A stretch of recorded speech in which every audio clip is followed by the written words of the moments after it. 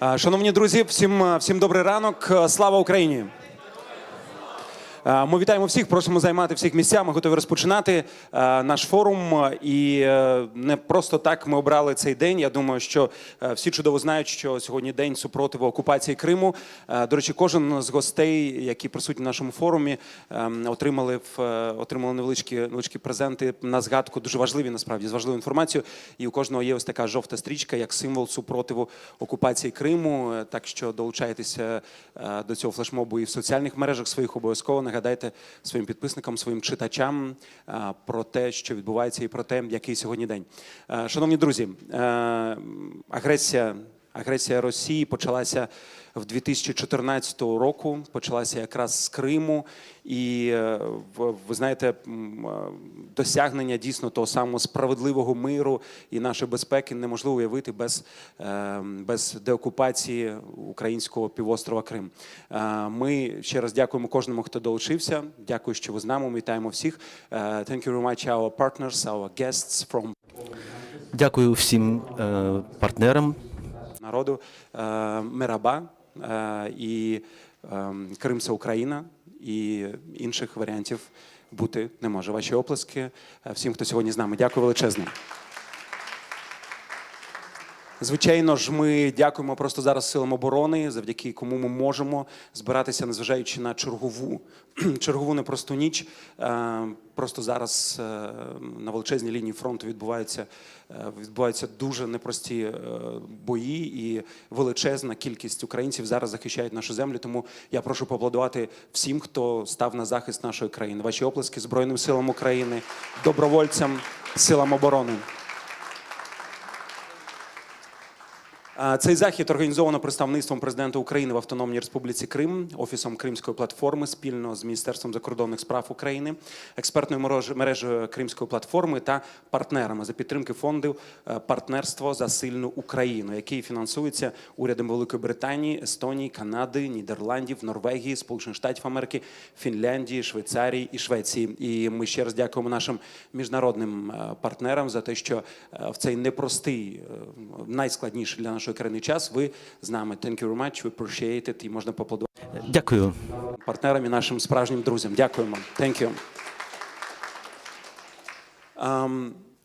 Для когось, хтось віддав останні 3 роки захисту нашої країни, хтось 11 років боронить територіальну цілісність України, а хтось віддав найцінніше своє життя. Я хотів би, щоб ми вшанували хвилиною мовчання всіх українських героїв, захисників України, захисників Криму, всіх, хто загинув внаслідок репресій Росії в Криму або віддав своє життя в цій страшній війні. Оголошується хвилина мовчання.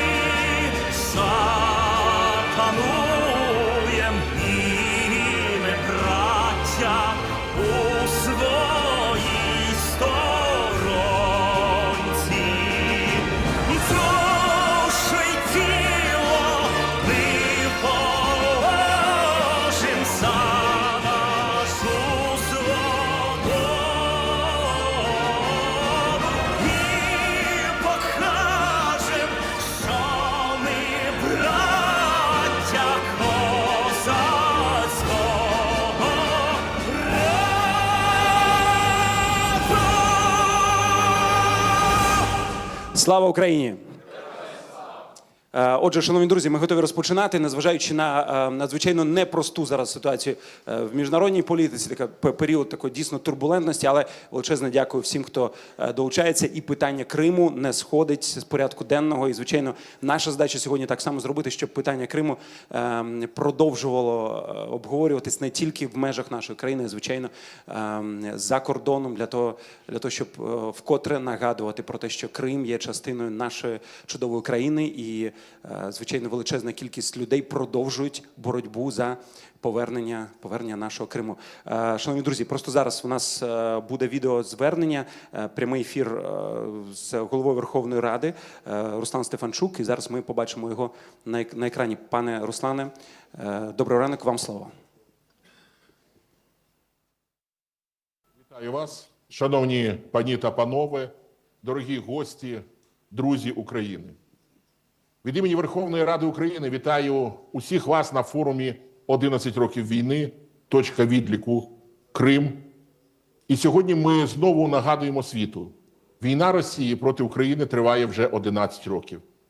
І її точкою відліку стала саме окупація Криму у лютому 2014 року. Тоді, 26 лютого, тисячі кримчан, українців, кримських татар вийшли на протест у Сімферополі. Вони скандували «Крим – це Україна». І це була наймасовіша демонстрація спротиву окупації. І цей спротив триває і досі. Попри репресії, тиск і арешти, кримчани продовжують боротьбу у підпіллі, в ув'язненні на полі бою. Одним із таких був Геннадій Афанасьєв, кримчанин, учасник протестів 2014 року, політв'язень, а згодом воїн Збройних сил України, який віддав життя, захищаючи Україну. Його життя – це символ того, що боротьба за Крим стала боротьбою за всю Україну. Він загинув у 2022 році, захищаючи державу. Росія запроторила за грати сотні кримчан за їхню проукраїнську позицію. Одна з них – це Галина Довгопола, яку засудили до 12 років лише за підтримку України. Вона просила тільки одного – не забувайте про нас. Окупація Криму – це не лише втрата території, а й тисячі злочинів проти людей. Це спроба стерти українську ідентичність півострова і закрити школи, заборонити мову, знищити національну пам'ять. Але, як показує історія, окупація не триває вічно. І, друзі, ми не чекаємо, працюємо на всіх напрямках – військовому, дипломатичному, санкційному. Санкції мають посилюватися, воєнні злочинці постати перед трибуналом, ізоляція Росії стати повною. І найважливіше – підтримка України зброєю, фінансами, дипломатією має бути незмінною. Я вірю, Крим буде звільнено, бо за нами правда, бо з нами наші люди, бо з нами весь цивілізований світ. Але ця перемога залежить від спільних зусиль. Тому я звертаюсь до наших міжнародних партнерів. Друзі, не знижуйте рівень підтримки України. Не давайте ворогу навіть шансу утвердити свою окупацію. Кожна ваша дія – це крок до справедливості та миру. Тому, шановні колеги, дорогі друзі, дякую всім, хто сьогодні тут. Дякую нашим героям, які борються і віддають за свободу України найдорожче – своє життя. Тому слава нашим воїнам і слава Україні! Героям слава! Дякую, пану Руслану. Руслан Стефанчук повертається до законодавчої роботи, тому що дійсно дуже багато питань. Ми продовжуємо. Питання Криму, як ми казали, надзвичайно важливо на міжнародній арені, тому я запрошую до слова заступника міністра закордонних справ України Олександра Міщенка. Пане Олександре, вам слово. Дякую. Шановні учасники форуму, друзі, однодумці, представники зарубіжних посольств, посли. Протягом 11 років ми постійно та твердо наголошуємо, що Крим – це Україна. На всіх можливих майданчиках та рівнях, у всіх столицях та штаб-квартирах. Ми не стомлюємося нагадувати та наполягати, а головне – діяти і боротися за наш Крим, за справедливість. Ми часто говоримо і чуємо, Крим – це Україна. Для нас, дипломатів, це не лише гасло чи апеляція до міжнародного права. Це частина системної та незмінної зовнішньої та загалом державної політики України. Ця політика не зміниться ніколи. Вона може припинитися лише тоді, коли Крим повернеться до складу України. Історія свідчить, що нації, які не забували про вкрадене в них, одного дня обов'язково повертали своє. Скільки б років на це не пішло. Ключове тут діяти системно, принципово та наполегливо. Роками гнути свою лінію. Попри все, не дати нікому зняти питання з порядку денного чи нормалізувати окупацію. Цього не буде. Я був послом в 4 країнах, 2 із них є яскравим прикладом того, що боротьба закінчилась перемогою. Це Латвія і Азербайджан. 50 років ніхто не визнавав окупацію Балтійських країн. 30 років тривала окупація азербайджанських земель. Сьогодні вони вільні, незалежні, забезпечили свою територіальну цілісність. Ми це говоримо, ми це діємо так. Але я хотів би нашим міжнародним партнерам сказати, що кримський народ не має часу стільки і можливості тримати, тому що специфіка сьогоднішньої окупаційної влади, вона навіть гірша, ніж радянська. Радянська окупувала, але ця знищує, послідовно, системно знищує, щоб не було носіїв кримської ідеї, кримсько-татарської ідентичності. І тому кожний рік ми боремося, але пам'ятаємо, в цей рік вбивають молодь, вбивають тих, хто пам'ятає, вбивають тих, хто може боротися. Тому ми мусимо все зробити, щоб ми не забували, але прискорювали, максимально прискорювали перемогу. Українська держава ніколи не відмовиться від Криму. Ми будемо і надалі виправляти кожен підручник, кожну неправильну карту, кожне неправильне слово. Будемо всіляко наближати деокупацію півострова. Немає жодних сумнівів, що ця системна політика одного дня завершиться повним поверненням Криму до складу України. Крим – це точка відліку та боротьби за нашу ідентичність та суверенітет, за свободу та незалежність, цінності та культуру, боротьба за принципи. Це правда, Крим – це боротьба за принципи. Саме з Криму Росія розпочала найбільшу загарбницьку війну в Європі з часів Другої світової війни. І саме Кримом все має завершитися. І ми відновимо всеосяжний, справедливий та стійкий мир. Цей супротив не може спинити ані російський терор, ані обшуки, затримання чи іншу форму тиску. Не може спинити його і заборона Меджлісу, зміна демографії чи сучасна депортація корінних народів півострова, яка, по суті, є продовження тієї ж самої політики геноциду, яку проводив Радянський Союз в 1944 році. Українська дипломатія також чинить активний спротив російського шантажу та брехні на міжнародній арені. Бо вільний український Крим та спротив окупації – це справа життя великої кількості людей. Усіх нас з вами, усіх в світі. Цей спротив має конкретні імена. Одне з них – Наріман Джелял, який присутній тут зараз з нами. Пан Наріман уособлює цей спротив, тепер як член дипломатичної команди. І пан Наріман такий не один. Кожен з нас має бути тією краплею, з мільйонів яких створюється океан допомоги Україні. І ми обов'язково повернемо своє. Бо Крим – це Україна. Назавжди. Разом з цивілізованим світом ми переможемо. Слава Україні! Героям слава! Дякуємо, пане Олександре. Дякую, звичайно, можна поаплодувати пану Олександру і всім представникам кримсько-татарського народу і Меджлісу, які присутні всі в залі, і про кого щойно говорив пан Олександр. Зараз я хотів би запросити до слова постійну представницю президента України в Автономній Республіці Крим Ольга Коришко. Пані Олю, вам слово, прошу. Вітаю. Я, напевно, хочу розпочати з подяки, бо насправді завдяки вам наша робота є можливою, і наш супротив триває, і це насправді дуже підтримує, коли бачиш так багато знайомих облич, і коли ми зустрічаємося на заходах, які присвячені Криму. Тому я вам дякую за ваш час, за ваші зусилля, за вашу підтримку, представництва Кримської платформи і тих людей, які продовжують проживати в окупованому Криму і чинити спротив. Сьогодні день, коли ми знову говоримо світу. Крим не мовчить, Крим бореться. Крим чекає можливість бути вдома. Ця дата – символ єдності, незламності та боротьби за нашу землю, свободу і національну ідентичність. Згадуючи події лютого 2014 року, ми вшановуємо сміливість тисячі українців, які вийшли на мирний мітинг у Сімферополі, щоб відстояти територіальну цілісність України. 11 років Крим перебуває під окупацією. Ці роки стали роками тортур, репресій і зламаних доль. Окупанти перетворили півострів на тюрму для всіх, хто не кориться їхньому режиму.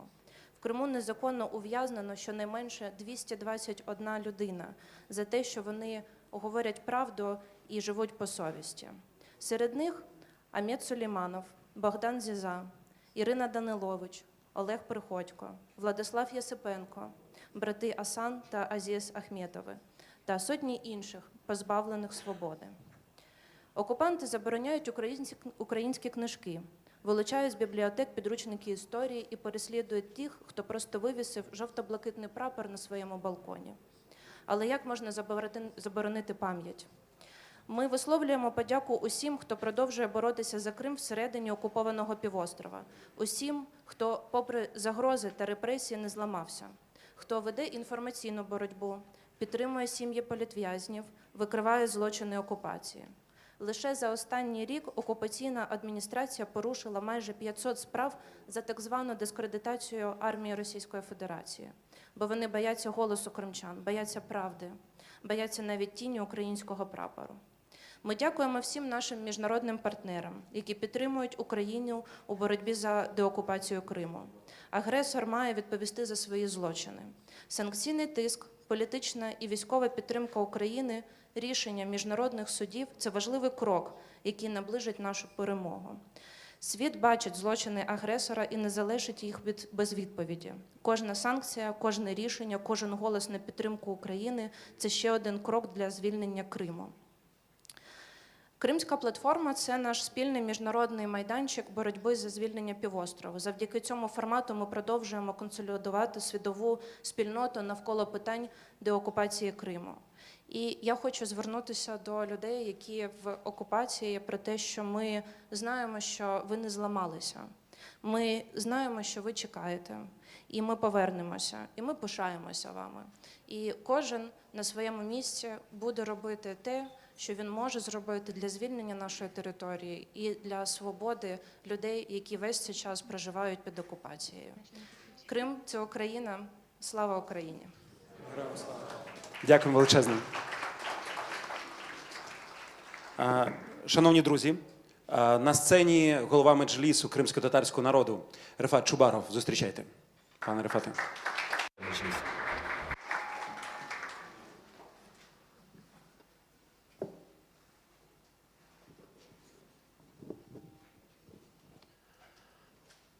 «11 років тому, 20 лютого 2014 року, Російська Федерація розпочала спецоперацію із захоплення Криму, яка стала початком подальшої повномасштабної збройної агресії проти України.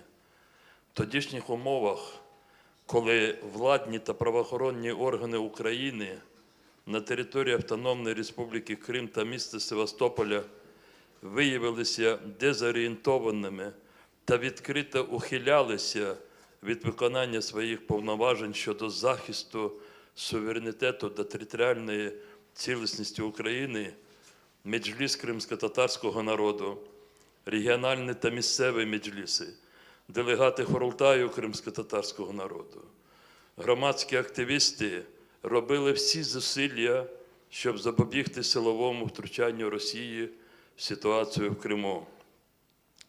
Неодноразові зустрічі керівництва та членів Меджлісу кримськотатарського народу з очільниками Верховної Ради Автономної Республіки Крим, правоохоронних органів, представниками проросійських організацій лише підтверджували необхідність термінової реакції держави на загрозу російського збройного вторгнення в Крим. Проте всі звернення та заклики Меджлісу кримськотатарського народу інших проукраїнських сил Криму залишилися непочутими вищими органами державної влади України, та необхідні заходи щодо запобігання злочинним планам Москви здійснені не були. Вичерпавши всі можливості зупинити сепаратистські дії проросійських організацій та частини депутатів і керівництва Верховної Ради Автономної Республіки Крим, Меджліс кримськотатарського народу ввечері 25 лютого 2014 року ухвалив рішення про проведення 26 лютого на площі біля будівлі Верховної Ради Автономної Республіки Крим всекримського мітингу на підтримку територіальної цілісності України та проти спроб відторгнення Криму.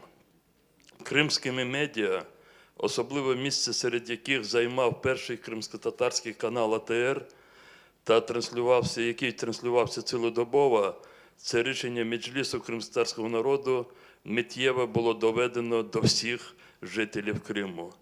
Учасники всекримського мітингу 26 лютого 2014 року, переважна більшість з яких були кримськими татарами, об'єднані гаслом «Крим – це Україна», мужньо виконали свій громадянський обов'язок, зірвавши наміри Кремля продемонструвати нібито добровільне повернення Криму до Росії.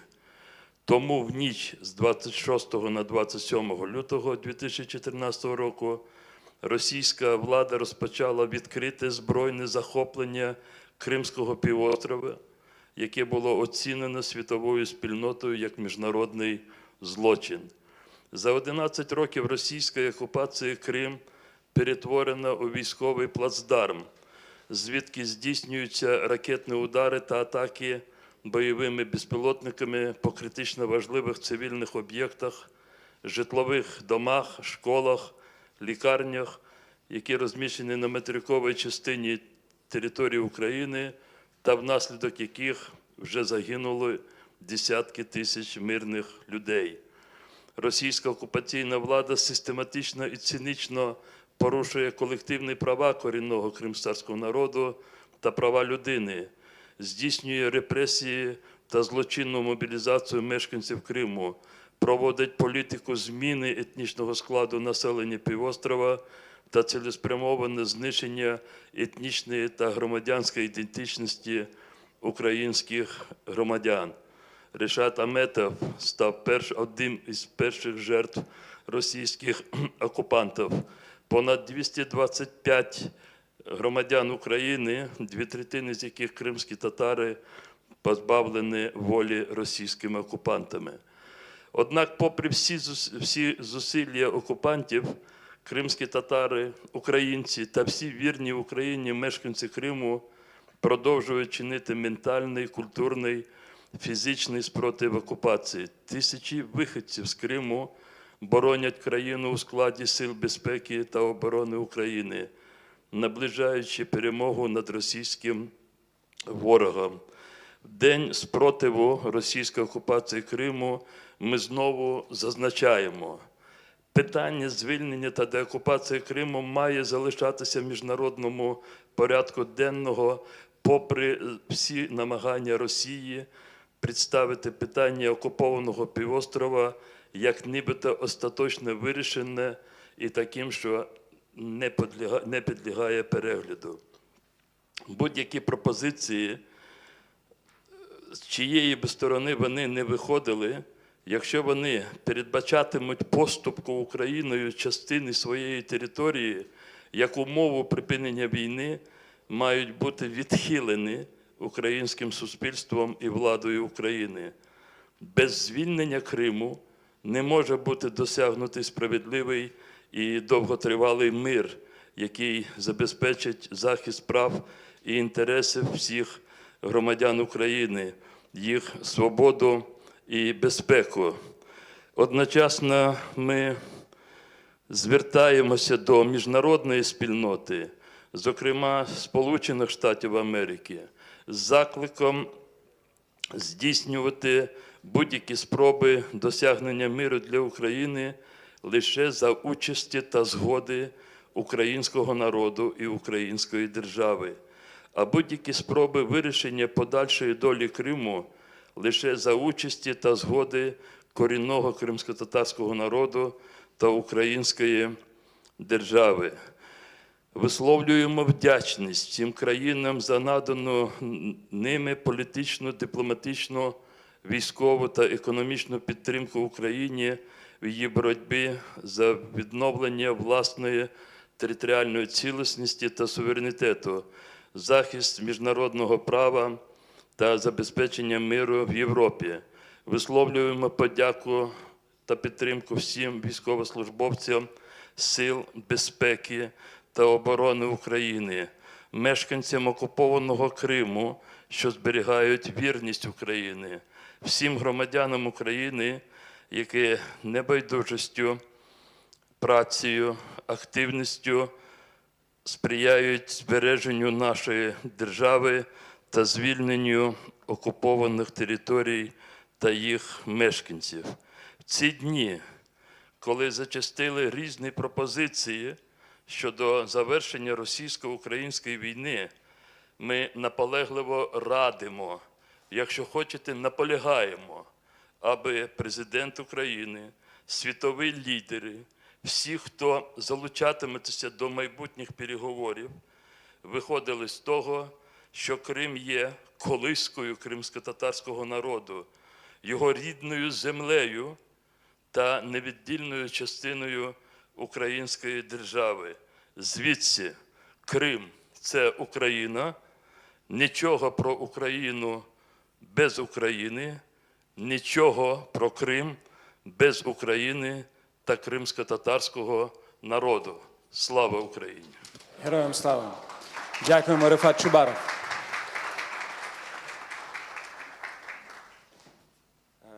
Дякуємо за потужні важливі слова, і наш форум оголошується відкритим. І дійсно, Крим для кожного щось особливе. Це не просто назва, не просто контури на мапі. Це дійсно для мене це перший політ літаком моєї доньки, який було 1,5 року. І це теплі камінчики грузинського пляжу, і запахи м'яти, і коріандра, і кіпарисів. Але найболісніше питання – це, звичайно, для тих, для кого Крим – це дім. І тому ми маємо про це говорити і не зупинимось до того, як Крим знову стане українським. Моя донька із задоволенням, я думаю, теж полетить першими рейсами в Крим. І ми в це віримо і робимо все можливе. І, звичайно, ще раз дякую міжнародній спільноті за підтримку України в цьому непростому питанні. Зараз я хотів би запросити до слова. У нас сьогодні буде 3 панельні дискусії, дуже цікаві. Перед цим у нас є ще 2 виступи в рамках нашого форуму. Я хотів би запросити на сцену депутата Європейського парламенту, постійного доповідача з питань України, координатора з міжнародних відносин фракції Європейської народної партії Міхаеля Галлера. Під ваші оплески. Пане Міхаелі, ми запрошуємо вас до слова.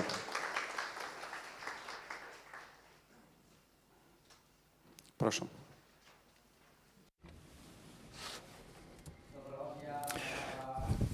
Президент Хубаров, пані та панове, українські друзі.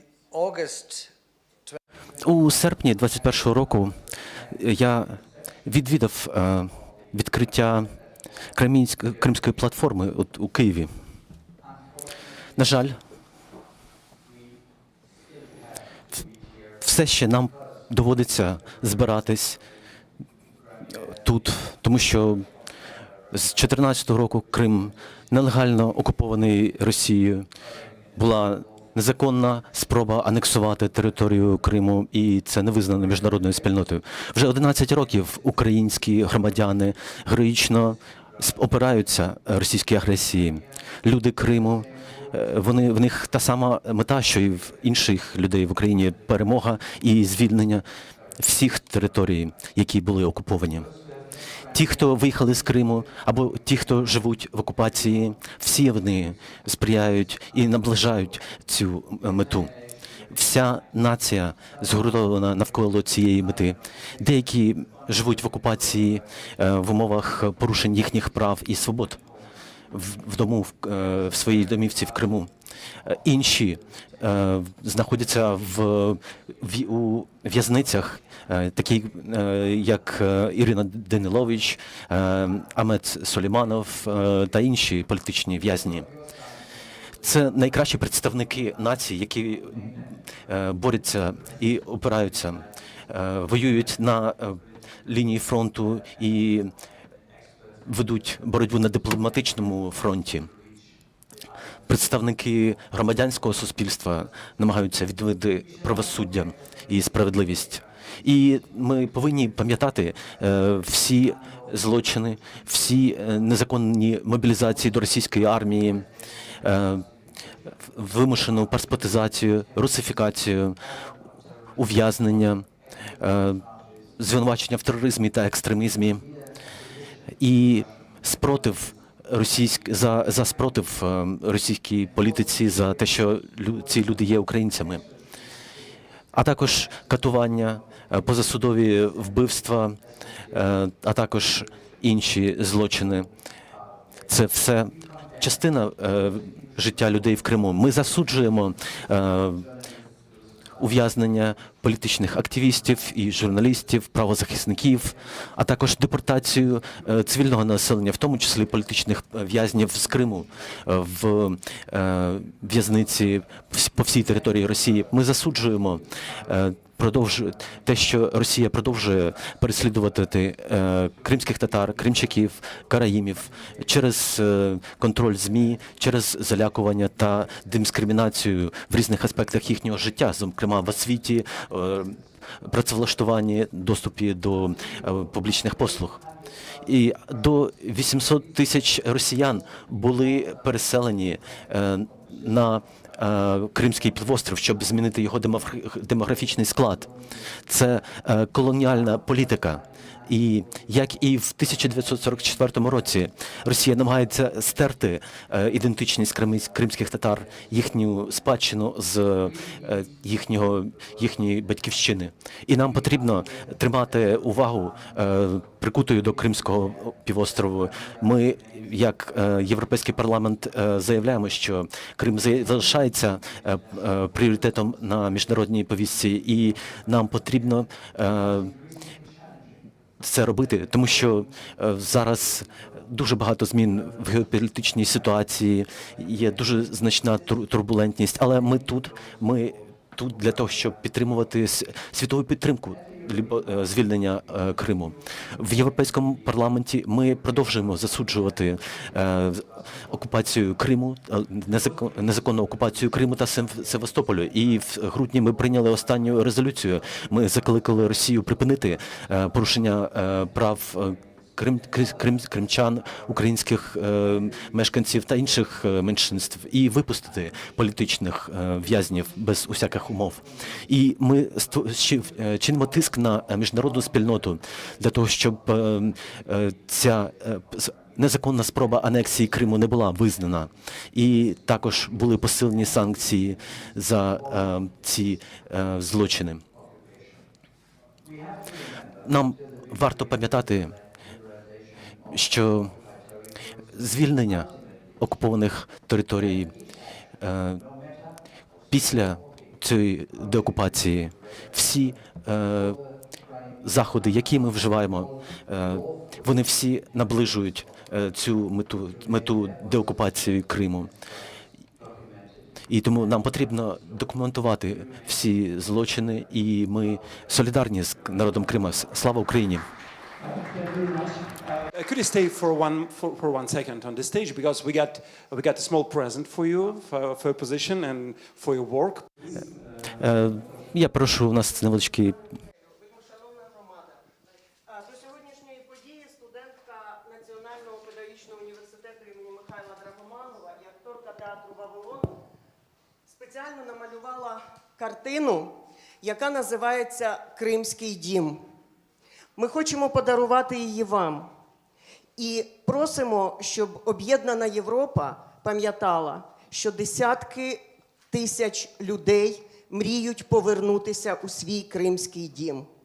Що тисячі людей оберігають Кримський дім в окупації від окупантів. Пам'ятайте про нас, допомагайте нам. Слава Україні і слава українському Криму! Yeah, thank you very much. Mr. Geller, this is picture. Пане Галер, ця картина називається «Крим – це Україна». І дякую за підтримку, тому що багато людей хочуть повернутися в Крим. За чудовий подарунок. Просто зараз ми можемо подивитися і побачити відеозвернення віце-президентки Європейського парламенту Піна Пічерно. Увага на екран, шановні друзі.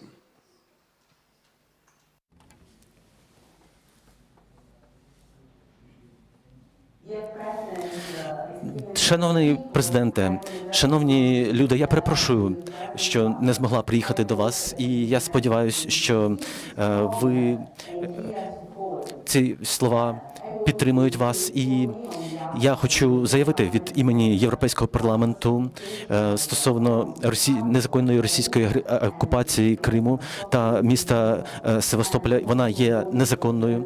І 11 років тому ми бачили найкращий приклад намірів Путіна, і він не спинився в Криму. І так само він не спиниться в Україні. Тому, якщо Європейський Союз не посилить підтримку України і не вживатиме реальних санкцій для того, щоб зупинити Росію, наслідки будуть тими самими. Тому нам потрібно зробити висновки з минулого і діяти, використовуючи всі засоби, які є в нашому розпорядженні.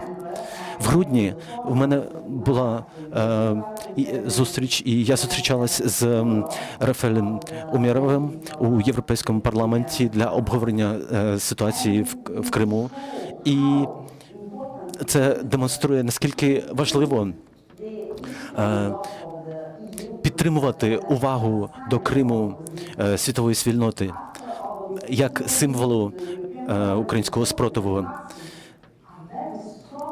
Коли Умєров виступав в парламенті, він дав потужний сигнал про те, що нам потрібно брати на себе відповідальність і вживати ці заходи, які сприятимуть зупиненню Росії і деокупації Криму. І одним із майданчиків є Кримська платформа, через які ми можемо просувати ці сигнали і підкреслювати, що окупація є незаконною. Європейський Союз засуджує незаконні вибори, проведені в Криму, в Севастополі і на окупованих українських територіях. Але цього недостатньо. Ми повинні на цьому не зупинятись. Ми повинні діяти, тому що це саме час є зараз, і це важливо саме зараз для демократії, для майбутнього. Ми продовжуємо, шановні друзі, і ми готові переходити до першої панельної дискусії.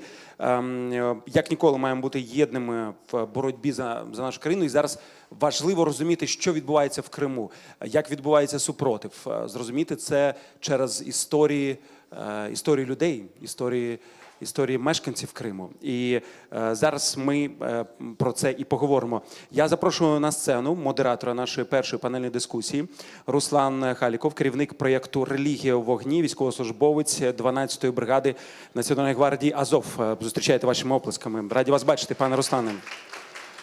І наші спікери, з ким буде проходити ця дискусія. Наріман Джелял, перший заступник голови Меджлісу кримсько-татарського народу. Пане Нарімане, запрошуємо вас на сцену. Алі Бекіров, полковник Міністерства оборони України. Алі Бекіров, запрошуємо на сцену. Христина Крис, 80-та окрема десантно-штурмова бригада, старша бойова медикиня самохідної артилерійської батареї. Христина з нами буде онлайн, тому ми зможемо бачити її на екрані. Да? Ми зможемо побачити Христину? Да? Да, зараз буде, да? Поки що Христина без камери, але давайте поаплодуємо, щоб Христина зрозуміла, що ми чекаємо на неї. Також ми запрошуємо на сцену Тетяну Печончик, голова управління Центру прав людини «Зміна». Запрошуємо вас на сцену. Ну що ж, ми готові розпочинати. Пане Руслане, вам слово, прошу.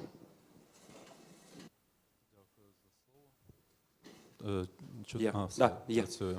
Дякую. Я хотів би почати з того, що відгукнутися на слова шановного пана посла, який трохи раніше сказав, що спротив має імена. Спротив має імена, спротив має обличчя. І дійсно наша війна, наш спротив – це люди і це обличчя цих людей. Якраз сьогодні перша наша панель і називається «Спротив окупації. Яке його обличчя?». Бо ми завжди повинні розуміти, що ми говоримо про людей, про досвід людей. Він у всіх дуже різний. У когось це досвід перебування в окупації, у когось це досвід перебування в ув'язненні. Багато українців досі є в полоні, в ув'язненні. Це стосується і цивільних, і військових. У когось це досвід збройного спротиву, який так само змінює і формує особистість. І сьогодні ми поговоримо з людьми, які мають якраз дуже різний досвід спротиву окупації. І перше слово я передам Наріману Джелялю, першому заступнику голови Меджлісу кримсько-татарського народу. Пане Нарімане, таке питання може філософське частково. У своїй праці психолог Віктор Франкл, говорячи про свій досвід перебування в ув'язненні, казав, що вижили і зберегли себе в ув'язненні тільки ті, хто мав заради чого жити, мав якийсь сенс. Який сенс допоміг вам пройти через випробовування? І який сенс, можливо, допоможе Криму так само вийти з ув'язнення і повернутися до нас в такому ж стані готовності до подальшої роботи і боротьби? Добрий день, дорогі друзі. Я радий бути присутній тут, радий поділитися своїми думками. І дуже гарне запитання. Ім'я Віктора Франкла насправді звучить дуже часто останній час. Це людина, яка дійсно пережила дуже страшний досвід нацистських концтаборів, написала про це. І ви знаєте, для мене це не просто ім'я якогось вченого. Перебуваючи в Сімферопольському СІЗО, я познайомився з неймовірною людиною. Це також політв'язень Константин Ширінг, який, на жаль, вже загинув там, в російському полоні. І він тоді, дізнавшись, хто сидить буквально через стінку в сусідній камері, дуже зрадів і сказав: «У мене для тебе є книга, Наріман». І це була книга саме Віктора Франкла, яку він, не буду розповідати як, передав до мене.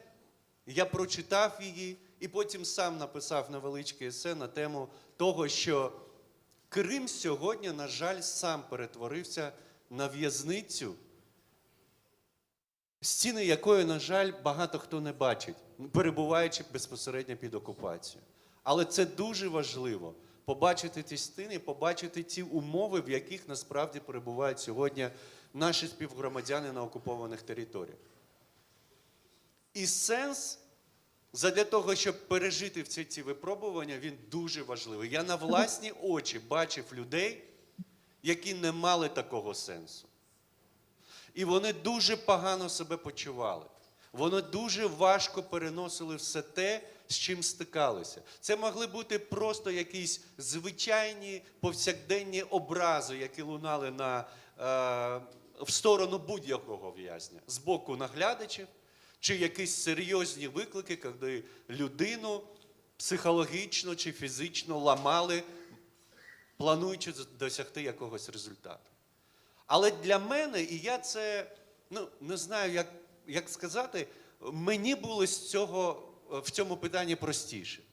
Я не випадково опинився за ґратами. Цей шлях був, напевно, для мене вже предписаний. І попередження були, і загрози були.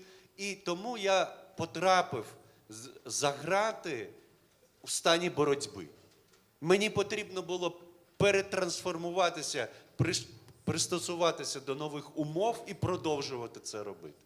Хоча, повірте, я важко переживав, особливо перші дні, і перебував в такому важкому психологічному стані, коли ти просто намагаєшся усвідомити, що з тобою, як це буде. І хоча ти теоретично розумієш і прочитав дуже багато про досвід дисидентів, знаєш про те, як ті, хто перед тобою потрапили в подібні обставини, себе вели і що вони пережили, все одно власний досвід – це зовсім інша річ. Як, наприклад, для людини, яка читала багато про війну, навіть подивиться фільм, наприклад, Сенцова Олега «Реал», і коли сам потрапить на фронт, він буде зовсім в іншому стані. І моїм головним сенсом було те, що я знав, за що боровся. Я знав, чого хочу досягти. І от це відчуття того, що я діяв правильно. І мене підтримують просто тисячі людей. І безпосередньо в Криму, і поза межами Криму. Мене підтримує моя держава. Міжнародна спільнота, все це от розуміння правди, підтримка моєї сім'ї, моїх близьких, через те, що вони поділяють все, що я робив, воно допомогло мені вижити. Допомогло мені зробити правильні кроки і поставити правильні пріоритети задля того, щоб пройти цей шлях і змогти не тільки собі, а й всім довести, що окупація Криму є злочинною, що боротьба за Крим триває навіть там, всередині в'язниці. І мені було просто, знаєте, радісно і гордо бачити, що багато людей там за ґратами чинили таким же чином. Це і Олексій Кисельов, з яким я познайомився, це і Богдан Зіза. Я пам'ятаю його першу розгубленість, яку я також пережив, але на той момент я вже здолав ці всі речі. І я, і Асан Ахтемов, ми всі познайомилися з Богданом і намагалися його якось так струсити і сказати: хлопче, тримайся, все буде добре, ми тебе не кинемо. І у нас була можливість зустрічатися, спілкуватися. З Іриною Данілович було важче, вона утримувалася в іншому місті, але все одно і Богдан вже, який прийшов в себе, і ми намагалися посилати їй там якісь і флюїди, і записки, і так далі, щоб підтримати один одного. Не можу розповідати про все і всі можливості, які є там, якщо ти хочеш їх досягти, але будьте впевнені, ми намагалися один одного підтримати. Остання людина, яку я з радістю просто обійняв перед тим, буквально за кілька днів до мого звільнення, це був громадянський журналіст Осман Аріф Меметов, який прибув саме в ту в'язницю, де перебував я. І мені, знаєте, мені було і радісно, і десь навіть боляче на нього подивитися, тому що в ньому не вистачало от тієї життєвої енергії, яка в ньому була, коли ми ще познайомилися на волі. Коли він носився з тією камерою, мікрофоном по судах, по якихось заходах, записував, фіксував і так далі, за що, в принципі, і потім був покараний цією репресивною машиною. Але я був впевнений, що він справиться. Як впевнений в тому, що наші громадяни в Криму обов'язково подолають будь-які наслідки окупації. Я жодної секунди не вірю, що Росія переможе. Ми будемо мати наслідки доволі важкі від тієї ідеологічної, репресивної, злочинної діяльності, яку сьогодні здійснює російська окупаційна влада щодо наших громадян, але я впевнений в стійкості наших людей. Я впевнений, що вони зберігають всередині, як сказав, мені дуже сподобалося в своєму зверненні міністр закордонних справ України Андрій Сибіга, зберігають Україну в серці. Таких людей багато в Криму і не тільки в Криму, а й на Луганщині, Донеччині, Харківщині, Херсонщині і Запоріжжі. Я вірю, що ми, якщо будемо діяти правильно, обов'язково переможемо. І ми бачимо, що в це вірять не тільки українці, в це вірять багато людей, які нам допомагають. Дякую, пане Нарімане, дуже надихаюче. Я думаю, що нам треба засвоїти цей досвід взаємопідтримки тих, хто тільки потрапляє в важкі ситуації, щоб ми так само всі один одного підтримували і на волі, як ви один одного підтримували в ув'язненні. Дякую вам. І я би хотів передати слово нашому наступному спікеру, полковнику Алі Бекірову, який представляє Міністерство оборони України. Працює? Так. Дякую. Питання, яке я хотів би вам поставити, ви як людина, яка обрала якраз шлях збройного спротиву, як ви можете описати, заради чого воюєте ви, заради чого воюють кримські татари, і де буде перемога? Звільнення Криму – це перемога, чи це має бути щось масштабніше. Дякую за запитання. Доброго дня, шановні друзі. Дякую за запрошення, дякую організаторам за такий важливий захід. Це ще одна можливість нагадати всередині країни нашим людям на окупованих територіях, нашим партнерам, що питання Криму не забуте, не закрите. І ще одна можливість нам згадати ці буремні часи 11 років тому. Відповідаючи на ваше питання, чому кримські татари долучаються? Ну, я відповім трошки як військовий, а потім вже кримські татари, представники корінного народу, який сформувався на території України, є громадянами України. Захист держави і суверенітету, територіальної цілісності є обов'язком громадян. Для кримських татар, українців, вірмен, євреїв, будь-яких інших національностей, які є громадянами України, це є обов'язок. Тому що Конституція, наша стаття 17 Конституції каже, що справа захисту України є справою всього українського народу.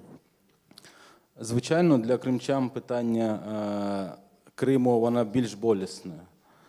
Напевно, як і для дончанина питання окупації Донецької, так і для всіх, хто приїхав з окупованих територій. В першу чергу це твій дім, це рідні стіни, це те місце, де хочеться бути з родиною, з дітьми. Але жити в Криму не є самою суттю, самою метою. Я вважаю, що метою є жити у звільненому від окупанта Криму.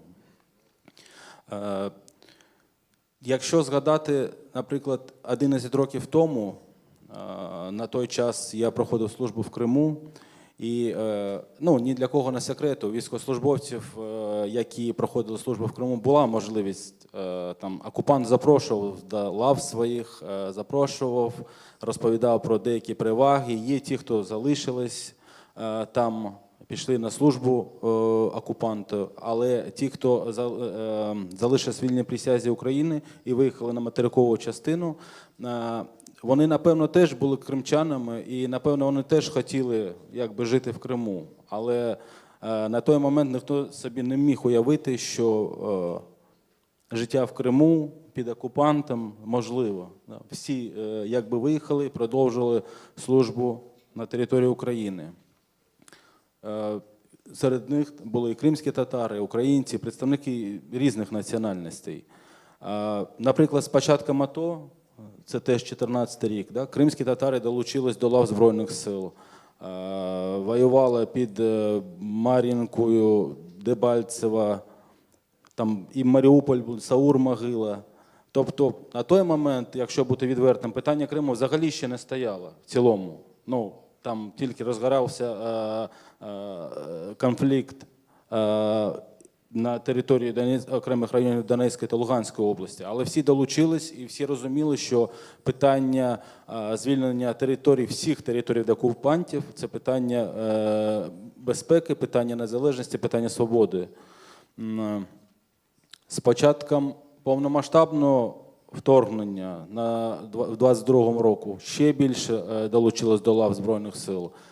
Сьогодні кримські татари є в органах військового управління, є командирами бойових підрозділів, проходять службу практично у всіх родах військах, авіація, артилерія, головне управління розвідки, ССО. Тобто міністр оборони, до речі, у нас кримський татарин. Тобто війна з окупантом, те, за що б'ються кримські татари, те, за що б'ється український народ, це вигнати ворога з території України в цілому. На даний час, як я військова людина, вважаю, що звільнення всіх територій України – це стратегічна мета номер один. Відновлення суверенітету на окупованих територіях, притягнення всіх тих, хто робив злочини проти людяності, проти мирного населення, військові злочини, щоб вони постали перед правосуддям. Це головне. І Україна системно працює над цим. разом з партнерами, разом з нашими друзями у всьому світі. Чи є повернення Криму перемогою? Напевно, що ні. Перемогою є повернення Криму і всіх територій України в межах кордонів з 91-го року. Те, що прийнято у всьому світі. Це не тільки, напевно, повернення, це встановлення повернення законодавства на територію України, це відновлення тих наслідків окупації, які були. І, напевно, вже розуміючи уроки, які ми маємо, це встановлення дієвих якихось механізмів запобігання цим загрозам національної безпеки, які виходять з території сусідньої країни, нашого ворога, або будь-якого іншого напрямку. Тому це може бути реалізовано за рахунок їх гарантій або будь-яким іншим шляхом. Але головне, щоб це було дієве. Дякую. Дякую. Та дійсно, ми, як громадяни України, маємо боротися за всю Україну. І хоча хтось із Донецька, хтось із Луганська, хтось із Сімферополя, але всі ми об'єднані метою однією. Це наша така мотивація дуже важлива, і мотивація звільнити території, а також людей. Ми продовжуємо говорити про людей, про те, що людям потрібні ми, людям, які перебувають там, а вони потрібні нам. І я би хотів передати слово, на жаль, не мікрофон, але тільки слово нашій наступній спікерці, яка до нас приєдналася онлайн. Це Христина Крис, старша бойова медикиня 80-ї окремої десантно-штурмової бригади. Пані Христино, ви нас чуєте? Так, чудово чую. Супер. Питання до вас теж буде, напевно, про мотивацію, про те, що рухає вами, що рухає людьми, з якими ви стикалися, можливо, з Криму або не тільки з Криму, в цій війні, бо ми знаємо, що війна вже йде 11 років, 4 роки буде повномасштабного вторгнення, багато хто втомився від війни, а багато хто і не втомився. І після поранень повертаються в стрій і продовжують війну. То що ж рухає цими людьми? Ще раз доброго дня, вітаю всіх присутніх. Дякую, що запросили. Знаєте, мотивацією все ж таки є перемога. І перемога – це не тільки звільнити Донбас та звільнити Крим. Перемогою особисто для себе я все ж таки вважатиму мати змогу вільно та спокійно жити в нашій країні. Але саме за рахунок того, що в нас такий сусід, з котрим в нас постійна війна вже не перше десятиліття, і це дуже-дуже складно. Все ж таки війти в Крим – це, мабуть, одна з основних таких мотивацій для вихідців з Криму, для уродженців Криму, оскільки я теж є уродженкою Криму, я була в Криму, я його пам'ятаю, я його люблю. І наш сум за рідною землею – це такий рухомий ключ, котрий нас веде саме в Крим. Стосовно мотивації та вигорання, дуже підтримує, мабуть, мотиваційний якийсь такий дух і запобігає в моменти вигорання саме те, що в армії дуже часто стикаєшся з побратимами та посестрами, котрі теж є з Криму. В нас є певні спілки, є певні якісь організації, в котрі ми входимо окремо. Ми там спілкуємось, підтримуємо одне одного. І хоча, можливо, ми близько не знайомі з цими людьми одне з одним, але саме той дух і та якась така мотивація, що ми є вихідці з окупованого Криму, і ми маємо боротися за його звільнення. Мабуть, саме це і є те, що нами рухає. Це, мабуть, те, за рахунок чого я вже 4-й рік повномасштабного вторгнення знаходжусь у війську і маю на меті саме проживати у звільненому Криму і бути причетною до звільнення Криму саме. Дякую. Дякую і за свою розповідь, і за розповідь про сестер. І я ще хотів би поговорити про тему, яку вже зачіпали в цій розмові. Це про тему злочинів проти людяності, воєнних злочинів, які здійснюються Росією не тільки в Криму, але в Криму зі своєю специфікою, тому що Росія сама собі визнала Крим своїм і діє не так, як ми очікували би, що має діяти держава-окупант згідно з міжнародним правом, а діє на свій розсуд. І для того, щоб поговорити про специфіку злочинів Росії в Криму проти людей, проти прав людини, ми хотіли би послухати пані Тетяну Печончик, голову правління Центру прав людини «Зміна». Пані Тетяно, будь ласка, вам слово. Дякую. І хочу почати зі слів подяки Збройним силам України і, зокрема, присутнім тут військовослужбовцям, завдяки яким ми, правозахисники, можемо робити свою роботу і документувати порушення прав людини, злочини в окупованому Криму, чим наша організація займається вже 11 років. Можливо, ви знаєте про оцінку Криму з боку міжнародних організацій, зокрема Freedom House, які в своїх останніх рейтингах свободи в світі дали Криму 2 бали зі 100, і це перебуває на рівні з Еритреєю і Північною Кореєю. І якщо говорити про те, власне, як ми спостерігаємо динаміку, які тенденції нові з'являються, то ми бачимо, що однією з таких тенденцій є нормалізація практики насильницьких зникнень. Це те, що було поширено в Криму в перші роки окупації Криму, коли, зокрема, моніторингова місія ООН з прав людини задокументувала за перші роки 43 випадки викрадення людей, багато з яких досі не знайдені. Потім в наступні роки Російська Федерація включила такі так звані правові інструменти для переслідування всіх незгодних, нелояльних, включаючи поліцію, прокуратуру, ФСБ, так звані окупаційні суди. А починаючи з 22-го року, і я виступала, зокрема, на одному заході в 22-му році, коли я казала про те, що до Криму повернулася практика насильницьких зникнень, і за 3 роки можна констатувати, що ця практика нормалізувалася, що вона стала буденністю. Ми можемо говорити, якщо казати саме про викрадення кримчан, можна казати про десятки випадків на рік.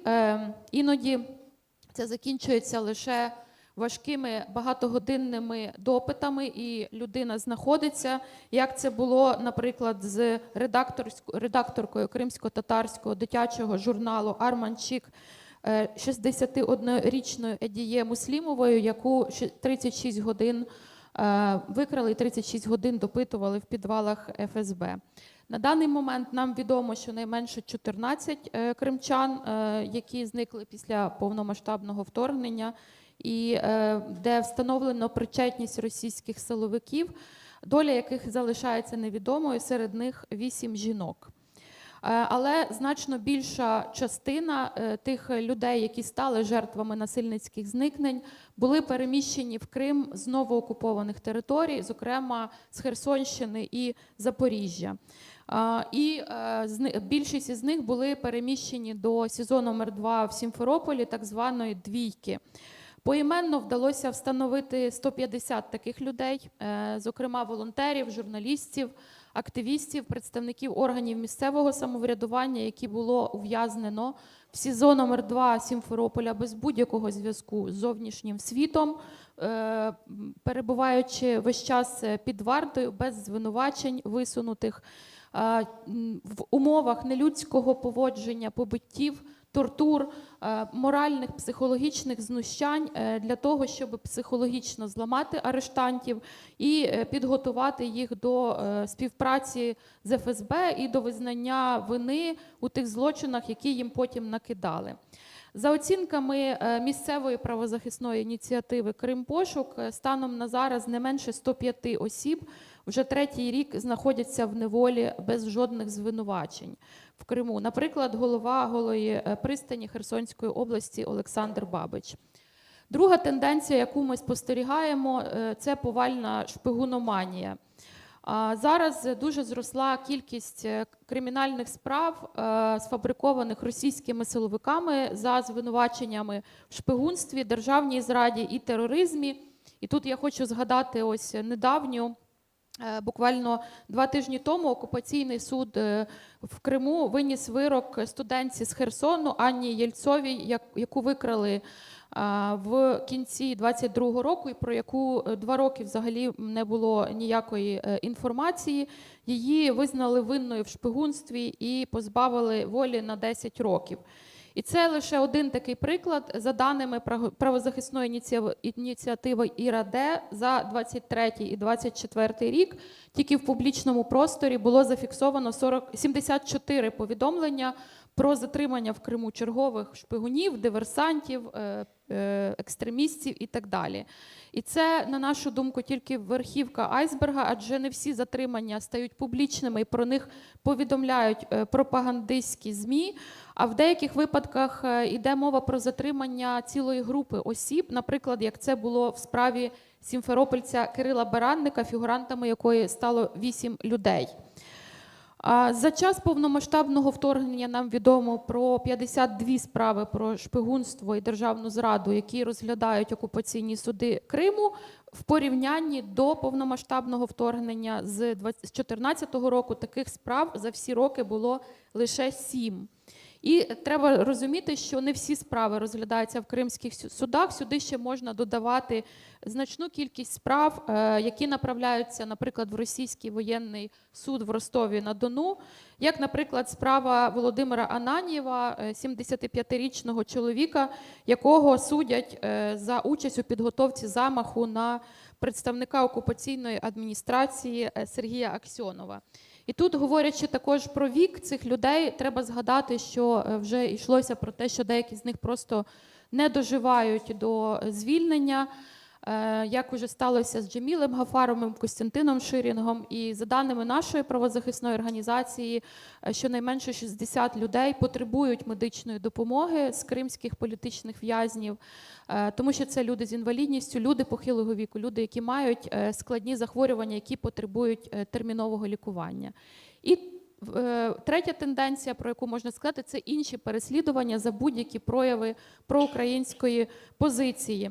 Наприклад, сьогодні на багатьох тут є жовті стрічки, це мирний, ненасильницький рух спротиву окупації Криму. І в цьому контексті я хочу згадати про вирок 5 років позбавлення волі для Миколи Онука, активіста руху «Жовта стрічка». І Російська Федерація також переслідує кримчан за так звану дискредитацію Збройних сил. І в цьому випадку йдеться про кримінальну відповідальність для людей, які скоїли такі дії з дискредитації Збройних сил РФ двічі протягом року.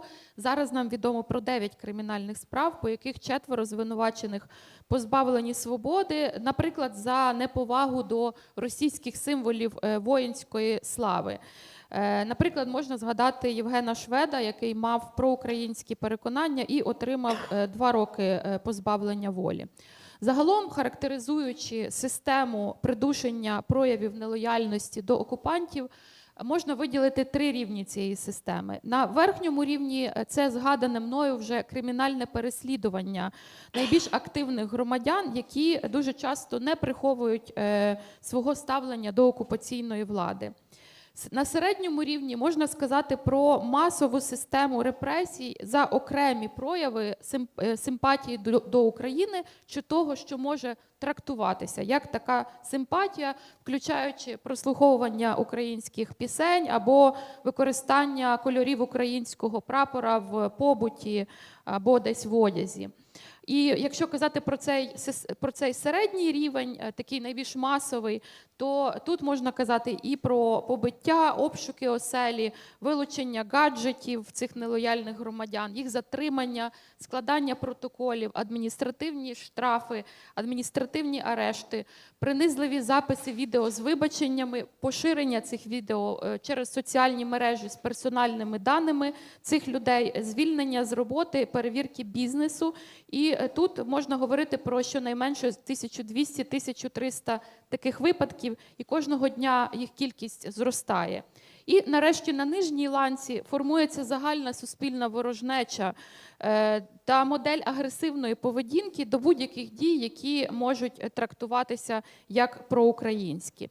Тому, зважаючи на те, що така велика кількість цих порушень, тут я ще не згадала, можливо, ми поговоримо і про переслідування активістів, журналістів, правозахисників, про мілітаризацію дітей, про призов кримчан до армії Російської Федерації, про релігійні переслідування. Тут можна ще дуже багато всього говорити, але ми бачимо, що 11 років окупації Криму спротив триває. Якби цього спротиву не було, країна-окупант не була б змушена задіювати стільки методів, видів переслідування і весь свій маховик репресій. Тому для нас сьогодні дуже важливо говорити про цих людей, особливо про тих людей, які знаходяться в місцях позбавлення волі, підтримувати їх, писати листи. І тут я хочу ще раз нагадати про нашу акцію «Листи до вільного Криму», яку ми ведемо разом з ПЕН і представництвом президента в Автономній Республіці Крим. І кожен із вас може написати листа, який ми потім передаємо через родичів, адвокатів, і підтримати тих людей, які знаходяться в ув'язненні. Дякую. Дякую, пані Тетяно. Дякую за ваш виступ. На жаль, регламент нам не дозволить детально проговорити про все, але дуже важливу річ ви сказали, що спротив триває. Це кримінальні справи, переслідування не 11 років тому, а які тривають досі, які починаються. Люди продовжують показувати свою позицію, на жаль, страждають за неї, але їхній спротив триває. Тобто їх Україна не лише в серцях у них, а ще й в кулаках, і вони цими кулаками намагаються працювати там у себе. А питання у мене до всіх спікерів, напевно, буде таке бліц-питання на хвилинку-півтори, максимум хвилину 45. А що ми можемо зробити, не перебуваючи зараз там? Які наші дії на найближчий час, про що ми будемо звітувати на наступний форум, який вже буде присвячений річниці перемоги, а не річниці окупації? В принципі, все, що потрібно, ми робимо. Ми тільки маємо докласти зусиль для того, щоб досягти результату. Ми маємо підтримувати всіх, хто знаходиться в окупації. І ні в якому разі не дозволяти собі необережні заяви на кшталт, що всі там зрадники, що всі вони там погодилися і так далі. Це не тільки брехня, це і не відповідає нашому прагненню повернути і території, і людей до нас, воз'єднатися з ними і перемогти ворога. Це перше. По-друге, дійсно ми маємо домагатися того, щоб Крим, будь-яка окупована територія, завжди залишалася в порядку денному і в Україні, і на міжнародній арені. Ми бачимо, як в останні дні про Крим на міжнародній арені дуже мало говорять. Йдуть певні перемовини, йдуть певні намагання вирішити тим чи іншим чином ситуацію, і Крим трошечки не в перший раз за ці 11 років намагаються підзабути. І тут важлива позиція української держави, і, на щастя, вона є, вона принципова, її озвучує і президент України, її озвучують різні посадові особи, громадські активісти, про те, що Крим є ключовим в питанні перемоги для України. Ми розуміємо, що звільнення Криму – це не вся перемога, але її ключовий момент. І, звичайно, ми маємо докладати зусиль на підтримку наших Збройних сил. Тому що я особисто вважаю, незважаючи на привабливість, необхідність, можливість дипломатичного вирішення ситуації з звільненням Криму, наші позиції на цьому дипломатичному шляху будуть настільки міцними, наскільки наші Збройні сили будуть здатні протистояти ворогу. Наскільки наші Збройні сили будуть не тільки зупиняти, а змушувати ворога відступати. Тому, коли ми кажемо про дипломатичний шлях, ми не забуваємо і не можемо собі це дозволити, забувати про підтримку Сил оборони, безпеки нашої країни. І це можуть робити як міжнародні партнери, як міжнародні організації, так і кожен українець кожного дня. Він може донатити, він може підтримувати, він може просто повагою та щирими словами підтримки зробити так, щоб наші військові мали мотивацію боронити нашу землю.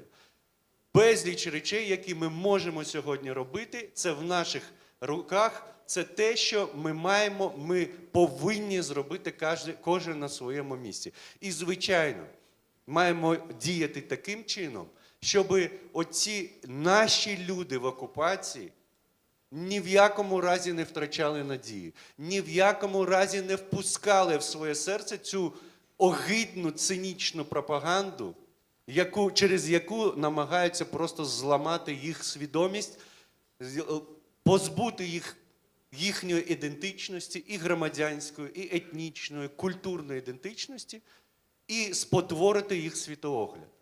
Якщо ми мріємо про вільний Крим, про вільну демократичну Україну, ми маємо це робити. Тому що це наші співгромадяни, це наші рідні, друзі, земляки, з якими я мрію зустрітися, обійняти і жити, розвиваючи нашу країну.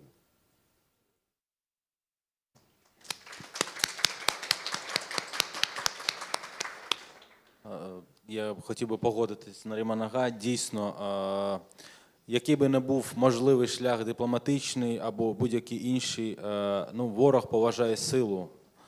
На жаль, він не готовий до якихось перемовин, він не готовий прийняти якісь інші умови, крім своїх цілей, які він визначив ще дуже давно і йде. І навіть якщо він готовий здійснювати якісь переговори, він не готовий до чогось дійти і договоритись. Тому дуже важлива підтримка Збройних сил. Потрібно бути сильними, підтримати Збройні сили. Якщо знайдіть собі сили, долучайтесь до лав Збройних сил. Бути сильними наразі дуже важливо. І друга, напевно, єдність. Яка б сильна не була армія, сили оборони, якщо немає єдності всередині суспільства, армія нічого не зможе зробити. Ворог працює, ворог витрачає шалені кошти на пропаганду на території окупованих територій, так і проведених спеціальних інформаційних операціях всередині нашої країни, в наших інфоресурсах, медіаресурсах. Тому потрібно завжди бути уважними. Ми не хочемо нічого, крім тільки те, щоб забрати своє. Правда наша, тому що ми по правді хочемо вернути всі свої землі, повернути своїх людей, які там зараз в неволі. Тому єдність в суспільстві дуже-дуже важлива. Дякую. Я би цю відповідь на питання розділила на дві частини. Одна частина, що ми можемо зробити як громадяни і громадянки, і друга, що може зробити держава. Як прості, звичайні люди, ми можемо насправді дуже багато. Ми не маємо втрачати солідарності і підтримки з кримчанами, особливо тими, які піддаються переслідуванням, включаючи представників кримсько-татарського народу, брати участь в акціях солідарності, писати їм листи. Також дуже важливо підтримувати Збройні сили України, які зараз захищають українську землю. Якщо казати про те, що може зробити держава, то, по-перше, важливо підтримувати, розвивати те, що вона вже робить. І тут я би хотіла окремо згадати роботу прокуратури Автономної Республіки Крим, яка всі ці роки, працюючи, не маючи доступу безпосередньо до території окупованого Криму, проводить розслідування, встановлює підозрюваних, передає справи в суди, щоб вони всі знали, що це не лишається непоміченим, і що буде наставати відповідальність, і що в судах встановлюються ці факти, навіть якщо ми зараз тимчасово не контролюємо цю територію. А якщо казати про те, що треба зробити, то тут мені бракує взагалі системної політики держави, спрямованої на підтримку зв'язків з населенням, яке живе на окупованих територіях, включаючи окупований Крим. Зокрема, тут можна говорити і про певні законодавчі ініціативи, які можуть погіршити ситуацію, яка і так є не дуже доброю, наприклад, щодо додаткових ризиків втрати громадянства, наприклад, щодо тих людей, які в законопроєкті визначаються як ті, хто добровільно отримали російські паспорти, при тому, що питання, що таке добровільність, проживання в окупації, це дуже велике питання.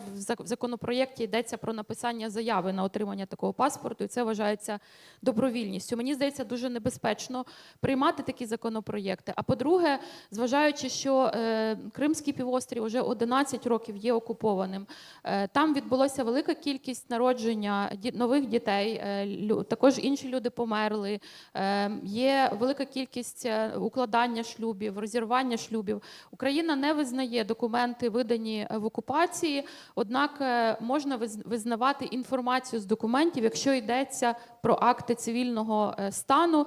І в цьому контексті ми, як правозахисники, вже дуже тривалий час говоримо про те, що має бути ухвалений законопроект, який так само вже досить довго знаходиться в парламенті, про адміністративну процедуру визнання актів цивільного стану, зокрема, наприклад, народження дітей, щоб ті кримчани, діти, яких, наприклад, народилися в окупації, не були змушені звертатися до суду для того, щоб мати українські документи для своїх дітей.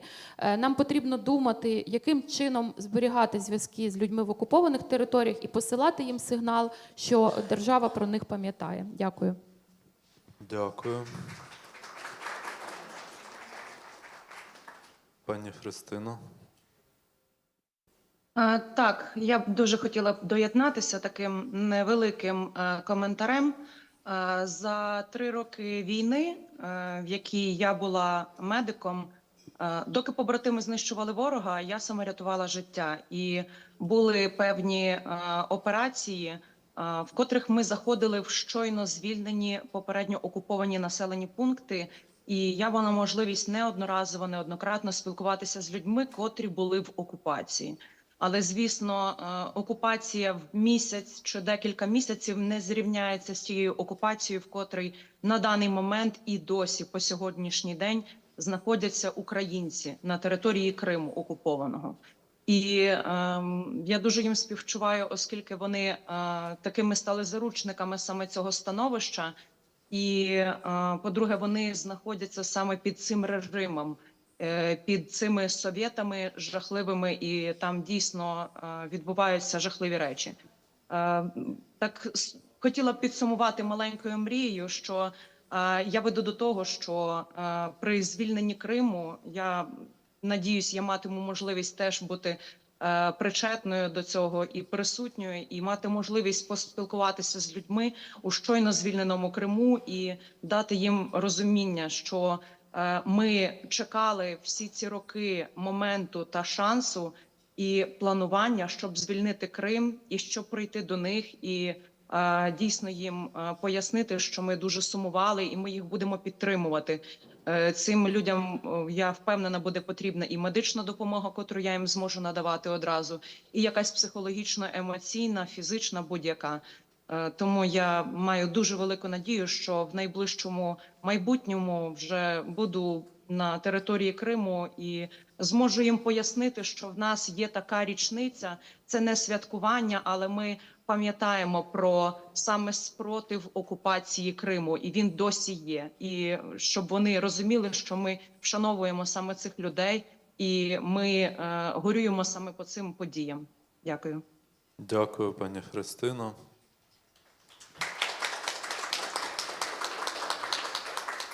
Дякую шановним спікерам і спікеркам за такі виступи і за, в принципі, такі мотиваційні промови в кінці. Я думаю, що плани визначені, не забуваємо свої мрії і будемо робити спільно все для їх здійснення. Дякую ще раз всім за участь в дискусії. Дякую, Руслане, дякую учасникам дискусії. Друзі, можна поаплодувати ще раз за важливі слова і важливі думки. Ми готові продовжувати. Сьогодні з нами не присутній президент України, адже надзвичайно великий зараз обсяг того, що потрібно робити на міжнародній арені. Але ось в мене є повідомлення від президента України. Ну, це не мені в особисті прислав президент України, а мене попросили зачитати текст, який надісланий президентом. Сьогодні день хоробрості і чесності всіх, хто не заплющив очі на окупації Росією нашого Криму. Цими днями, 11 років тому, почалася російська агресія проти України саме з незаконного підлого захоплення Криму. Але день 26 лютого показав, що буде супротив Криму, супротив усієї України. Цей день показав, що є та будуть люди, які не приймуть брехню і не здадуть свій дім. Наступні роки після окупації Криму принесли багато горя і цинізму. Багато хто у світі не хотів розуміти, що насправді відбувається. Але все ж нам вдалося повернути питання про звільнення Криму в порядок денний світу. Ми заснували Кримську платформу. Ми не даємо Росії змогу нормалізувати окупацію. Ми звільняємо з полону кримських в'язнів. Ми продовжуємо боротьбу за право за нормальне життя та гарантії безпеки і стійкого миру для всієї України. Територіальна цілісність, суверенітет і безпека України не є та не будуть предметом будь-яких компромісів. День супротиву в нашому Криму – це день поваги до чесності, до України. І дякую всім, хто підтримує. Президент України Володимир Зеленський. Ваші оплески. Дякуємо президенту за це послання. І перед тим, як ми продовжимо, перед тим, як ми перейдемо до наступної панельної дискусії, в нас є важливе відео. Це відео від тих, хто продовжує в Криму тримати український дух, продовжує чинити опір окупації.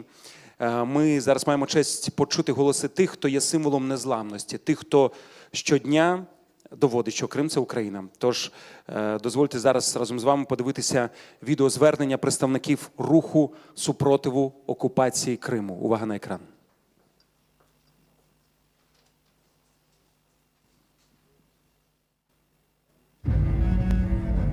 Вітаємо! Злі мавки на зв'язку. На жаль, ми ще не можемо показати наших облич, але ми показуємо наші дії.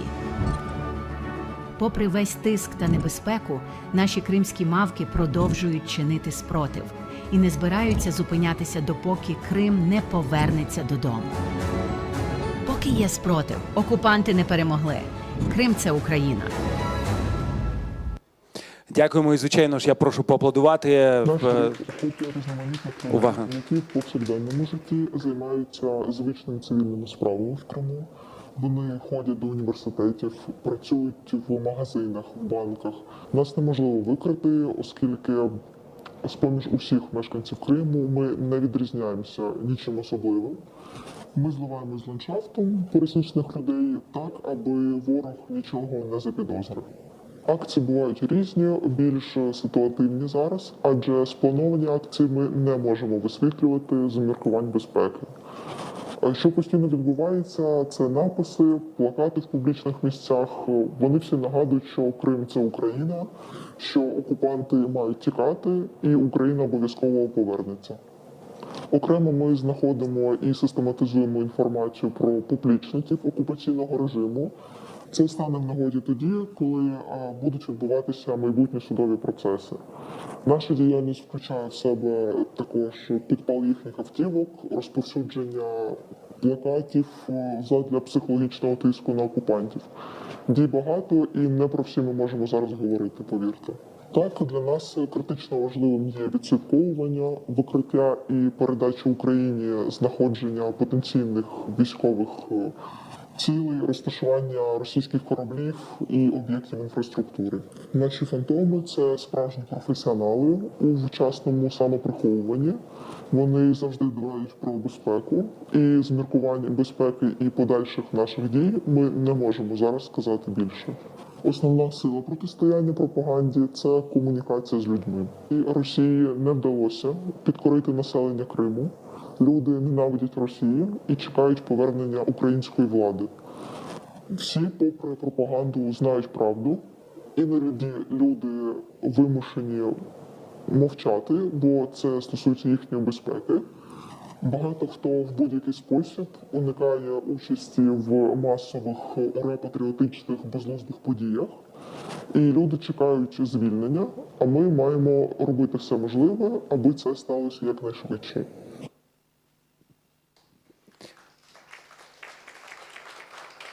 Дякую.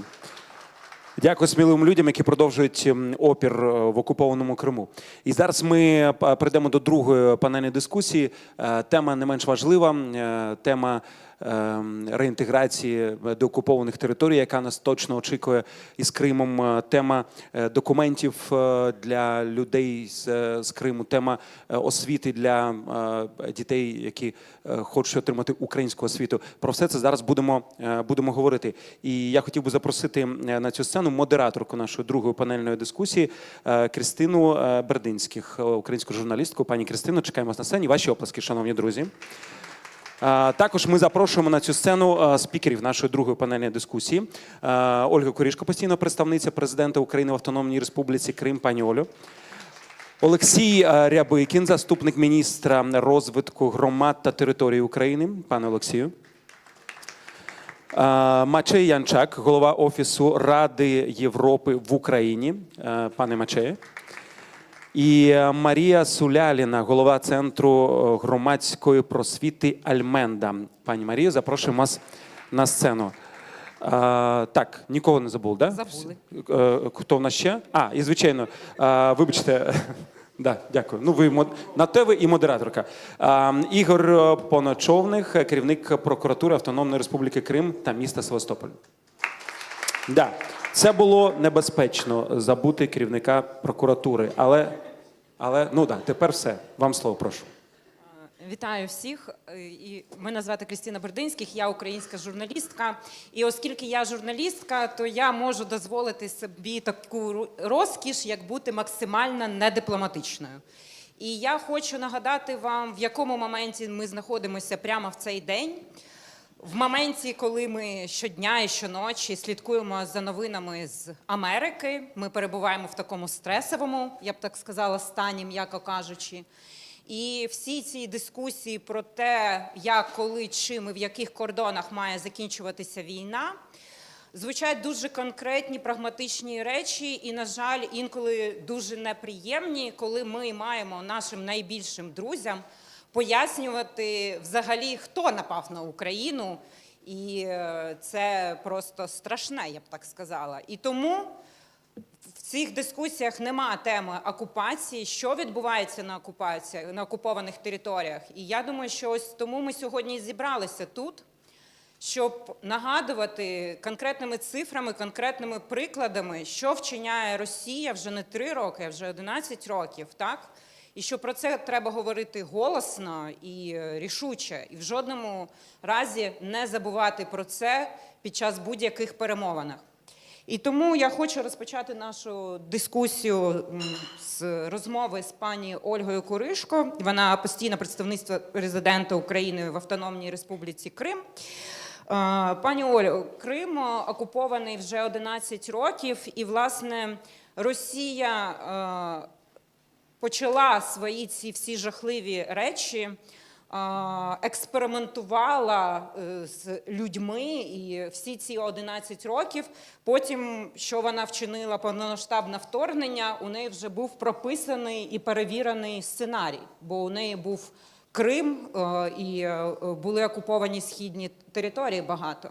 В чому? І я би вас хотіла назвати максимально конкретно, які наслідки окупації Криму ми маємо вже на сьогодні в різних вимірах, щоб ви описали просто 11 років, що ці 11 років значили для Криму в різних його проявах. Дякую за запитання. Я мала таку стронг-пораду від модератора не говорити перелік законодавчих актів, які були порушені, тому я не буду про них говорити, міжнародне законодавство, бо зрозуміло, що Російська Федерація його не дотримується. Власне кажучи, перша хвиля з 2014 року вона розпочалася через насильницькі зникнення і політично мотивовані затримання. 3 березня якраз буде день, коли перша жертва, цивільна жертва насильницьких зникнень Рішат Ахметов вийшов з одиночним пікетом, і потім його забрали. Через декілька днів його знайшли мертвим з слідами тортур. Він є жертвою насильницьких зникнень, і після цього ще були десятки таких людей. Інша складова – це політично вмотивовані переслідування, як такий спосіб придушення будь-якого супротиву, вираження своєї позиції. Доходить до смішного, бо 18 травня, коли відзначається День геноциду кримськотатарського народу, ми вшановуємо цей день. Кримські татари на території окупованого Криму отримують попередження про заборону будь-яких зібрань і висловлення своєї позиції. Ця дія, вона є красномовнішою за будь-які інші прояви. На даний час ми фіксуємо 221 людину. Це політичні в'язні, які незаконно утримуються на території або окупованого Криму, або насильницьки переміщаються на територію Російської Федерації. І тут важливо зрозуміти, бо воно буває в тексті, але можеш не звернути на це увагу, що місця несвободи, де вони відбувають покарання, знаходяться дуже-дуже далеко від території Криму. І це також зроблено спеціально для того, щоб до них не могли доїхати правозахисники, адвокати, члени їх родин, щоб їм не могли передати передачу або якимось чином підтримати. Але ми маємо інший зв'язок про те, що листи до вільного Криму, які підписують дуже багато людей, вони так чи інакше доходять навіть там через декілька місяців, але від нас отримують звістку ті люди, які знаходяться там і незаконно утримуються. Більшість політичних в'язнів є кримськими татарами. Зрозуміло, що це така таргетна категорія населення, яка викликає найбільше занепокоєння у окупаційних адміністрацій, оскільки позиція кримсько-татарського народу і тоді і зараз залишається незмінною, і немає ніякої іншої підтримки або позиції всередині на території Криму. Варто ще сказати про ті злочини, ті речі, які б'ють по звичайним людям. Це, наприклад, примусове відбирання нерухомості. За весь цей період ми знаємо вже про 4 тисячі об'єктів, і Російська Федерація анонсувала ще 700 об'єктів, які будуть нібито націоналізовані, а фактично відібрані у власності звичайних людей або певних компаній юридичних чи державних підприємств. Не можна не сказати про культурну спадщину. Я думаю, що минулий рік якраз був знаковим з 2 причин. Перше – це знищення останньої української церкви в Криму. Фактично, Климент після початку повномасштабного вторгнення сказав, що вимушені були виїхати українські священники і не можуть там більше здійснювати ніякої своєї діяльності, і була ліквідована остання церква, знищена. Інша складова – це руйнація Херсонесу. Це такий поступовий процес знищення культурної спадщини української, кримсько-татарської та взагалі світового значення, оскільки на археологічних тих місцях, де проводилися розкопки, просто збудували новий об'єкт в такому дуже характерному для Росії гігантизмі, і зараз там проводять заходи релігійного і освітнього характеру. І це нас приводить ще до одного аспекту про знищення української ідентичності, і це з того, про що говорила пані модераторка. Одразу заміна історії, переписування книжок, завезення своїх книжок, заборона користуватися кримсько-татарською українською мовою, це видимість, коли говорять про те, що навіть можна обрати мову або вивчати. Українська факультативна перший рік, може там 1,5 року була, але насправді Те, що говорили люди, у них просто не приймали заяви і говорили, що ніякого класу не буде, він просто на папері. І це потім знайшло своє підтвердження в рішенні Європейського суду з прав людини. В минулому році ми отримали це рішення «Україна проти Росії» у справі по Криму, де якраз було і зазначено, що Російська Федерація зробила все можливе для того, щоб знищити будь-які прояви українськості в Криму. Я думаю, що на цьому я можу зупинитися. Дякую. Так, дякую вам. Але тема нашої панелі, все-таки дискусії, це реінтеграція. Ми не знаємо, як це буде відбуватися, але Україна в 2022 році отримала досвід реінтеграції окупованих територій раніше. Так? І ми маємо приклади Херсонської, Харківської області, коли багато населених пунктів було звільнено, повернуто під український контроль. Але ми знаємо, що після цього теж пішло не все так гладко і не всюди гладко. Тому я б хотіла надати слово пану Олексію Рябікіну, заступнику міністра розвитку громад та територій України. Скажіть, будь ласка, що спрацювало на цих територіях після того, як вони були звільнені Збройними силами України, так? А з чим досі існують найбільші проблеми? Добрий день, слава Україні. Мене звати Олексій Рябикін, я заступник міністра розвитку громади території України, і відносно нещодавно, наприкінці 2024 року, наше міністерство отримало додаткові повноваження, що стосуються формування політики реінтеграції тимчасово окупованих територій. Якщо ми говоримо зараз про ті території, які були звільнені 2022 року, мається на увазі саме конкретно Херсонська і Харківська область, то ми маємо розуміти, що в Харківській і Херсонській області не було такого тривалого часу окупації. Зараз ми вже говоримо про Крим, і це досить тривалий час окупації, це відбулися певні серйозні такі зміни там.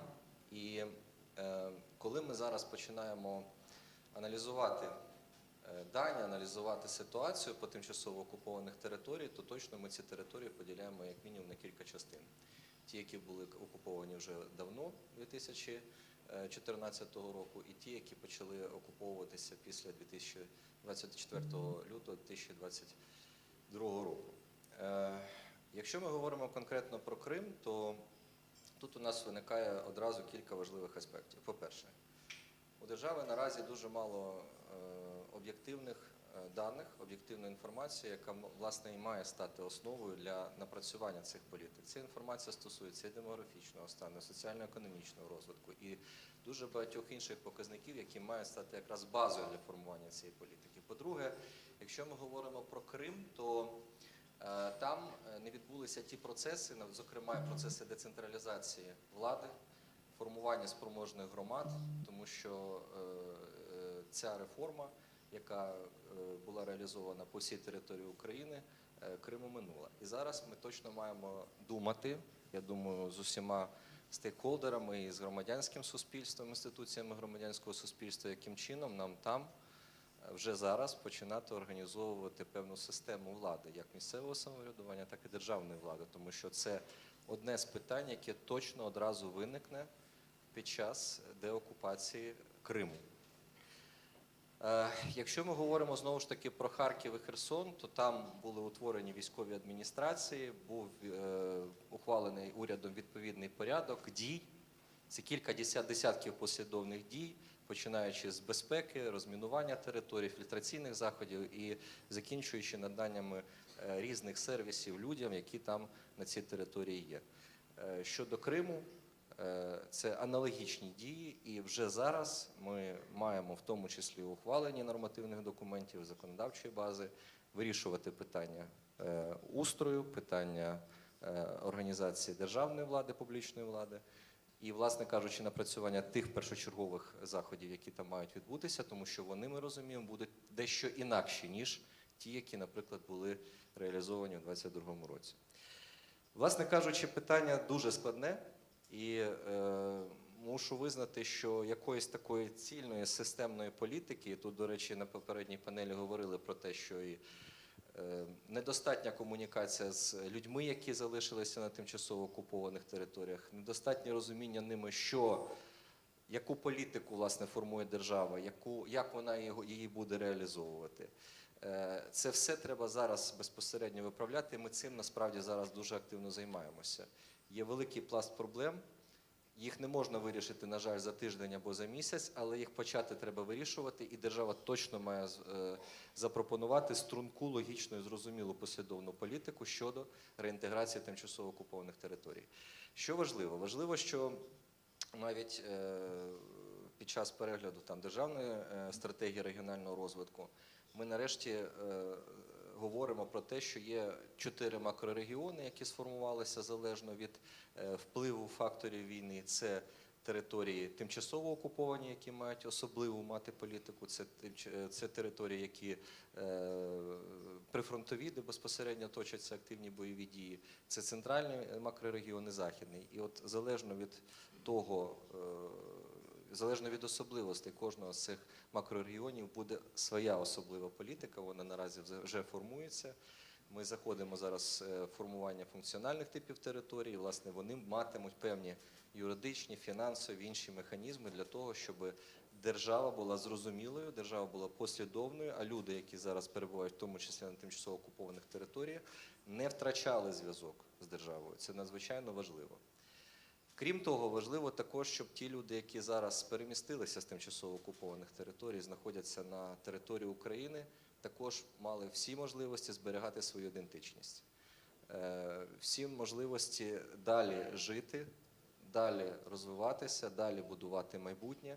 І це вже окрема політика, яка, власне, стосується внутрішньо переміщених осіб. Це також окремо, я думаю, скоп, ми зараз не будемо, мабуть, про нього говорити, але підсумовуючи сказане, я би хотів насправді запросити абсолютно всіх, хто має бажання, має силу, долучитися до діяльності нашого міністерства, діяльності представництва президента України в Криму, для того, щоб насправді ми нарешті сформували такі політики, такі підходи, які вирішили би основну частину питань і проблем, які наразі зараз в Україні з питань реінтеграції тимчасово окупованих територій, мусимо визнати, є.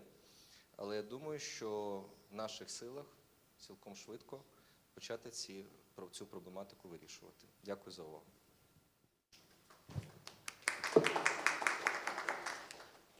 Сьогодні під час цього заходу наводилося вже дуже багато прикладів злочинів, які вчиняє Росія в Криму. Вона це не припиняє робити, робить 11 років. І ось пан Ігор Поночовний, керівник прокуратури Автономної Республіки Крим та міста Севастополь, якраз та людина, яка приділяє цьому величезну увагу, розслідує ці злочини. І я б хотіла вас запитати, як змінювалася система злочинів в Криму за ці 11 років? І, власне, чи вірите ви в справедливе правосуддя і що все-таки люди будуть покарані за те, що вони вчинили в Криму?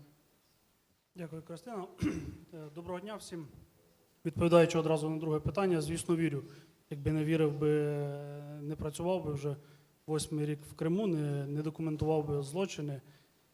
Тому однозначно вірю. Як змінювалася система злочинності в Криму, система окупаційної злочинності,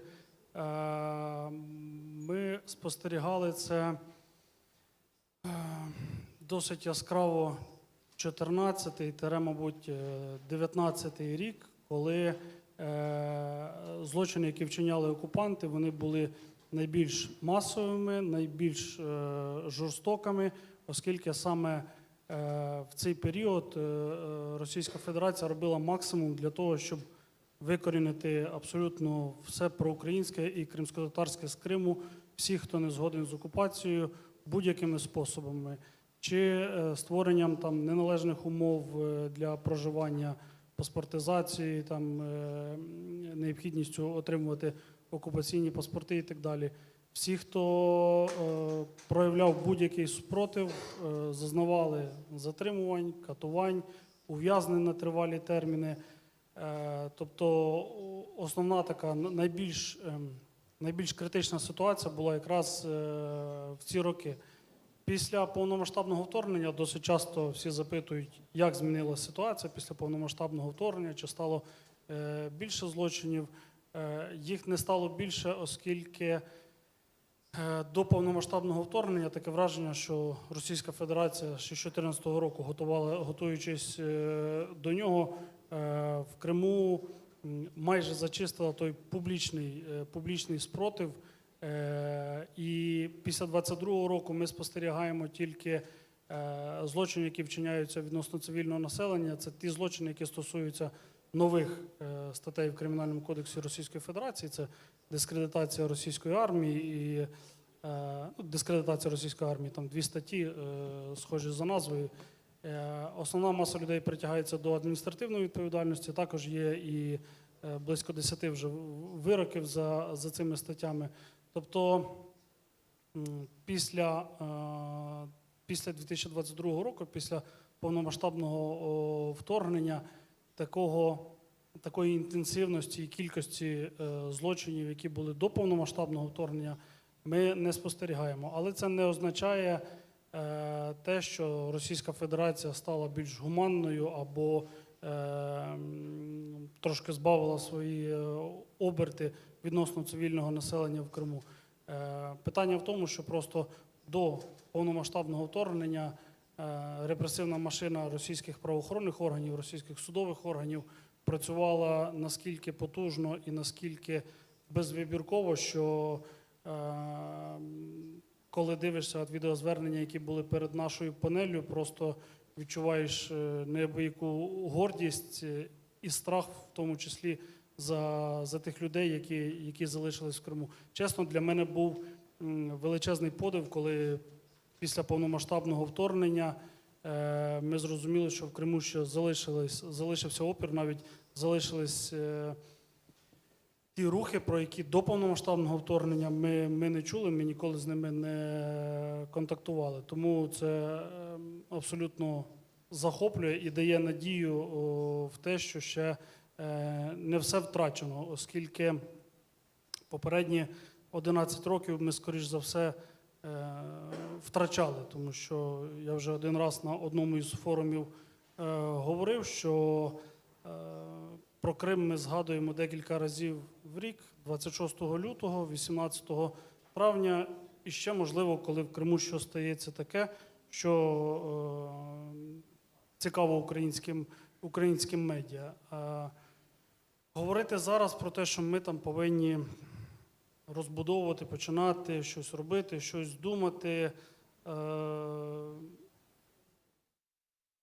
це, мабуть, вже запізно, тому що найголовніше, що ми втрачаємо, це втрачаємо людей в Криму. Втрачаємо людей, втрачаємо їхню свідомість, їхню пам'ять, зважаючи на те, як працює російська пропаганда, який рівних в світі немає, повернути у свідомості людей, навіть тих, які жили в Криму за часи, коли Крим був підконтрольний Україні, буде досить і досить складно, не говорячи вже про молоде покоління, яке зазнає просто нищівного мілітаризаційного виховання в Криму. Тобто ми бачимо, що жодне дитяче свято, жоден урок не проходить без такого військового виховання, без військової складової. Тобто нам буде дуже і дуже складно це все робити.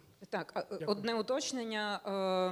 Але ж ви проводите свою роботу, ви розслідуєте. Ви можете назвати якусь статистику, скільки у вас зараз розслідувань в роботі, і чи є вже вироки по якимось розслідуванням, і просто назвіть пару прикладів. Є, звісно. У нас в цілому, якщо говорити про воєнні злочини, злочини проти основ національної безпеки, такі як там держзрада, посягання на територіальну цілісність, це близько 3800 злочинів, які ми розслідували.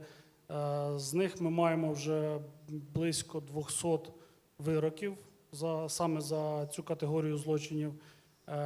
В судах зараз слухається ще 580, якщо я не помиляюся, обвинувальних актів саме за вчинення воєнних злочинів і злочинів проти основ національної безпеки. Для прикладу, ми, наприклад, маємо перший в Україні вирок за статтею 438, це якраз за порушення законів і звичаїв війни, за воєнні злочини, які більш для всіх знайома назва. Це перший в Україні вирок, який пройшов всі інстанції, затверджений, засилений Верховним судом, тобто такий практикоутворююче рішення. Це рішення було стосовно одного з військових комісарів в Криму, які примушували цивільне населення до служби в російських Збройних силах. Також ми маємо вироки, яких немає в Україні. Це, наприклад, відносно керівників таких організацій, як Юнармія і Крим-Патріот-Центр. Це якраз організації Міністерства оборони Російської Федерації, які спрямовані саме на військове виховання дітей в Криму, на військову пропаганду саме серед дітей. Маємо вироки і відносно цих осіб, це якраз вироки за статтею 438. Пане Мачу, Янчак, так, голова Європи в Україні. За ініціативи Ради Європи була створена дуже конкретна ініціатива, дуже конкретний інструмент. Це реєстр збитків, завданих Російською Федерацією проти України. Це цифрова платформа, де люди можуть подати власне інформацію про те, якої шкоди проти них завдала Росія. Але скажіть, будь ласка, що буде з цими заявами людей? Який механізм, як це буде працювати далі?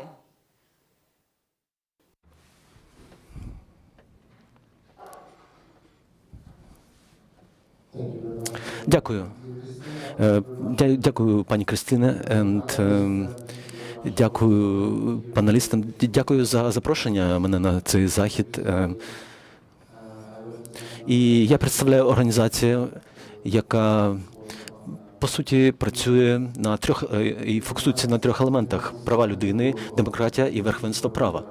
Це три пріоритети для нас. І я хотів сказати, і я хотів трошки вступне слово дати і пояснити, що ви посилались і казали про непрогнозованість, про турбулентність тих часів, в які ми живемо зараз. Тому я хотів чітко сказати, що Рада Європи дає таку прогнозованість нашої підтримки. Ми вже надавали підтримку протягом багатьох років, допомогу в Україні в протистоянні цій варварській агресії. І ми допомагаємо і будемо допомагати Україні перетворитися на сучасну демократію, яка стане членом Європейського Союзу. Стосовно реєстру збитків, це один із інструментів, який має допомогти притягнути винних до відповідальності за злочини в Україні. Але перш ніж перейти до самого реєстру, я хотів би передати кілька послань, які я вважаю також важливими. Рада Європи, як я вже сказав, надає підтримку Україні, і вже 11 років після злочинної окупації Криму та міста Севастополь Російською Федерацією, Рада Європи продовжує і засуджувати російську агресію та підтримує суверенітет, незалежність і територіальну цілісність України в рамках міжнародно визнаних кордонів. І 46 членів нашої організації чітко підкреслюють це послання під час 4-го саміту голов держав, який прийшов у травні 23-го року. Незаконна анексія Криму, вона призвела до порушень міжнародного права, яке повторювалось і було повторено цього разу на більшому масштабі у 22-му році. Мушу сказати, що масштабний характер цих злочинів, порушень прав людини і незаконна анексія. Все це було визнано Міжнародним кримінальним судом у вироку у 24-му році. І цей вирок є першим рішенням міжнародної інституції, яка також підтверджує незаконність російських судових та інших систем в Криму. І це також формує прецедент стосовно окупації Росією інших частин України після 22-го року. Я хотів би, щоб ми всі розуміли, що ці рішення судів є важливою реакцією з боку міжнародної спільноти стосовно дій Росії. І Рада Європи продовжує слідкувати за ситуацією, за гуманітарну ситуацією в Криму, зокрема ситуацією кримсько-татарського народу, яких переслідують, ув'язнюють, яких дискримінують за їхню ідентичність. І це є серйозним системним порушенням прав людини. І наш генеральний секретар регулярно надає доповіді з цього питання для Ради Європи і надає рекомендації щодо дій. І ми підтримуємо роботу Кримської платформи, а також інших організацій, які працюють з кримськими татарами. Зокрема, ми співпрацюємо з Ольгою Коришкою. Ми були на нещодавному брифінгу, де ми обговорили ситуацію та різні аспекти порушень прав людини, які вчиняються на окупованій території Криму. При цьому Рада Європи працює над створенням ефективного механізму. Я зараз переходжу до вашого питання. Механізму для притягнення до відповідальності, в центрі якого є права людини.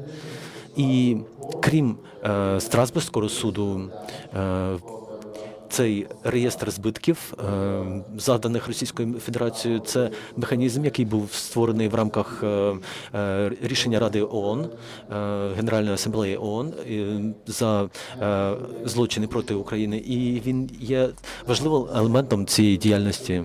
В грудні ми зареєстрували перші заяви про збитки. І на основі досвіду цих людей, які звернулись до нас, другим кроком є перехід до механізму компенсації у відповідності до резолюції ООН.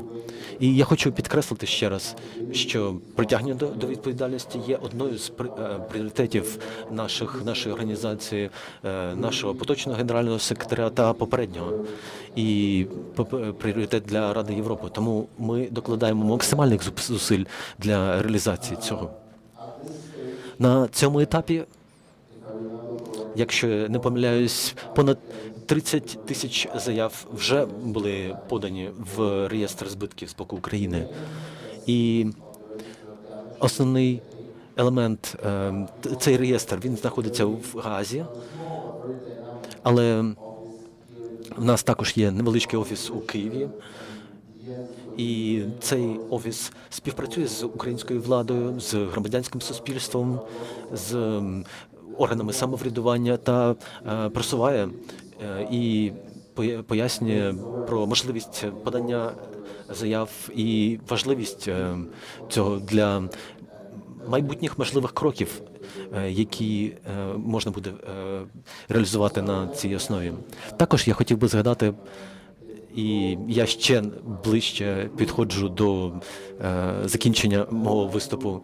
Я хотів би сказати про один важливий момент – це діти, які цю тему також зачепили попередні спікери. І це, звичайно, один із найбільш драматичних аспектів. Їхня депортація, незаконна депортація українських дітей в Російську Федерацію – це один із найбільш драматичних аспектів цієї ситуації. І я брав участь з організаціями, які займаються цим питанням. Зустрічався з омбудсменом Дмитром Лубенцем і Ми бачили, наскільки багато страждань завдає ця ситуація, які складнощі виникають в їхній реінтеграції в нормальне життя. І саме тому наш генеральний секретар призначив спеціального представника з питань дітей, українських дітей. І він також працює з українськими державними органами і над підсиленням уваги до цього питання, над інформуванням міжнародної спільноти про цю ситуацію, про депортованих дітей, а також про заходи із повернення цих дітей, про координацію цієї діяльності.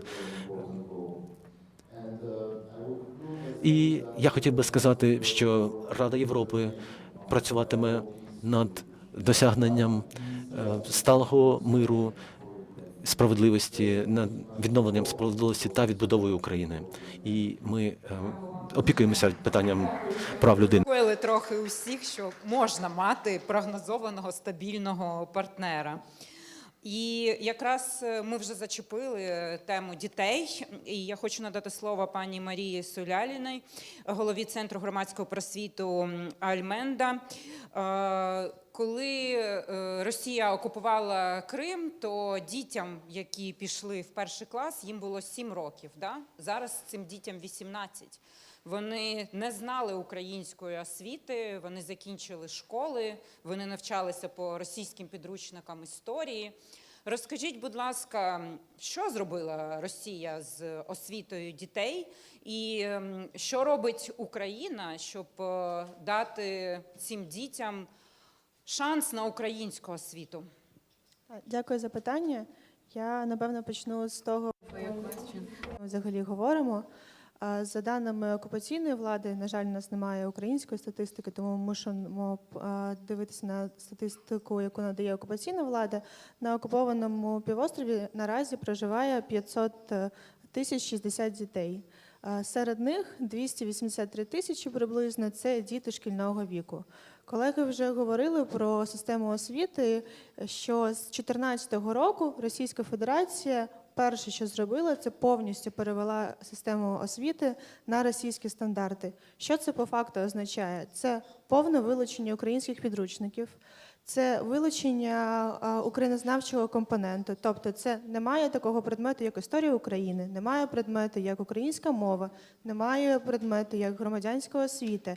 Їх повністю вилучили з освіти. Це наскрізна мілітаризація освіти. Коли я говорю про наскрізну мілітаризацію, це про те, що мілітаризація є як компонент в підручниках, не лише в підручники історії. Це підручник географії, це інші підручники, по яким навчаються діти. Це підручники для дітей першого класу, де також дуже сильний мілітаристський компонент.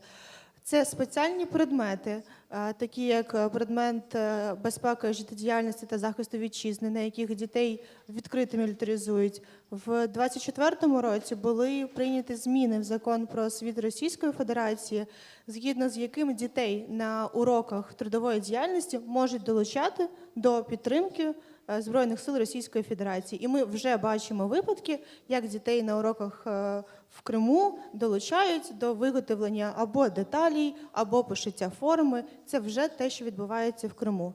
Це спеціальні уроки, це залучення і запрошення військовослужбовців.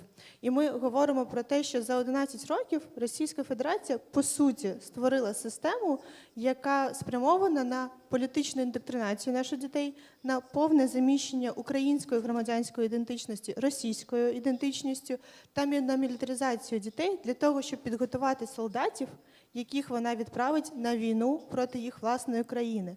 І говорячи про декілька прикладів, коли ми говоримо про доступ до української мови, в 2014 році до окупації 100% дітей на окупованому півострові вивчали українську мову. Зараз, навіть за даними окупаційної влади, це 0,5%. І це вивчення української мови як факультатива. Тобто це повне знищення доступу до української мови.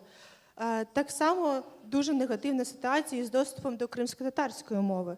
Коли ми говоримо про мілітаризацію, ми говоримо не лише про військові класи в школах, ми говоримо про дуже сильне залучення військово-патріотичних рухів, І, наприклад, юнармія, якщо в 16-му році юнармія звітувалася, що в Севастополі 40 дітей в юнармії, в 24-му році юнармія звітується, що 17 тисяч дітей в юнармії в окупованому Севастополі, тільки в Севастополі, це не говорячи про весь Крим. І говорячи про 11 років, ми маємо розуміти масштаб. 11 років – це 11 випусків зі школи.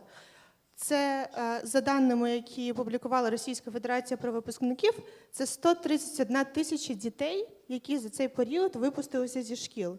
У нас, на жаль, немає даних за 24 рік від України, але за період з 14 по 23 рік через українську систему освіти пройшло 3922 дитини. Це приблизно на той момент становило 4% дітей. Тобто 4% дітей з Криму отримали документи українського зразка. І це насправді дуже серйозний виклик, бо коли ми говорили про приклади, наприклад, інших окупованих територій, в нас були переміщені школи, які зберігали зв'язок з дітьми з окупації. На випадку Криму в нас не було переміщення шкіл з окупованих територій, тому в нас дуже швидко цей зв'язок почав зникати. Але в той же час ми маємо говорити і про певні позитивні кроки, які зробила Україна. Україна зробила, насправді, доволі такий безпрецедентний крок в 2014 році, коли дозволила спрощену процедуру переміщення студентів з закладів вищої освіти окупованих територій до закладів вищої освіти підконтрольної території України. Лише за період з квітня по грудень близько 23 тисяч дітей з окупованого Криму і окупованої Донецької і Луганської областей перевелися. І це діти, які прив'язали своє життя з Україною. Ну, я не буду ходити далеко, я одна з тих людей, яка по цій системі перевелася і зараз продовжує своє життя в Україні. І це якраз прості конкретні кроки, як держава може забезпечувати зв'язок з дітьми та молоддю з окупацією. В 2016 році була створена спрощена система вступу через освітні центри Крим-Україна. Але ми зараз, в 2024 році, коли в нас є... 25-му вже, так. Коли в нас є зовсім інші вже виклики, і коли ми розуміємо, що питання освітніх документів, питання відсутності загалом доступу до освіти, воно є вже тривалим, воно вже не є 2-3 роки. Це вже ціле покоління дітей, яке не має цього доступу. І тому ми маємо дуже швидко реформуватися і відповідати на ці виклики. Бо коли ми говоримо про систему вступу, у нас з року в рік одна і та ж сама проблема, що порядок вступної кампанії, він дуже пізно виставляється, і інформацію ми просто фізично не встигаємо донести до людей на окупованих територіях. Так не може бути, бо ми маємо боротися за кожну дитину і за кожну молоду людину, яка опинилася в окупації. В кінці 23-го року був прийнятий закон України про визнання результатів навчання. У 24-му році мав бути розроблений порядок. Ми в 25-му році. Порядок не затверджений, а це наша молодь, якій ми маємо дати можливість переїхати сюди, пройти дуже зрозумілу процедуру і пов'язати своє життя з Україною. Коли ми говоримо про дітей, які навчаються в школах, ми не можемо йти по протореному шляху лише доступу до дистанційної освіти. Бо ми сьогодні зранку говоримо про репресивну систему, в якій вони ростуть, про обмеження, блокування, про переслідування, говорили про кейси переслідування за тероризм. В Росії посилилося переслідування за екстремістську діяльність. Був випущений нова програма дій, нова стратегія, де український націоналізм прописаний в цих документах. І дитина може переслідуватися, бо з 14 років є кримінальна відповідальність. І ми маємо зробити, щоб наша система освіти онлайн була адаптивна, реагувала на ці виклики. Ми маємо забезпечити їм зрозумілий і безпечний доступ, щоб в нас не 4% мало освітні документи, щоб в нас цей відсоток виріс, бо це не лише про тих дітей, з якими ми маємо зв'язок тут і зараз. Це і про наше майбутнє. До кого ми будемо повертатися? Чи будуть там люди, які нас чекають? Зараз вони є. Ми не знаємо, скільки буде тривати окупація. Ми маємо робити все, щоб в Криму залишалися люди, які нас чекають. Але також, коли ми говоримо про освітню складову, то дуже важливо говорити і про приймаючу сторону, про територію України, яка не є окупованою. Ми маємо говорити про те, щоб методичні матеріали, по яким навчають вчителів, по яким працюють вчителі, вони були адаптивні, щоб вони розуміли, що відбувалося на окупованих територіях, щоб діти, які зараз ростуть, розуміли про окупацію, щоб для них ці діти, які зараз в окупації, не були чужими, щоб вони були своїми. І це дуже важливі кроки, які ми можемо робити і маємо робити тут і зараз, бо насправді час, він грає проти нас. А за 11 років у нас ще дуже багато є моментів, які ми досі не виправили, хоч вони мали бути виправлені раніше. Я вам дуже дякую за цю чесну дуже розмову, тому що мені здається, чим більше ми визнаватимо, де і в чому у нас є проблема, тим краще можна знайти шляхи вирішення. І вже на саме закінчення я б хотіла поставити одне питання всім спікерам і попрошу бути дуже лаконічними. Що ви вважаєте буде найскладнішим наслідком кримської окупації? Окупації Криму, вибачте. Я думаю, що я коротко скажу, і це мені видається таким наскрізною темою і попередньої панелі, і цієї панелі. Скільки ресурсів ми будемо вкладати в збереження зв'язку, це і буде говорити про виклики і про наслідки після.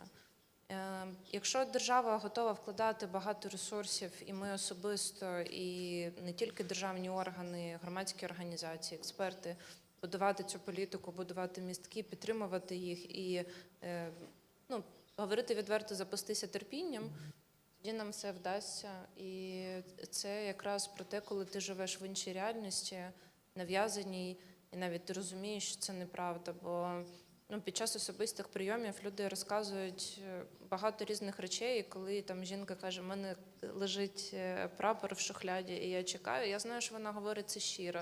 Але він лежить, і вона просто чекає моменту, коли вона зможе його дістати. І я думаю, що нам треба виправдати довіру цих людей і все ж зробити так, щоб ці прапори там майоріли. Ми маємо зробити все, щоб нас там чекали наші люди. Це якщо коротко. Все можна відбудувати, все можна створити, будь-які політики. Можна відновити економіку, але головне, там мають бути люди, які нас чекають. На мою думку, я вже повторюсь, але найскладнішим наслідком окупації буде саме свідомість, зламана свідомість кримчан, спотворена свідомість молоді, яку Україні потрібно буде після деокупації дуже довго і дуже сильно повертати у правильне проукраїнське русло. Не зробити тих помилок, які були зроблені до 2014 року. В Криму кожен кримчанин повинен розуміти, що він українець і громадянин України, і ніхто інший. Я, напевно, десь повторюся. Мені здається, це об'єднання суспільства. У нас дуже різні досвіди проживання цієї війни, і процес об'єднання, він буде в деяких моментах справді дуже болючий. I think it's key and crucial to keep the focus of attention of the international community. Дуже важливо тримати фокус уваги міжнародної спільноти на питанні Криму. І мені здається, що важливо також видати дуже чіткі меседжі про суверенітет і про цілісність України, але також важливо надавати технічну підтримку і юридичну підтримку людям, які залишаються в окупації, людям, які втратили свої домівки, і ми готові в цьому допомогти. Дякую учасникам нашої панельної дискусії. Шановні друзі, зараз у нас невеличка перестановка на сцені, і в нас зараз така незвична частина нашого форуму, тому що зараз ви зможете побачити виставу фантастичного українського театру «Вавилон». Тому, будь ласка, ми запрошуємо навіть сідати до нас ближче. Вам точно сподобається. Це Це будуть історії, 5 історій супротиву від фантастичних українських акторів. Я думаю, що це точно цікаво і важливо подивитися. Тож зараз нам потрібно декілька хвилин для того, щоб змінити наші декорації. А я хотів би нагадати, що захід організований представництвом президента України в Автономній Республіці Крим, Офісом Кримської платформи спільно з Міністерством закордонних справ України, експертною мережею Кримської платформи та партнерами за підтримки фонду «Партнерство за сильну Україну», який, в свою чергу, фінансується урядами Великої Британії, Естонії, Канади, Нідерландів, Норвегії, Сполучених Штатів Америки, Фінляндії, Швейцарії та Швеції. Ще хотів би нагадати про одну таку важливу ініціативу. Там, де в нас знаходиться пригощання кримсько-татарської кухні, там ви зможете також долучитися до нашої ініціативи «Листи до вільного Криму» і написати свого листа політичним в'язням російського режиму, які страждають і постраждали від своєї позиції щодо вільної України і щодо Криму. Я думаю, це важливо надіслати свій меседж, надіслати слова підтримки, тому обов'язково це зробіть.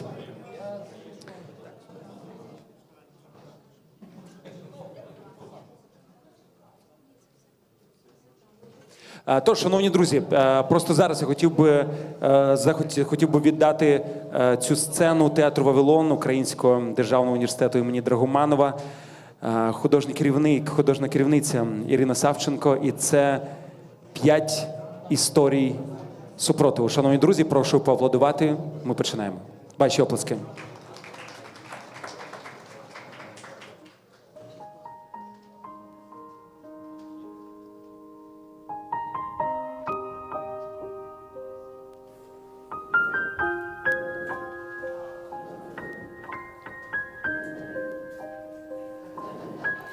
Людське життя повсякчасне, як дощовий потік, що проривається крізь призму пораненого гнізда. Самотній чоловік не владен стримати гірких сліз.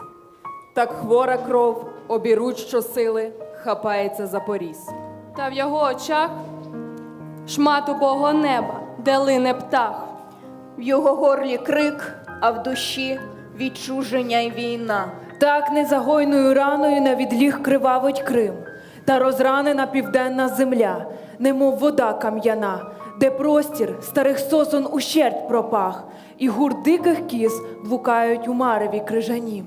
Чорне море приходило в снах, і як віл дихало трудно. Він блукав його берегом, де було холодно і безлюдно. Але людина колись уже мала сміливість зробити Бога винним у всьому. І кров із жил тектиме, важка і убога. Як і цей світ, де вмирає любов, і життя передує смерті, де випадковий м'яч виграє в найкращім теніснім сеті, коли плоть людська із жахом сприймає своє старіння і розлітається над пустельним полем кульбаб насінням. Тому Кримський берег такий стрімчастий і море чорне. Людська самотність безмірна, болісна і непереборна. Так грубіше плот, і вже десь на грані лунають слова прощання, силоміць вирвані із гортані. Історію Антоніни Романової розкажу я. Я говоритиму від імені Марії, її позивний Сакура. Про Асана і Синаджиєва, позивний Хасан, моя розповідь. Сторінки щоденника «Злої мавки» прочитаю я. Я розповім історію Ірини Данилович.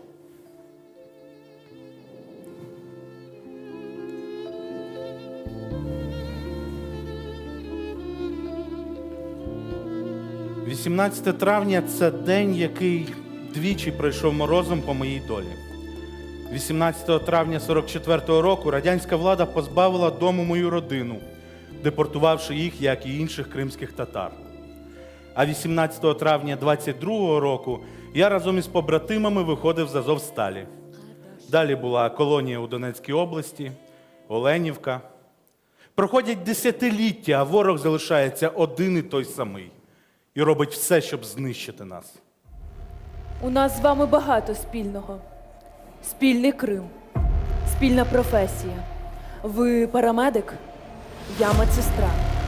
Різниця між нашими долями в тому, що ви повернулися з російського полону, а я і досі перебуваю в російській колонії.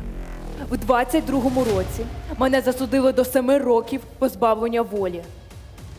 Однак я вірю, що повернуся, як і ви. Бо у нас з вами є те, що живить силами – наш Крим.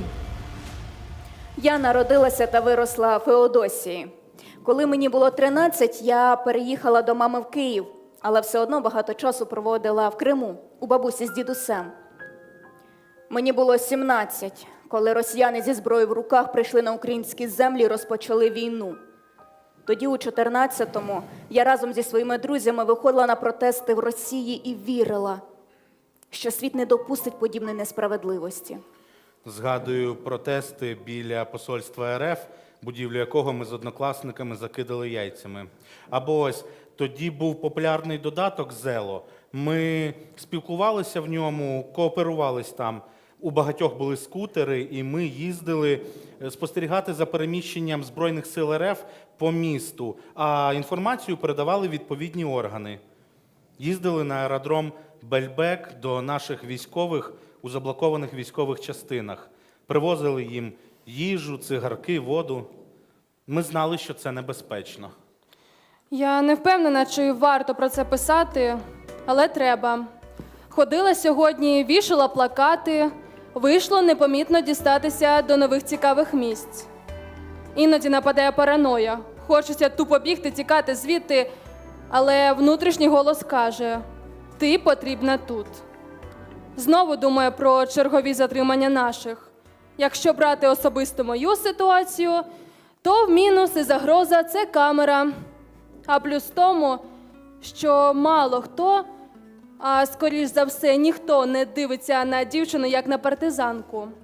Зручно бути мавкою. У 14-му я брала участь у багатьох протестах на півострові. І у тому, що відбувся 26 лютого у Сімферополі теж. А вже на наступний день зайшли зелені чоловічки і захопили адмінбудівлю. Ну це був шок. Я не очікувала подібного. Я навіть уявити не могла, що Росія здатна зробити подібне і захопити частину нашої країни. Ну це було дико абсолютно. Це вже зараз я розумію, що Росія завжди хотіла нас знищити. Тоді я вперше зіштовхнулася з військовою справою, але з іншого боку, з волонтерською. Я шукала водіїв, які могли доставляти речі в різні частини Криму. Люди приносили різне: цукерки, печиво, одяг для наших військових. Та їм зброя потрібна була, ну ми нічого не могли з цим зробити. Я зараз по інший бік розумію, що наші цукерки і печиво не робили їм погоди. Але ми робили те, що могли. 26 лютого я також був на протестах. За кілька днів до цього відбулася історія весела. Ми поїхали з друзями у Севастополь, і нас там перестріли аксьоновці з червоними пов'язками і ломами. Мені дісталося першому, і від цього удару досі є вм'ятина на лобі. А вже біля парламенту, коли у протестантів полетіли цегла та бруківка, мені зламали ніс. Не міг після цього залишатися в Криму і виїхав одним з останніх потягів, які їхали на материкову частину України. Пощастило, не зупинили при перевірці документів, тож я успішно дібрався до Генічеську. Вже там дізнався, що в цей час у моєї родини в Сімферополі відбулись обшуки. Однокласник здав. Оточення. Наше оточення. Воно переважно проросійське, бо Росія роками насаджувала свою пропаганду. Зрозуміло, що відкрито підтримку Україні висловлювати небезпечно, але іноді так не вистачає людини, з якою можна хоча б безпечно поговорити про речі, що турбують. Написала подруга. Вони з коханим поїхали після початку війни в Європу.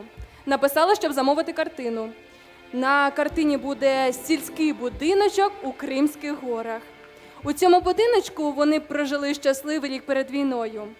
Картину малюватиму, коли зацвіте чайна троянда. Вона дуже красиво цвіте біля їхнього будиночка. Історія про те, Як забрати з собою свій дім, якщо не можеш в нього повернутися? Інша подруга написала з Єревана дізнатися, як справи після виборів. І запитала, чому я ще в Криму, чому не поїхала, адже нічого не зміниться. Я відповіла, тому що в мене є ще надія на перемогу. Не те, що колись війна закінчиться і з Криму знову полетять літаки в різні країни, а в Ялтинський порт приїдуть круїзні лайнери розміром з гори. Правда в тому, що мені починає здаватися, що путінська влада тепер усе, що у нас буде. Путін, війна, терор. Доволі частіше чую пропозиції залишити Крим Росії, заплатити їм за мир. Шкода, що не можна зазирнути в майбутнє. Але я складатиму валізи в той момент, коли втрачу надію. А поки намалюю дім, він чекає теж, без надії, сподіваюсь. Окупація Криму стала для мене особистим викликом. Мене виховували як українку. У мене навіть думок ніколи таких не було, що Крим може стати Росією. Тому єдину реакцію на такі події міг бути лише спротив. Однак жити в окупації непросто. Страх, відчай, відчуття провини. Ти бачиш, як людей арештовують ні за що. Бачиш, як люди зникають безвісти. Але в якийсь момент перестаєш реагувати, бо не залишається на це сил. Так, неправильно. Але виїхати у невідомість страшно. Тому намагаєшся жити своє звичайне життя і не відсвічувати. Неправильно і важко. Але ти у себе вдома. Я декілька разів намагалася виїхати з Криму до Києва, але кожного разу поверталася через труднощі, з якими зіштовхувалася. Мені було важко знайти роботу, а маленьку донечку не було на кого залишити. В Криму також було непросто. Мама працювала в Києві на українському телебаченні режисером. Окупанти про це знали. І, звісно, періодично виникали проблеми. Чи то у вигляді довгих перевірок на адмінмежі, яку мені доводилося перетинати, коли їздила у Київ до матері. Чи то у вигляді безпідставних викликів на допити у справах людей, яких я в житті не зустрічала. Лише у 20-му році, після смерті бабусі та дідуся, останніх рідних людей, котрі пов'язали мене з Кримом, я змогла забрати доньку і остаточно залишити півострів. Тоді у далекому 14-му ми з друзями ночами фарбували усе, що могли в жовто-блакитний колір. Це був один із проявів нашого спротиву. Але невдовзі окупанти почали шукати всіх, хто був причетний до руху спротиву. Я була контактною особою серед волонтерів. Мої номери телефонів були відомі багатьом людям.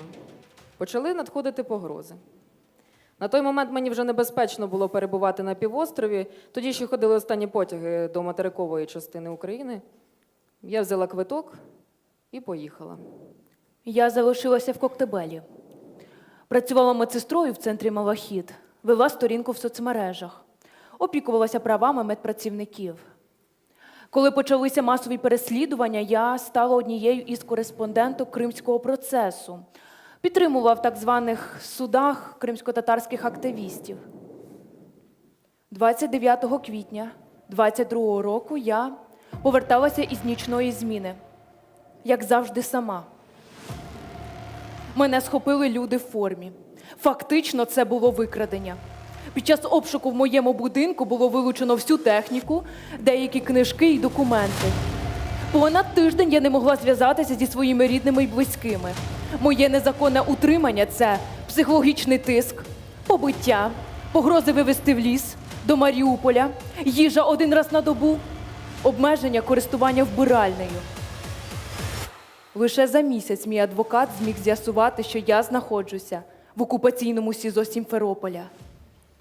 З моєю бабусею дуже важко. Я довго не могла усвідомити, що близька мені людина виправдовує війну. Народилася бабуся в кінці 30-х, в розпал сталінських репресій. Під час Другої світової вона була ще дитиною і працювала на якомусь заводі в тилу. Допрацювалася до радикуліту свої 7 років. Бабуся завжди повторювала, ліж би не було війни, що завгодно робіть, але воювати не можна.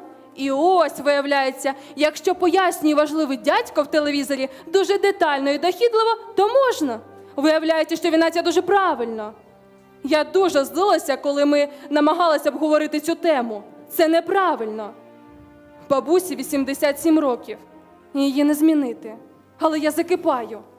Мабуть, саме тому, що це близька людина, з якою хотілося б розділити цінності та переконання. Але не виходить. І ще одне дивне спостереження. У бабусі під впливом телевізору почало проростати якесь насіння сталінізму часів її дитинства. Вона виправдовує доноси, переслідування інакодумців. Раніше вона набагато вільніше мислила. Зараз вона виправдовує навіть те, що мені загрожує тюрма за мої слова і погляди. Вона вважає, якщо щось мені не подобається, то я мушу поїхати. Образливо і несправедливо. Чому я маю покидати свій дім? Нехай ці, понаїхавши ФСБшники, їдуть і Росгвардію свою заберуть. Мені здається, так чесніше. Окупаційний суд засудив мене майже до 7 років позбавлення волі та штраф у розмірі 50 тисяч рублів. За що, спитаєте? За висвітлення проблем охорони здоров'я, злочинів окупантів, за захист прав моїх колег, медичних працівників. Окупаційна суддя винесла обвинувачувальний вирок, прокурор використав перекручені докази. У рішенні суду зазначено, що я відшуковую вибухівку в невідомий час, в невідомому місці і в невідомих обставинах. Жодної конкретики. Мене етапували до Краснодарської колонії номер 7 у Зеленокумську. До останнього не вірив, що Росія дійсно спробує захопити всю Україну. Я тоді служив в Азові. Планував відпустку на початок 22-го року, але не склалося. 24 лютого я зустрів у Маріуполі. Мене поставили старшим екіпажу протидесантної оборони у Мелекіно. Виїхали на точку евакуації, завів двигун, щоб тепліше було, і ліг на капот. За новинами не слідкував, бо був впевнений, що це просто вкид. Коли по рації передали, що почалося, навіть не одразу зрозумів, що саме почалося, аж поки прямісінько над нами не пролетів літак і не скинув бомбу. Далі був Азовсталь під час російської блокади, полон, Оленівка, Таганрог, обмін. Під час повномасштабки я була за кордоном. Коли все почалося, я приїхала до Києва, забрала доньку. Мама відмовилася їхати, бо не захотіла залишати нашого старого собаку. Далі були Об'єднані Емірати, Японія. Начебто нове життя. Але порожнеча, яку відчуваєш всередині, далеко від дому, набагато сильніша за будь-які обставини. І я повернулася. Весною 23-го я приєдналася до Збройних сил України. Ми стоїмо доволі близько до лівобережної Херсонщини. По суті, від ворожих військ нас відділяє лише річка. Звісно ж, буває важко. Але я не сумніваюся в тому, що все зробила правильно. Я воюю за те, щоб у людей, які зараз перебувають на тимчасово окупованій території, знову була змога дихати вільно. Найважче та найстрашніше – нашим людям в окупації. Уявіть, вони знають, що ми близько, знають, що свобода на відстані витягнутої руки, але дотягнутися не можуть. Після виїзду із Криму у 14-му до 22 лютого я була режисеркою театрів багатьох міст України. Остання репетиція припала на 23 лютого. 24-го стало зрозуміло, що почалась повномасштабна війна і ніяких вистав не буде. 25-го я пішла записуватись в ТРО. У мене було побоювання, що мені не дадуть автомат і скажуть, он іди на кухню через картоплю. Ну, автомат дали одразу. І чим далі все це розкручувалось, тим ставало зрозуміліше, що ми воюватимемо. Це війна. На Херсонщині нашу роту розформували і відправили до іншої роти, батареї мінометної. Але дізнались ми це вже в машині, коли їхали на бойові позиції. А ми навіть не знали, я не знала, що таке міномет. Ну, довелося гуглити і одразу стріляти по супротивнику. Зараз я навідниця. На моєму передпліччі тату. Freedom is our religion. І це не просто слова, вибиті на моєму тілі. Це життєве кредо. Навіть у колонії, серед принижень і знущань. Я вільна. Моя мати, як і бабуся, вважає, що війна її не стосується, що це щось далеке. Вона хоче жити спокійно і байдуже, який прапор буде за вікном. А нам не байдуже, нам не все одно. Жоден русський або той, хто їх підтримує, не має залишатися в Криму. Вигнати цю заразу може тільки ЗСУ. Війна почалася 11 років тому в Криму з окупації. В Криму війна і має завершитись, щоб ми жили в мирі і безпеці. Боятися треба не наших. Боятися треба залишитись в окупації, в неволі. Це найстрашніше. Крим – це мій дім у всіх сенсах цього слова. І я пов'язувала і пов'язую своє життя з Кримом. Крим – це сакральне місце для мене. Ніщо ніколи не зможе замінити Крим. Це земля, яку ми маємо повернути і обов'язково повернемо. Чого я хочу, до чого прагну. Все неймовірно просто. Я хочу разом з мамою зняти документальний фільм про Крим. Хочу, щоб моя донечка Аліса жила у вільній країні, щоб у неї була можливість поїхати до рідного Криму, щоб вона пишалася мамою та не забувала про своє коріння. А щоб це здійснилося, я маю опиратися, я маю протистояти, я маю боротися. У Києві, у Львові та інших містах дуже гарно і добре. Але в них я не відчуваю себе вдома, як відчував себе в Криму. Все ж таки для мене дім – це Крим у складі України. Це все моя батьківщина. Попри утиски, наші співгромадяни в тимчасово окупованому Криму щодня мужньо протистоять російським окупантам, демонструючи свою непохитність, віру у визволення та відданість Україні. Мешканець села Добре Сімферопольського району Аблябімов Рустем у соцмережах критикував окупаційну російську армію та висловлював підтримку Збройним силам України. Окупанти затримали чоловіка, змусили вибачитись на відео. Матеріали передані до окупаційного суду. Активісти руху АТЕШ продовжують розвідувати військові об'єкти окупантів. Зокрема, вони провели розвідку санаторії Здравниця у Євпаторії, який став місцем дислокації окупантів, та фортифікації, які окупанти будують на прибережній лінії біля міста. Також агенти повідомляють про нове місце стоянки військової техніки ЗС РФ біля Феодосії та переміщення палива по всьому Криму. Мешканка Ялти переказувала кошти на придбання ЗСУ ударних безпілотників. Окупанти затримали жінку та звинуватили нібито у державній зраді. Їй загрожує довічне ув'язнення. Мешканець Севастополя Сергій Сауляк нібито передавав українським спецслужбам інформацію про розташування окупаційних військ та нібито залучив знайомого до підготовки підпалу адміністрації окупантів. Чоловіка незаконно засуджено до 18 років колонії. Активісти руху «Жовта стрічка» продовжують боротьбу з окупантами в Криму, знищуючи пропагандистські матеріали та поширюючи патріотичну символіку в Сімферополі, Севастополі та у селищі Айкаван. Рух також повідомляє про наміри росіян створити на Арабатській стрілці місто для громадян Росії. Мешканка села Чернове Курманського району у місцевому магазині критикувала окупантів. Зокрема, зазначила, що окупанти живуть на землі, яка історично належить кримським татарам, та вживала щодо росіян зневажливу лайку. Окупанти затримали жінку, змусили просити вибачення на відео, склали протокол та направили матеріали до незаконного суду.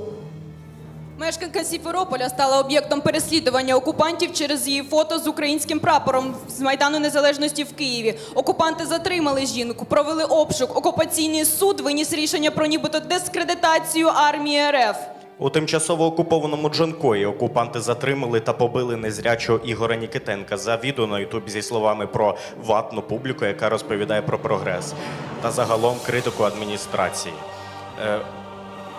Мешканець Сімферополя під час змагань з вільної боротьби не встав під час виконання гімну країни-окупантки. Окупанти закликають до притягнення до відповідальності чоловіка. Активісти руху «Кримські бойові чайки» систематично продовжують збирати та публікувати дані колаборантів та російських військових злочинців у тимчасово окупованому Криму. Станом на 30 січня російська окупаційна адміністрація незаконно утримає за вигаданими злочинами, таких як тероризм, екстремізм і державна зрада, 218 людей. Серед них 132 є представниками кримсько-татарського народу. Я поклявся кров обмити з ран твоїх, народи мій. Я поклявся світло правди в темний край принести мій. Я поклявся, давши слово, за народ померти мій.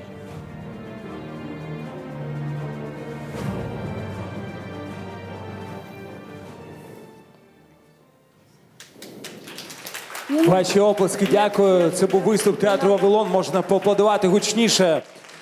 Дякую. Браво. Від Міністерства оборони хотілося б, Олексій Сергієнко хотів подякувати театру «Вавилон». Олексій, вам слово. Шановні представники театру «Вавилон», шановні присутні, Олексій Сергієнко, Міноборони. Велика вдячність вам за таку емоційну, прекрасну виставу.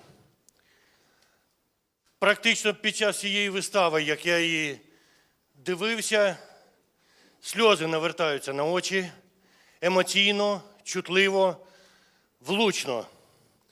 І якщо ми з такими почуттями сприймаємо такі вистави, в Україні є майбутнє. Це свідчить про це. Дякую організаторам за те, що долучили до цього заходу саме таку яскраву родзинку. І дуже шкода, що на цьому заході немає представників Міністерства освіти і науки. Хотілося б, щоб цей досвід, я просто, шановні, не знаю, ви викладачі, студенти, напевне, все разом, так? З глибокою вдячністю від Міноборони маю право це заявити, від Міністерства оборони, від всіх військовослужбовців, які зараз над нами тримають наше небо. І в ці секунди, кожної секунди рвуться снаряди, кулі, ну це окрема тема для розмови. То повернемося до Міністерства освіти. Отакий досвід необхідно поширювати в наших школах. Не така ганебна вистава, яка, ви пам'ятаєте, була на День Святого Валентина, на превеликий жаль, а отакі заходи. І коли слухаєш цифри про те, що в Криму за ці 11 років випустилось понад 131, якщо не помиляюсь, тисячу школярів, звичайно, це величезна проблема. Але не менш важлива, ну не скажу проблема, а задача доносити такі емоції нашим школярям всіх шкіл. Боюся помилитися, у нас шкіл в Україні 18 тисяч. Десь так. Дуже багато роботи. І ще раз, друзі, дуже вам дякую. Надзвичайно важливо. Дай вам Бог здоров'я, не зупинятися. Разом до перемоги. Слава Україні! Дякую вам.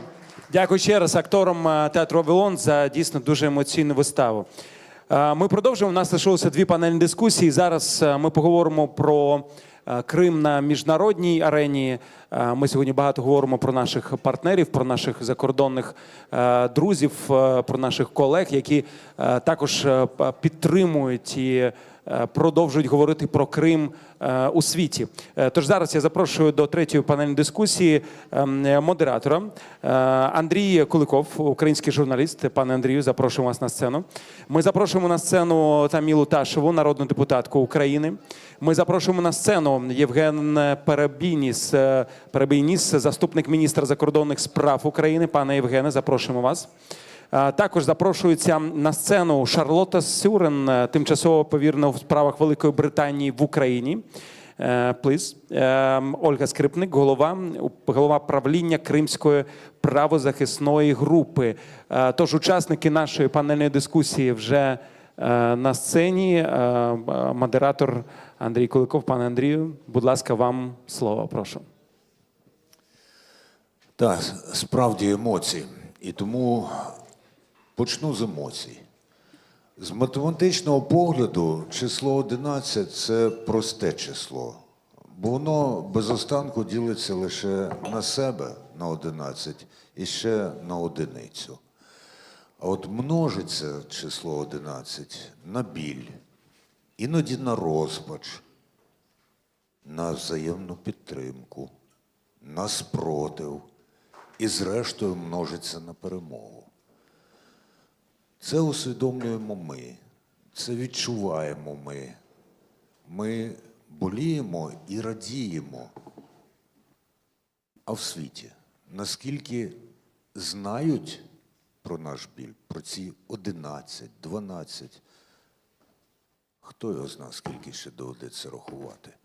І от для того, щоб так аж далеко не рахувати, є ці люди, які постійно працюють на міжнародній, в тому числі, арені, щоб не забували не тільки про Україну, а й про Крим. Я закликаю пригадати, що тут говорив Ріфат Чубаров, про те, що в переговорах зараз у всіх цих слово Крим і поняття Крим не дуже часто згадується. І це неправильно. Тому будемо вести мову про те, а, до речі, про числа. 7 хвилин у кожного, не більше, 7 хвилин. Про те, як втримати Крим у фокусі уваги світу, не забуваючи при цьому і про наш фокус уваги. І першою запрошую до слова Тамілу Ташеву. Як вона є у нас народна депутатка, то ясна річ, що особлива увага до парламентських справ. І, зокрема, чому досі не так легко і чому так важливо, щоб парламенти світу визнавали депортацію кримськотатарського народу свого часу геноцидом. Будь ласка, Таміл. Дякую, пане Андрію, і дуже дякую всім присутнім. І теж дуже хочу подякувати. Не знаю, чи можу говорити від імені всього парламенту, але, напевно, як народна депутатка, точно хочу подякувати театру «Вавилон». Це дійсно прекрасна вистава. Хотіла, насправді, починати трошечки з іншої, обов'язково повернуся до запитання, які пан Андрій задав мені. У 2015 році я брала участь у читці п'єси, яка називається «Сім». Вона об'їхала фактично весь світ, її читали від генералів до дуже відомих акторів Бродвею і Голлівуду. І мені здається, через інструменти такої театральної дипломатії, називаємо це так, це теж можна говорити, розповідати про дуже конкретні історії, які ми сьогодні почули під час цієї вистави. Мені здається, таким чином ми можемо розповідати про правду, не лише про території, як ми завжди говоримо, а власне про історії наших людей. Тобто це не 121 людина, яка зараз знаходиться в місцях позбавлення свободи, а це 121 конкретна людина, за якою стоїть родини і тисячі інших людей, і тому це не просто цифри. Це дуже важливо нам пам'ятати, і тому я дуже дякую «Вавилону» і всім присутнім, які дуже добре це пам'ятають і завжди підтримують і представництво президента, і інші заходи, які присвячені темі Криму. Власне, дійсно, зупинюся на питаннях парламентської дипломатії. Сьогодні ми на рівні парламенту українського прийняли дуже важливу заяву Верховної Ради. Це було звернення до парламентів інших держав, міждержавних організацій з закликом підтримувати українську територіальну цілісність, безперечно, не визнавати наші території за Росією. Ми ще раз наголосили на тому, що ми ніколи це не визнаємо. І, звісно, що сказали в цій заяві, в тому числі про неприпустимість порушення прав людини і питання культурної спадщини, переслідування корінних народів України, те, яким чином ми маємо притягати до відповідальності. Звісно, що ми згадали і про колоніальні практики, в тому числі про депортацію і заклик до того, щоб депортація кримських татар в тому числі визнавалася і на рівні інших держав. І, власне, цей трек, який ми почали з Міністерством закордонних справ, Офісом президента минулого року, коли було 80-ті роковини, Україна вшановувала весь світ депортації кримсько-татарського народу. В цьому році він теж продовжується. Я дуже дякую тим парламентам, які на рівні своїх держав визнають депортацію актом геноциду. Не можу не згадати, безперечно, Кримську платформу, яка була започаткована президентом у 2021 році. Вже з 2022 року, в перший рік повномасштабного вторгнення, ми як парламент ініціювали вже проведення парламентського саміту Кримської платформи. Вже 3 роки в різних державах її проводили. І я бачу, наскільки ідея підтримки Криму і тих людей, які проживають і продовжують проживати на території півострова, підтримуються парламентарями інших держав. Це завжди понад 60-70 країн світу, які на рівні голів парламентів або голів парламентських комітетів у закордонних справах підтримують тему Кримської платформи, коли вони ініціюють створення таких підгруп в рамках груп дружби Україна і певна держава або груп Кримської платформи. І, власне, сьогодні ми теж будемо проводити дуже важливий захід. Це буде міжпарламентська конференція, де будуть присутні і представники державного сектору, і правозахисні організації, де ми ще раз закличемо наших колег з парламентів інших держав створити і такі групи, і в тому числі визнати депортацію актом геноциду кримськотатарського народу. Наступна теза, напевно, яку важливо озвучити, в мене ще є 3 чи 2 хвилини, це питання того, що нам потрібно розповідати про Крим різними інструментами. Тобто це різні інструменти від умовно кулінарної дипломатії до роботи у судах. І, власне, ця робота на правовому такому полі, правова війна, вона почалася в 2014 році. Я тут дуже дякую колегам-правозахисникам, колегам, які працюють в різних державних органах, які відстоюють позицію територіальної цілісності, говорять про порушення прав людини, міжнародного гуманітарного права. У нас є виграні суди, вже є де фактично остаточні рішення про визнання, в тому числі Європейського суду, Міжнародного суду ООН і інші судові інстанції. Це теж дуже важлива робота. Це робота на рівні держав, всередині держав. Я маю на увазі тут, знаєте, таку роботу в академічних колах, і тут не можу не згадати про ініціативу першої леді, започаткована минулого року. Це глобальна коаліція українських студій, де ми закликаємо на рівні академічних установ створювати українські студії з обов'язковою складовою кримськотатарських кримських студій. Тому що дуже часто, знаєте, поради для лідерів держав, тих людей, які приймають управлінські рішення на рівні держави, дають, власне, академічні кола. І тут ми бачимо величезну прогалину, тому що тривалий час існували славістичні студії, існували східноєвропейські студії, російські студії, але, на жаль, дуже мало саме українських студій. І, відповідно, перша леді вийшла з таким закликом. Зараз Український інститут, Офіс президента з питань освіти, науки і інновації, представництво президента України в Автономній Республіці Крим ініціювали створення такої коаліції українських студій за кордоном.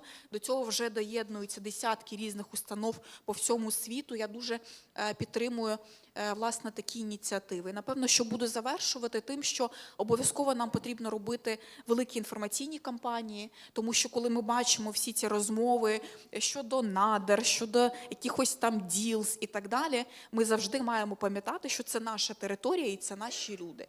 І, відповідно, через такі інструменти, які ми сьогодні бачили в форматі перформансу, шляхом широких інформаційних кампаній з залученням відомих людей, або, наприклад, коли в інформаційній кампанії, яку започаткована була Міністерством закордонних справ, це менторська підтримка політичних в'язнів, до якої долучалися відомі, дуже політичні, громадські діячі по всьому світу. От таких кампаній потрібно робити набагато більше. І мені здається, такими спільними зусиллями державного сектору, дипломатів, які теж є частиною, звичайно, його, правозахисних організацій, загалом експертного середовища, бізнесу в тому числі, ми можемо доводити і доносити правду всьому світу. Дякую. Таміло, вам треба буде йти на цю міжпарламентську? Ще можна посидіти, тому, оскільки ви заощадили аж 37 секунд, у мене таке запитання до вас. А ви би так само емоційно говорили кілька місяців тому, коли були ще не народною депутаткою, а державною службовицею?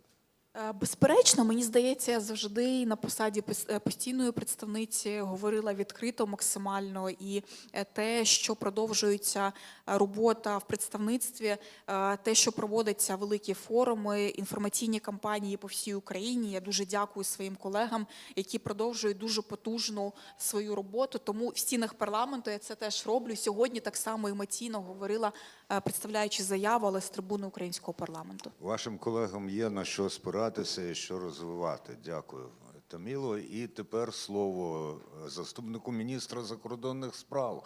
І, звісно, всім відома та істина, що язик дипломатові даний для того, щоб приховувати свої думки. Ми від вас чекаємо зовсім іншого, пане Євгене. Ні, пане Андрію, абсолютно, що стосується Криму, українська дипломатія ніколи не приховувала своїх думок, навпаки, вона була абсолютно, я б сказав, прямолінійною і наполегливою. Але дозвольте мені почати трошки з особистого. Так сталося, що у 2013 році влітку, тоді ще таке у державних службовців було поняття як відпустки в той час, і я влітку з родиною двічі побував у Криму. І так, я не знаю, як щось відчував, я проїхав його просто з півночі на південь, з заходу на схід. І побачив, просто насолодився Кримом, який я дуже люблю, і мені його дуже не вистачає. І тоді я побачив процвітання, просто процвітання з усіх точок зору. Процвітав бізнес, процвітав туризм, тобто всі були задоволені. До речі, я, на жаль, не почув української мови взагалі у Криму. Це до того, що Росія потім виправдовувала своє вторгнення тим, що нібито там була якась насильницька українізація. Не було, на жаль. І ось це от в мене залишилося, зараз кажуть, от крайній, зараз модно казати, крайній раз, оце крайній раз був у Криму, точно не останній, я впевнений, що я там ще побуваю, але в мене от в пам'яті залишилося оце. І друге, що я хотів би сказати, це коли Росія окупувала Крим, я був речником Міністерства закордонних справ. Я дуже добре пам'ятаю свій брифінг 18 березня 2014 року, коли я на брифінгу чітко заявив про те, що всі ці рішення і референдуму, і Російської Думи є нікчемними. Україна ніколи не визнає ці рішення, і Крим був, є і буде залишатися українським. І з того часу, в принципі, українська дипломатія чітко слідувала цим принципам. Завданням Росії було нормалізувати цей процес і легітимізувати його. Нашим завданням було зберегти Крим у фокусі міжнародної уваги. І я можу сказати, що в принципі ми з завданням впоралися в тому сенсі, що зараз немає жодної цивілізованої держави світу, яка би визнала Крим російським. І я навіть читав тоді ще на початку 2014 року, що от МЗС там бомбардує Росію нотами, це нічого не дає. Ну, так, це не дало, Крим не повернувся під контроль України, але ми тими нотами ми заклали дуже серйозну основу для майбутніх судових рішень, не тільки для майбутніх, а вже й для тих рішень, які вже є. Я впевнений, що вони іще будуть, і це відіграватиме дуже важливу роль у процесі повернення Криму під контроль України. У нас є приклади в історії, у нас є приклади Балтійських держав, які понад 40 років були під окупацією, але цивілізовані держави ніколи не визнавали окупації Балтійських держав. Де-факто вони були у складі Радянського Союзу, але де-юре вони ніколи не були у складі Радянського Союзу, і вони таки повернулися, відновили свою незалежність. Я переконаний, що точно так буде і з Кримом. Просто нам треба тримати лінію, нам треба тримати позиції, нам треба тримати Крим у фокусі міжнародної уваги. Тому що Крим для Росії – це військова база. місце, звідки зручно запускати ракети по Україні. А для нас це рідна земля, і це земля наших братів, кримських татарів, в яких немає іншої батьківщини. У них є тільки Крим. Тому справою честі для всіх нас є Крим повернути, і він повернеться. Ми ніколи не визнаємо, які б не були переговори, які б не були ситуації, скільки б це не тривало, але Україна ніколи не визнає російську спробу анексії Криму, тому що це Україна. Пані Таміла вже розповіла про основні моменти, що Україна робить, що треба робити. Я би все ж таки привернув ще раз увагу до Міжнародної Кримської платформи, яка є головним майданчиком для того, щоб ми тримали світ у фокусі питання Криму. Ми вже провели 4 саміти на рівні глав держав і урядів, ми провели 4 парламентських, і ця робота буде продовжена. Я впевнений, що з кожним роком залученість міжнародного співтовариства до цієї Кримської платформи зростатиме. Міжнародні організації, резолюції,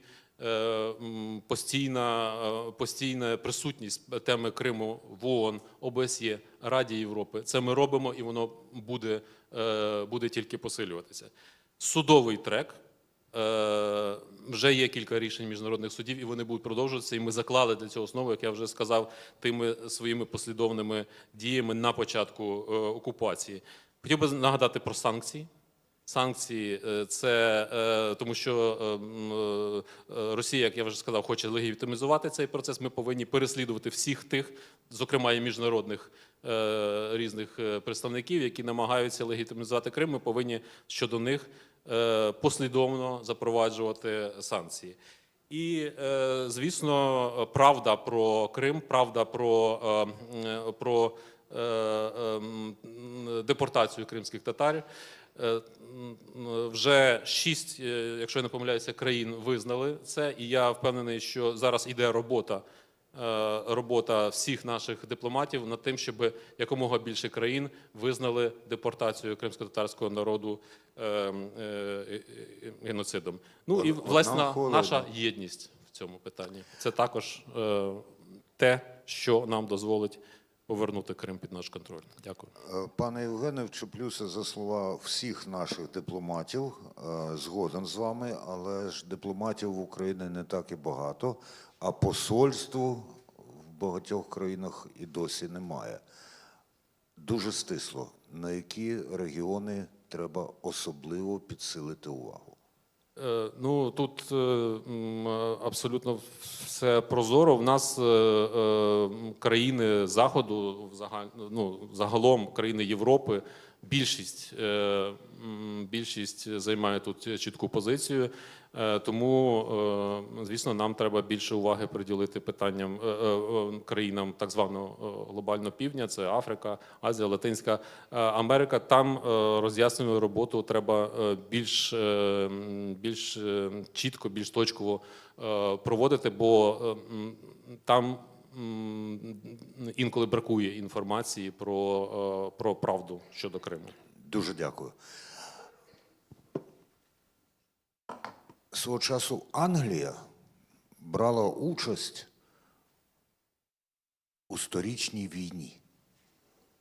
А тепер Британія підписує сторічну угоду про співробітництво з Україною. Отакі парадокси трапляються через багато-багато століть. Крім того, я от хотів знати, але це треба підрахувати, парламенти яких країн активніше співпрацюють з Україною? Ті, які обрані за пропорційною системою чи за мажоритарною? Ну, якщо за активністю, то британський парламент і Британія взагалі веде перед у мажоритарній системі з великим відривом, я би сказав. Прошу вам слово і, зокрема, про те, як Британія нам допомагає, особливо в аспекті Криму, ну і процес сторічного співробітництва. Дякую. Шановний пане Андрій, шановні високоповажні гості, пані та панове. Щиро дякую за запрошення на сьогоднішню важливу подію. Для мене велика честь бути тут з вами. Дозвольте мені спочатку визначити важливість цього тижня. 3 роки від початку повномасштабного вторгнення та 11 років від незаконної анексії Криму. Хочу підкреслити, що ваші друзі у Великій Британії розуміють, наскільки це важкий момент. Це правильно, що ми разом визначаємо цю похмуру річницю. 11 років тому ми разом протистояли варварському вторгненню Росії. І 11 років ми були сповнені захоплення неймовірною силою українського народу. Як сказав мій прем'єр-міністр, у понеділок на саміті «Підтримай Україну», голос українського народу має бути в центрі прагнення до миру. Отже, по-перше, саме обговорення важливості підтримки уваги до Криму є нагадуванням та потужним сигналом для людей, які проживають в Криму, про те, що світ не забув про них. Це також є сигналом для усієї міжнародної спільноти, що без суверенної України та Криму глобальний порядок та глобальна безпека будуть під загрозою.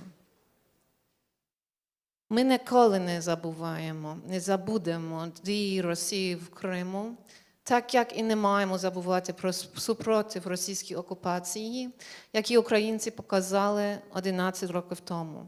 Супротив, який вони продовжують показувати. Нас надихає їх сміливість, їх бажання бути вільними і їх відданість українському Криму.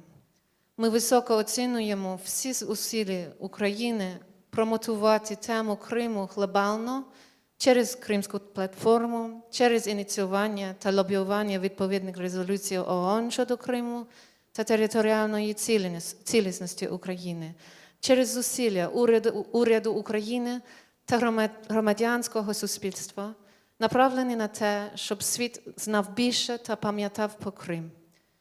Кожна країна може відігравати свою роль у підтримці України. Позиція Великої Британії тверда і непохитна. Протягом цих 11 років ми працювали з правозахисниками, щоб зафіксувати та викрити жахливе порушення прав людини, які вчинила Росія. Ми проводили кампанію за звільнення кримських політичних в'язнів із російського ув'язнення і будемо продовжувати це робити, доки всі вони не будуть звільнені. Ми працювали з українським урядом і нашими міжнародними партнерами, щоб запровадити санкції проти Росії та притягнути винних до відповідальності. Ми повністю підтримуємо Україну в її захисті у війні та її зусилля в деокупації території, які контролює Росія.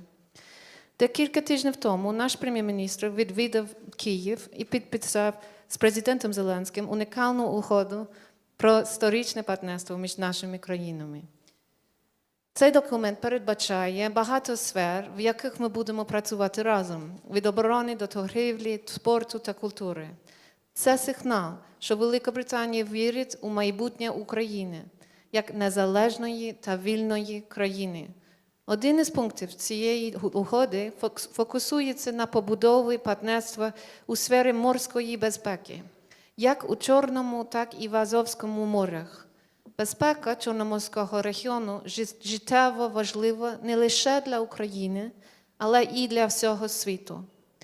Ми також пишаємося тим, що ми заснували і є одним з найбільших донорів Фонду партнерства за сильну Україну, який зараз підтримує представництво президента України в Криму у розвитку та імплементації стратегії звільнення Криму. І ви, можливо, також знаєте, що наш посол Мартін Гарріс відкрив кримську кімнату в своїй резиденції, а наше посольство продовжує комунікаційну кампанію, присвячену Криму. Велика Британія продовжує активно підтримувати Україну в її боротьбі з російською агресією, докладатися гуманітарною та військовою допомогою. Ми також продовжимо адвокаційну роботу по збільшенню міжнародної допомоги, щоб запевнитись, що Крим знову буде вільний, як частина суверенної України.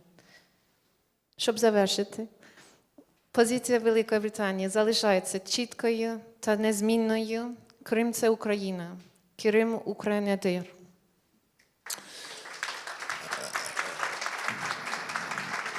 Шановні колеги, особливо звертаю вашу увагу, що з вуст представниці Британії пролунала не лише українська, а і фраза кримсько-татарською мовою.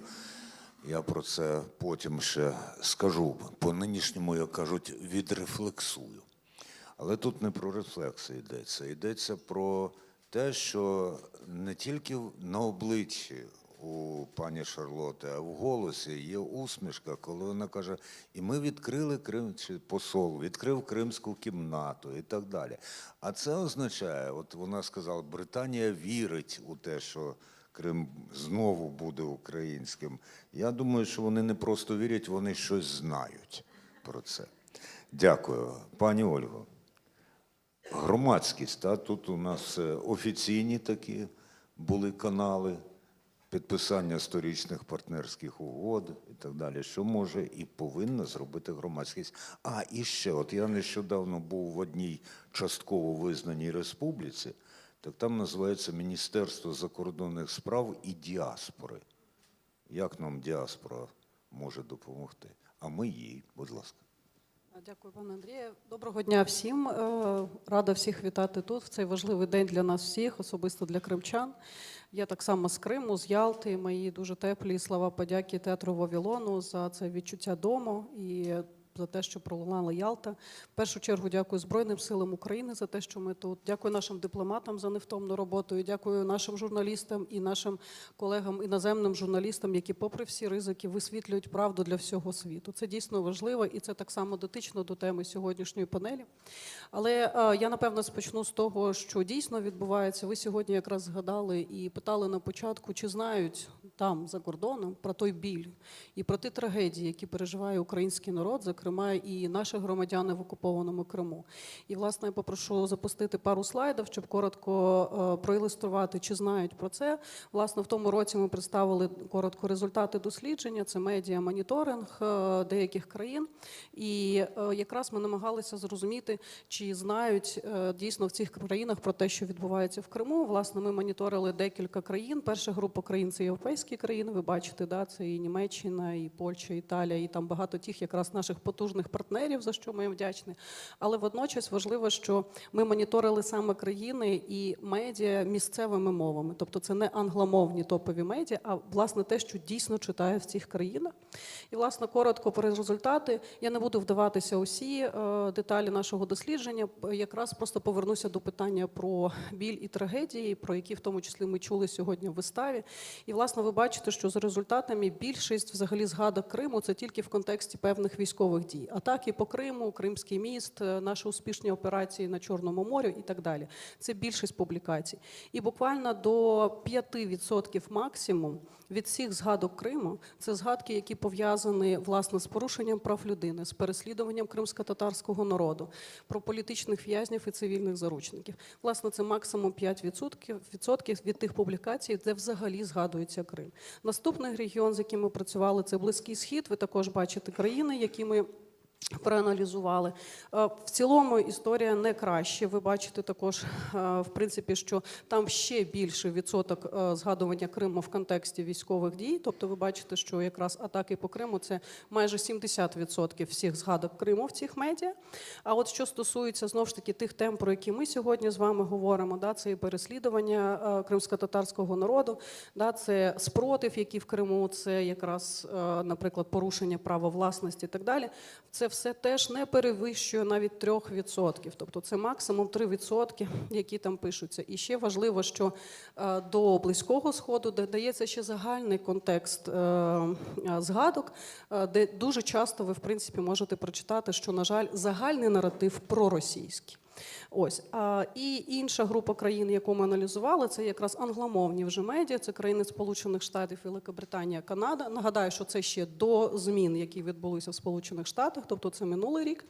Ви бачите медіа, які ми аналізували, скільки згадок ми знайшли. Знову ж таки, результат по темам ви бачите, що, на жаль, наприклад, тема прав людини, порушень прав людини – це 3%, політичні в'язні, так само дуже мало, там 1%, кримські татари – це ще менше 1% і так далі. Тобто, на жаль, тема якраз переслідувань і страждань внаслідок окупації майже не представлена в іноземних медіа. Я думаю, ми маємо чесно на це подивитися і чесно з цим працювати. Це не трагедія, з цим можна працювати і треба. Ми теж відслідковували, що дійсно дуже впливає на представленість в іноземних ЗМІ. І тут хочу ще раз підкреслити важливість якраз міжнародної кримської платформи, про яку ми згадували всі її виміри, тому що якраз закордонні заходи, пов'язані з Кримською платформою, дуже добре впливають на інформаційний простір в цих країнах. Водночас, що ще ми почали досліджувати зараз країни Латинської Америки на предмет якраз таки згадок Криму і того, що там відбувається. Поки попередній аналіз показує, що там Крим взагалі ще менше згадується, і, наприклад, тема переслідувань кримських татар, на жаль, майже взагалі там не присутня.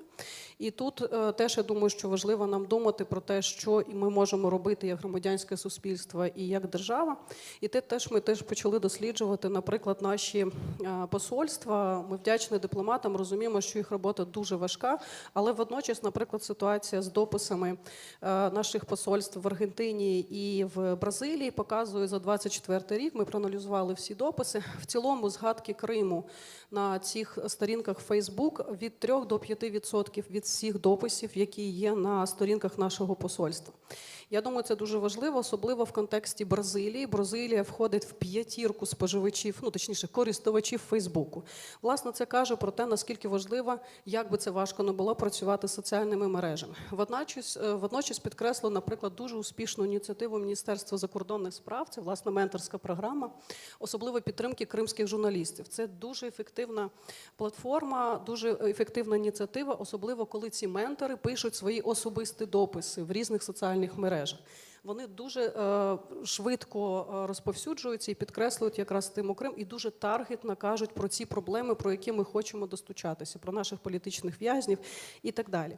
Тому, я думаю, це важливо врахувати. І завершуючи, я, напевно, просто зосереджуся ще на декількох викликів, які вже постали перед нами в 2025 році. І, власне, перше, це ті зміни, які зараз відбулися після нової адміністрації Сполучених Штатів, як це впливає на інформаційний простір і на нас з вами, власне, на нас як громадянське суспільство, журналістів, Міністерство закордонних справ, всіх нас, хто бореться за правду і за Україну. Тобто нам, по суті, треба боротися з новою і дуже потужною хвилею дезінформації, пропаганди, яка тепер йде вже не тільки від Російської Федерації, а через інших агентів Росії. І, власне, я думаю, що 25-й рік має стати для нас роком якраз об'єднання всіх наших зусиль і, власне, експертної, культурної дипломатії. Це те, що точно буде ефективним і зараз дуже нам потрібно на всіх рівнях. Далі, я думаю, що нам важливо також скоординуватися і посилити нашу роботу щодо соціальних мереж і заходів за кордоном, і роботи з іноземними нашими журналістами. Від них постійно лунає запит на те, що їм не вистачає дуже часто актуальних і вчасних коментарів як від української влади, так і від експертного середовища, дуже вчасно на певні події. Я думаю, спільна база таких контактів може нам всім допомогти. Власне, я на цьому буду завершувати. І ще один трек, який ми вже помітили з січня, особливо в європейських країнах, це активізація російських різних організацій.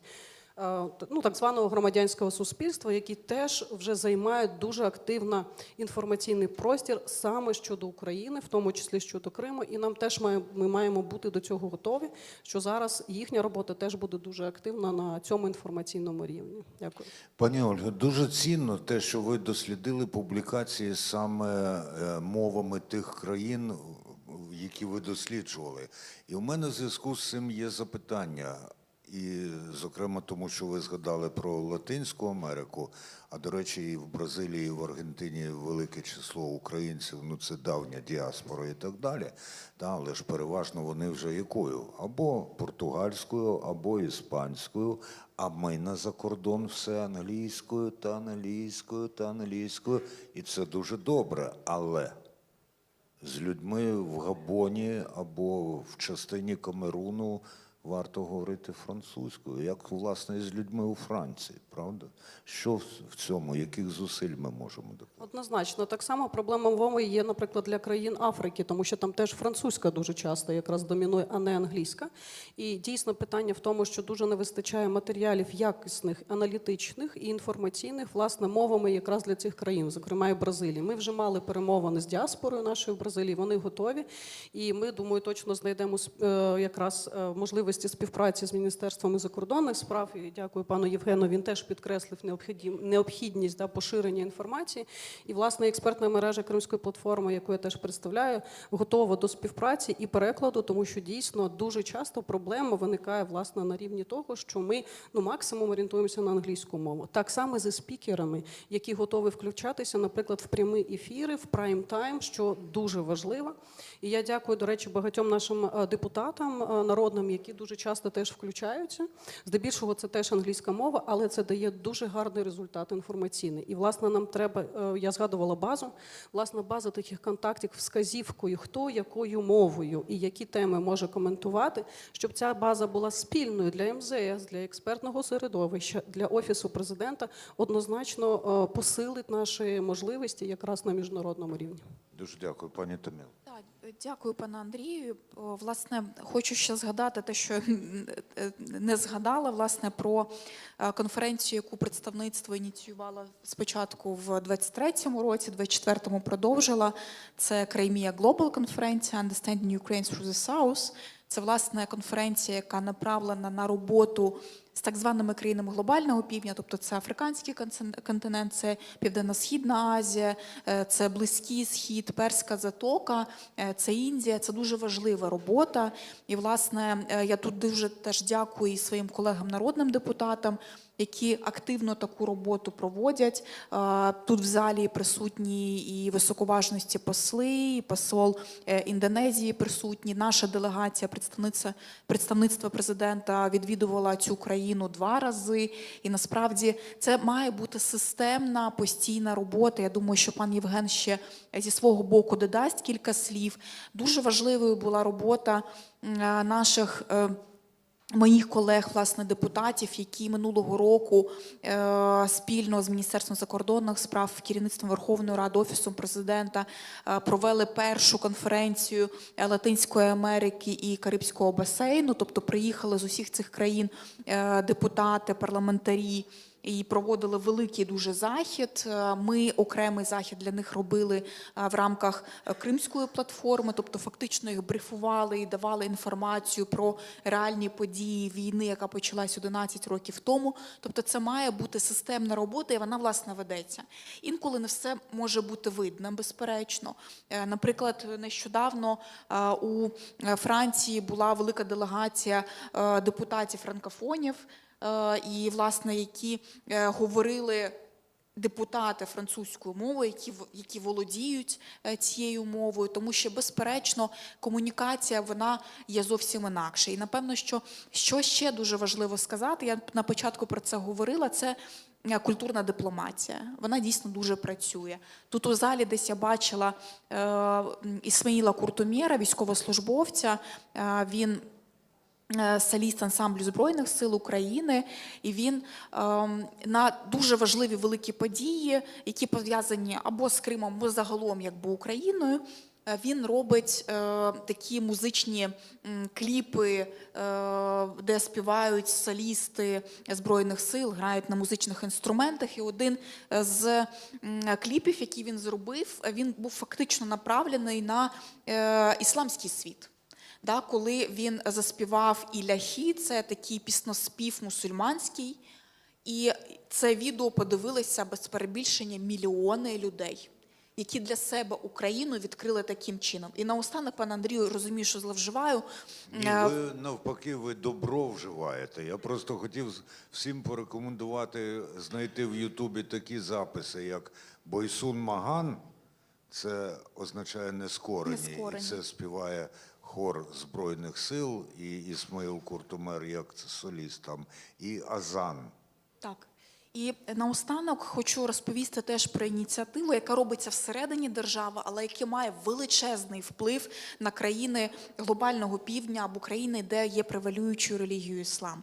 У 2023 році президент фактично ініціював проведення іфтарів, тобто це вечірній прийом їжі під час священного місяця Рамадан. У 2024 році ми його повторили, і дасть Бог, ми будемо проводити в цьому році, коли в мечеті спільно з військовослужбовцями, мусульманами, спільно з дипломатами з тих країн, де є превалююча релігія іслам, державні службовці, правозахисники, президент разом з усіма розділяє їжу.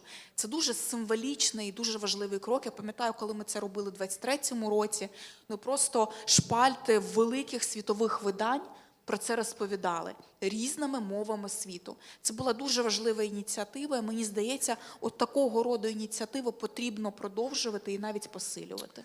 І в такий спосіб Таміла Ташева підказала мені заключне запитання, яке я поставлю після того, як Євген Перебийніс за її порадою додасть кілька слів. Так, я хотів би сказати, що ще раз підкреслити, що тема Криму і кримсько-татарського народу є серед топ-пріоритетів роботи наших дипломатів. Вона, незважаючи на те, що минуло 11 років, вона залишається, тому що ми всі розуміємо, і це тема сьогоднішньої нашої фактично розмови, що те, що почалося Кримом, має Кримом і закінчитися. Тому тобто всі наші посольства на це заряджені. Я хотів би сказати, що, наприклад, такі вже традиції є в посольстві, коли ми на День кримсько-татарського прапора або на День жалоби у зв'язку з депортацією кримсько-татарського народу, наші посольства піднімають на щоглах своїх кримсько-татарські прапори і так далі. Стосовно мови, я хотів би сказати, що так, є ще певні проблеми, але Міністерство закордонних справ орієнтує наші посольства на те, що вони мають спілкуватися у своїх країнах, де вони працюють, саме мовою, яка там є найбільш ходовою. Тому зараз, наприклад, у нас дублюються наші інформаційні повідомлення і сайти і іспанською, і французькою мовою. Тобто ми над цим дуже наполегливо працюємо. Ми розуміємо важливість цього. Так що, десь так. Дуже дякую. І тоді запитання таке. От пані Таміла навела прекрасний приклад того, як ми потрапили на сторінки, на перші сторінки провідних видань світу, коли зробили дещо неочікуване, несподіване, яскраве. Так? І добре, насправді, дуже добре і людське. І тому запитання у вас, у кожної і кожного, є по одній хвилині на те, щоб запропонувати такий один захід, подію, навіть перформанс, як пані Ташева вже сказала, яким здатний привернути увагу, якщо не світу, то принаймні якогось регіону, а краще світу, до проблеми Криму. Так? Хто готова почати? Пані Ольга, будь ласка. Я, власне, почну, і питання, точніше, відповідь на ваше питання буде все ж таки не про один захід, тому що, як сказала пані Таміла, і цей приклад працює для конкретних країн, і це добрий приклад. Власне, ми бачимо один захід, це конкретно все одна аудиторія. Власне, я вважаю, що зараз питання не стільки в одному заході, скільки в підході, і думаю, що цього року буде важливо зосередитися на роботі у всіх столицях. Тобто питання не про традиційні майданчики, як, наприклад, Брюссель, Страсбург, там, умовно, Женева, а працювати якраз поза традиційними майданчиками, політичними і міжнародними. Власне, до кожної країни, хай це буде один захід на рік, але він буде точково підготовлений для цієї аудиторії, пропрацьовані наративи в цій конкретній країні, пропрацьовані конкретно місцеві медіа, запрошені конкретні, як це слово, інфлюенсери, лідери думок саме цієї країни. Впливальники. Так, впливальники. Дякую вам дуже, бо ваше знання мови завжди мене захоплює. Ось. І, власне, оці робота з конкретною кожною країною, думаю, дасть дійсно хороший результат, враховуючи, що зараз для нас всіх дуже важливо працювати над об'єднаною Європою. І, власне, я думаю, що праця в кожній столиці – це дійсно буде запорукою успішних наших кампаній. Дуже дякую. Хто ще? Пані Шарлотто, можливо. Дякую. Ну, як на мене, це більш питання постійний потік подій, так? Не тільки щось одне. І це те, що потрібно. Заходи як України, так і партнерів. Це також наше завдання. Ви не одні, так? І ми всі маємо говорити про історію Криму, розказувати людям про його багату історію, інформувати якомога ширше коло людей про важливість Криму як частини суверенної України задля регіонального та світового порядку та безпеки. Це те, що я думаю. До речі, можна вразити світ, порахувавши, скільки вулиць на території Сполученого Королівства названі Балаклава-стріт, Інкерман-стріт і так Багато далі. є. Багато І ми є. дуже гордо. Так. Це, до речі, ми теж недооцінюємо, як деякі аспекти історії Криму відомі, зокрема от в Сполученому Королівстві, меншою мірою у Франції, але в Сполученому Королівстві, за моїм спостереженням, існує справжній культ у того періоду. Дуже, дуже цікавий і симптоматичний. Пані Таміла чи пан Євген? Пане Євгене, будь ласка. Ну, ви запитали, що ж я такого яскравого можу. Ну, я як дипломат, я не буду говорити про Кримський міст, бо... Це не дипломатична заява. Я не буду.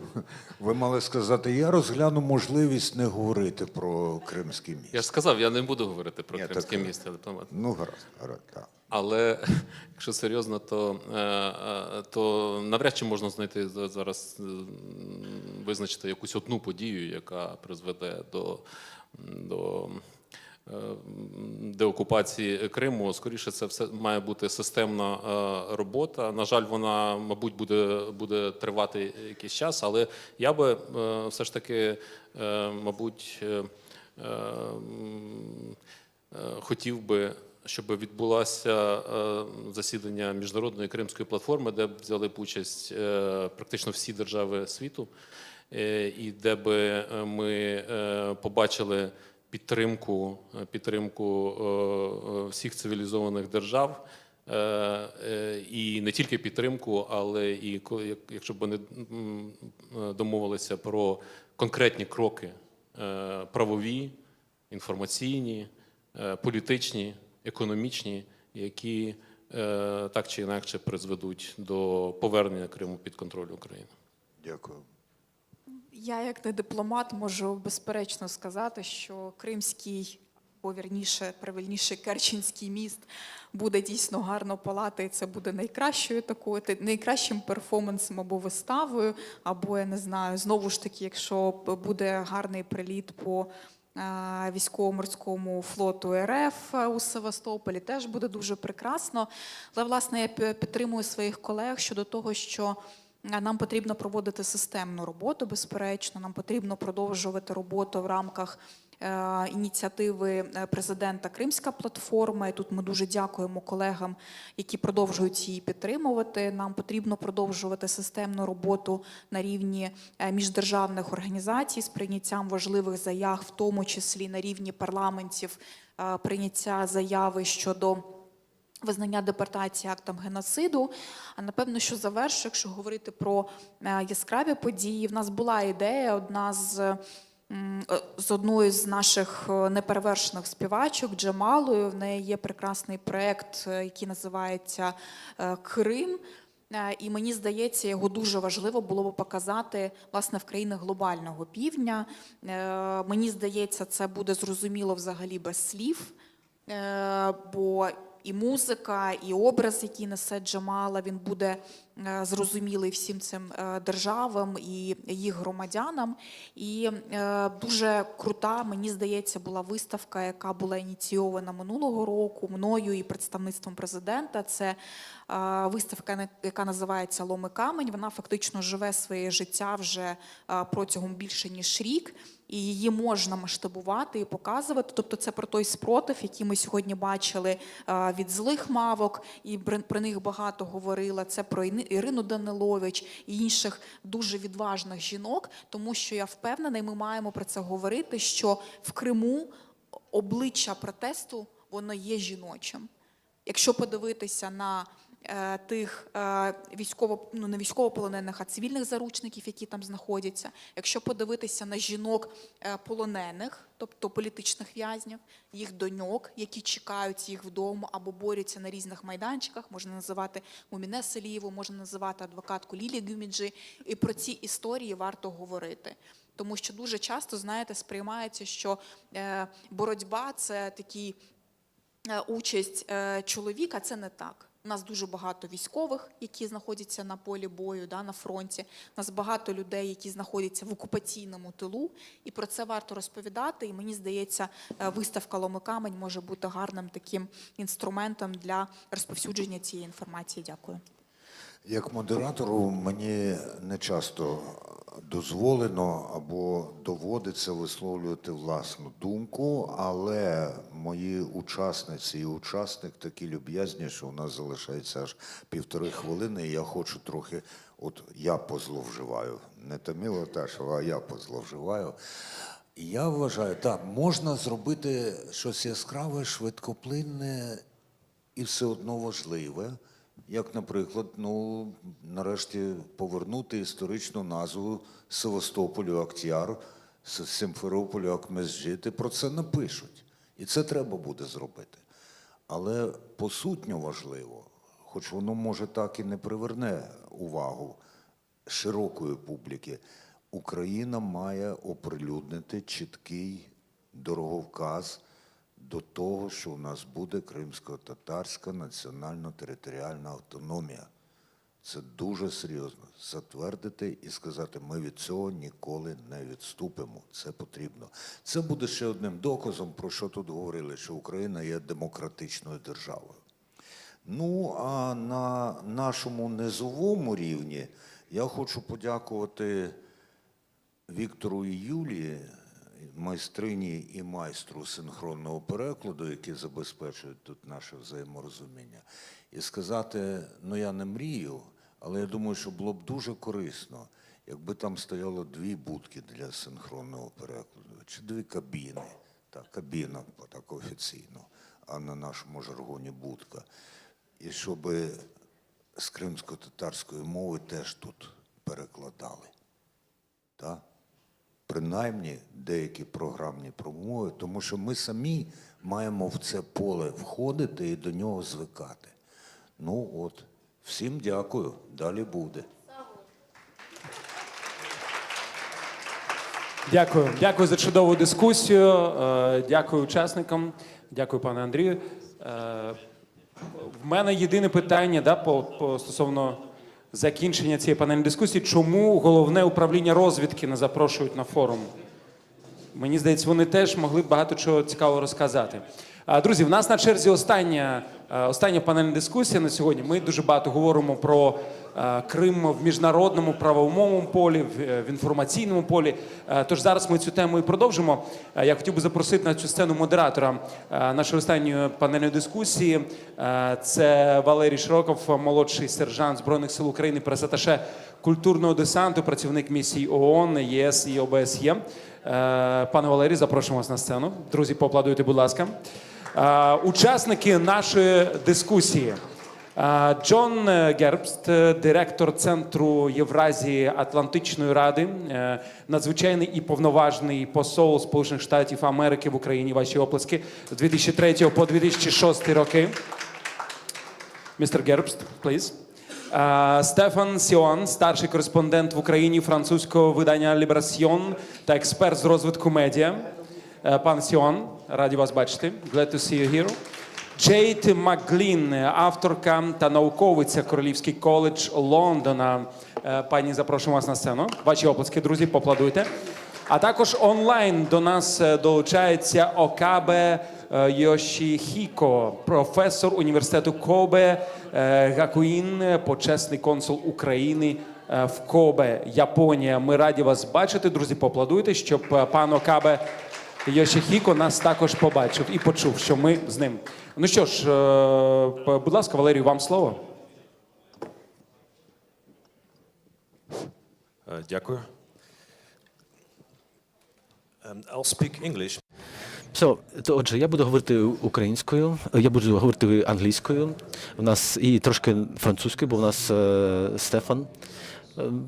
Нам потрібно ще трошки представитися. Комусь потрібен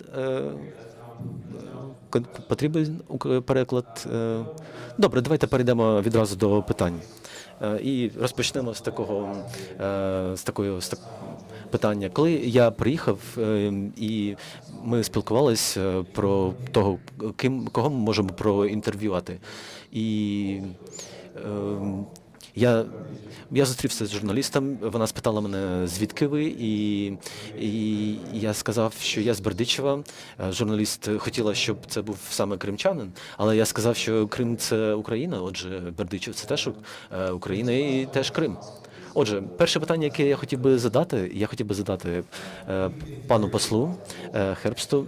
Ми зараз дуже багато чуємо в нашому житті новин про російсько-українську війну, і новини, вони як просто шквал якийсь іде про війну, про адміністрацію Трампа. І серед цих голосів ніхто не згадує про Крим. Чому так відбувається, на вашу точку зору? І оця гарячковість адміністрації Трампа стосовно укладення домовленості по Україні. Як ви думаєте, питання Криму знято з порядку денного? Ну, якщо коротко відповідати, ні. Питання не зняте. Якщо хочете, я можу пояснити, що відбувається зараз в політичній політиці протягом останніх 2 тижнів. Це не дуже приємно. І спробувати дати контекст для Криму, але можу просто про Крим поговорити. Ну, мабуть, краще безпосередньо перейти до Криму з початку війни до кінця, до сьогоднішнього дня. Ну, як ми всі знаємо, росіяни захопили Крим у перші кілька днів їхнього вторгнення. І вони зробили це частково тому, що західні лідери, в тому числі Джон Керрі, закликали не опиратися зеленим маленьким чоловічкам, про які ми знали, що це російські солдати. І після цього війна перейшла до другої фази, і відбувалися напади на Донбас, і Крим не був на порядку денному. Була весна 2014 року, але про Крим і не забували. І ви знаєте, що найважливішим моментом з початку війни в 2014 році і до початку повномасштабного вторгнення в 2022 році це була ініціатива Дональда Трампа і Майка Помпео, його керівника Держдепартаменту. І доктрина США була в тому, що США не визнає контроль Росії над Кримом. І наші заходи, вони спрямовані на повернення Криму до України. І тут в аудиторії, і я думаю, що всі ми, м'яко кажучи, розчаровані цією переміною, яка сталася в американській дипломатії протягом останніх 2 тижнів. Зокрема, Трамп зателефонував Путіну. І так, ви праві. Трамп намагається припинити бойові дії, якщо коротко казати. І якщо можна так сказати, він зробив дві пропозиції стосовно. Він запропонував Україні піти на компроміс, зокрема територіальний компроміс. І, по-друге, компроміс в тому, що протягом як мінімум 20 років Україна не приєднається до НАТО.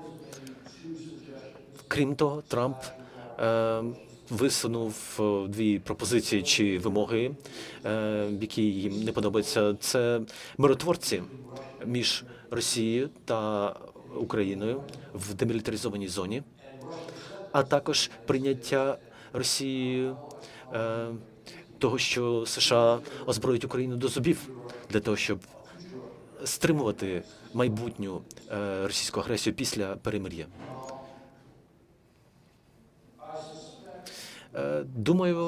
Думаю, що я не знаю, але думаю, що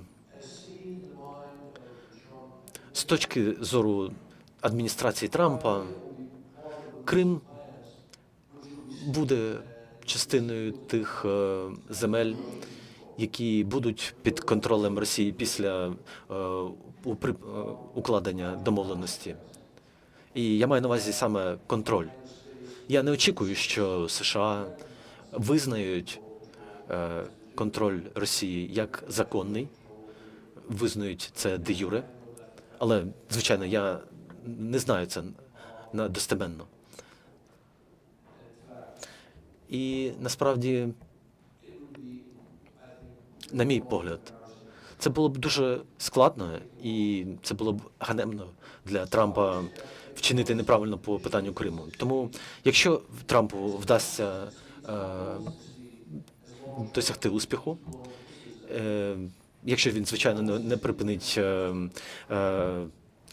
обніматися з Путіним, а почне тиснути на нього, і саме тоді він досягне успіху. І його ціль має бути в тому, щоб підтримувати Крим в полі уваги як частину України. І сьогодні вже спікери говорили про порушення прав людини, які системно відбуваються в Криму. І я вважаю, що якщо буде укладена ця угода про мир, це дійсно буде додатковим питанням. Дякую. Ми зрозуміли, що Крим не знімається з порядку денного. Тоді, за якого сценарію Україна могла б повернути контроль над територією Криму? Давайте трошки теоретично розмовляємо. Ну, я трошки почну здалека. На мій погляд, те, що Трамп намагається зробити, це нормально. І, може, він навіть в чомусь досягає успіху, не повністю. Тому що це несправедливий мир, тому що мільйони українців будуть жити під окупацією, зокрема в Криму. І я кажу це тому, що якщо хтось знає мою роботу протягом останніх 10 років, ви знаєте, що я чітко вважаю, що адміністрація Байдена, якщо б вона надала Україні достатньо зброї в 23-му році, Україна вже б перетворила на пекло життя окупантів в Криму. І я впевнений, що ви могли б вибити російські війська із східної і південної України. І ви підвищили вартість утримання Криму для Росії настільки, що Росії довелося б прийти і сісти за стіл переговорів. На жаль, Байден цього не зробив. Трамп ніколи не збирався продовжувати безкінечно американську допомогу Україні, хоча я вважаю це помилкою. Отже, ви могли б повернути Крим чи його частину, якщо б ми дали цю можливість українським військовим силам, якщо б це зробив Байден, але він був заляканий ядерними загрозами. Трамп навіть не розглядає цього, на відміну від Байдена. Отже, повернення Криму вимагає, по-перше, підтримки санкцій з боку США та Заходу. І це буде дуже складно досягти в переговорах, тому що росіяни будуть наполягати на припиненні санкцій. І думаю, що деякі з них будуть припинені. Але треба зробити так, щоб не всі, щоб більша частина залишилась. І нам потрібно зробити так, щоб Росія не могла використовувати Крим для зміцнення своєї позиції на глобальному рівні, в військовій сфері, в економічній сфері. Я маю на увазі, що, наприклад, деякі з моїх колег, і деяких ви з них знаєте, Бен Ходжес, колишні генерали, вони наполягають, що Україна повинна повернути Крим. Інакше Росія використовуватиме Крим для залякування України, для перешкоджання в транспорті та імпорті товарів з України. Тому нам потрібно зробити так, щоб в мирних домовленостях були чіткі ліміти на розміщення російських збройних сил в Криму. Не так у кількості, а більше у тому, що вони можуть робити там, для того, щоб вони не блокували українську перевезення українських товарів. Є також економічна сторона. Треба зробити так, щоб в домовленості не було визнання прав Росії використовувати углеводні ресурси в територіальних водах навколо Криму. Контроль Криму Росії не повинен давати їй можливість збагачуватись. І також це буде складно зробити, але над цим потрібно працювати. Тобто треба працювати із цим і також з військовими питаннями. Дякую, пане посол. Далі наступне питання. Я хотів би звернутися до Джей Маклін. Ви спеціалізуєтесь на будуванні ідентичності, на політиці пам'яті, на пропаганді, впливі на суспільство в Україні та в Росії. І міфобудування – це дуже потужний інструмент і дуже дорогий інструмент російської інформаційної війни проти України. Міфи про Крим. Є дуже багато міфів про Крим.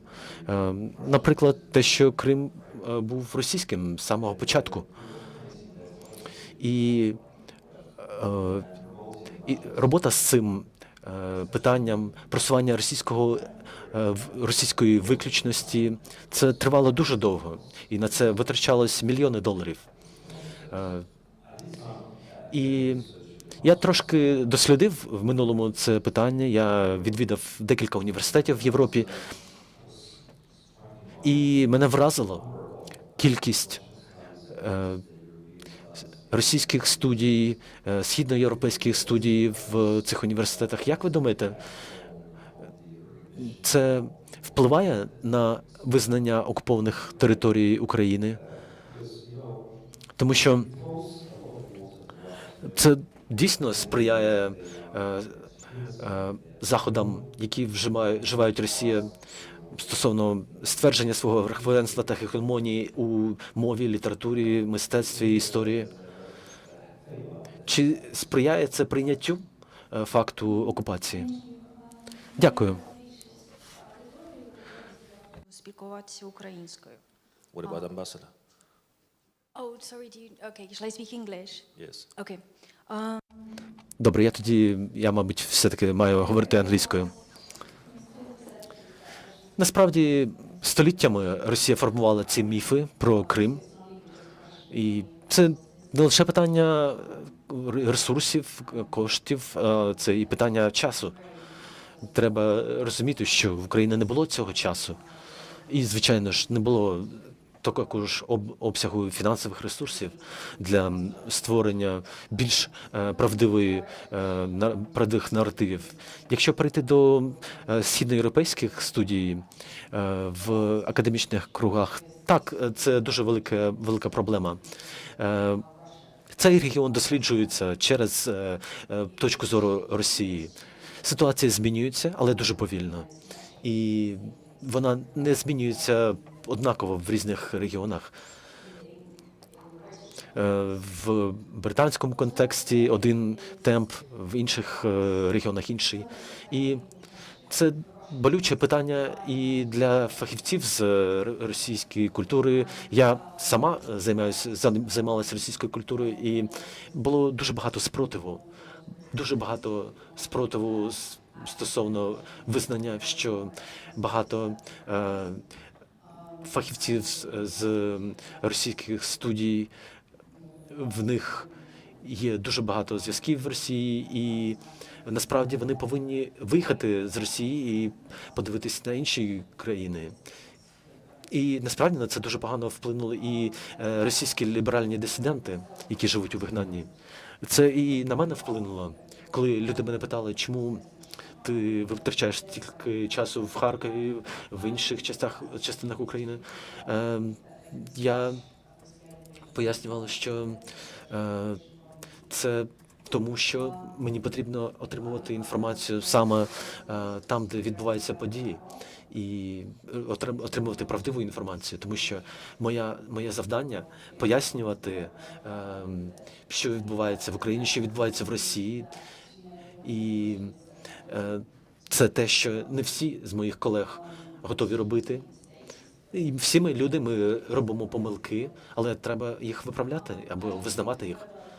Але я вважаю, що відбулося дуже багато прогресу, і це також пов'язано з поколіннями.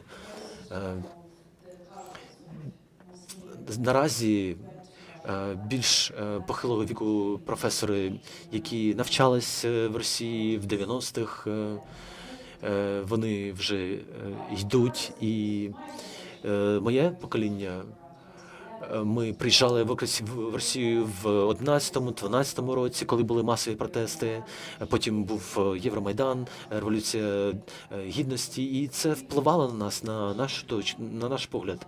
Тобто це питання часу і питання продовження і систематичної роботи, а також зусиль з боку діаспори з їхніми внутрішніми університетами. Я хочу навести приклад. Я знаю, що ви випустились з Оксфордського університету. Так, і я там викладала. І на веб-сайті Оксфордського університету написано, там на першій сторінці є інформація про Кремль. Чи це доречно в ці дні, в цей період?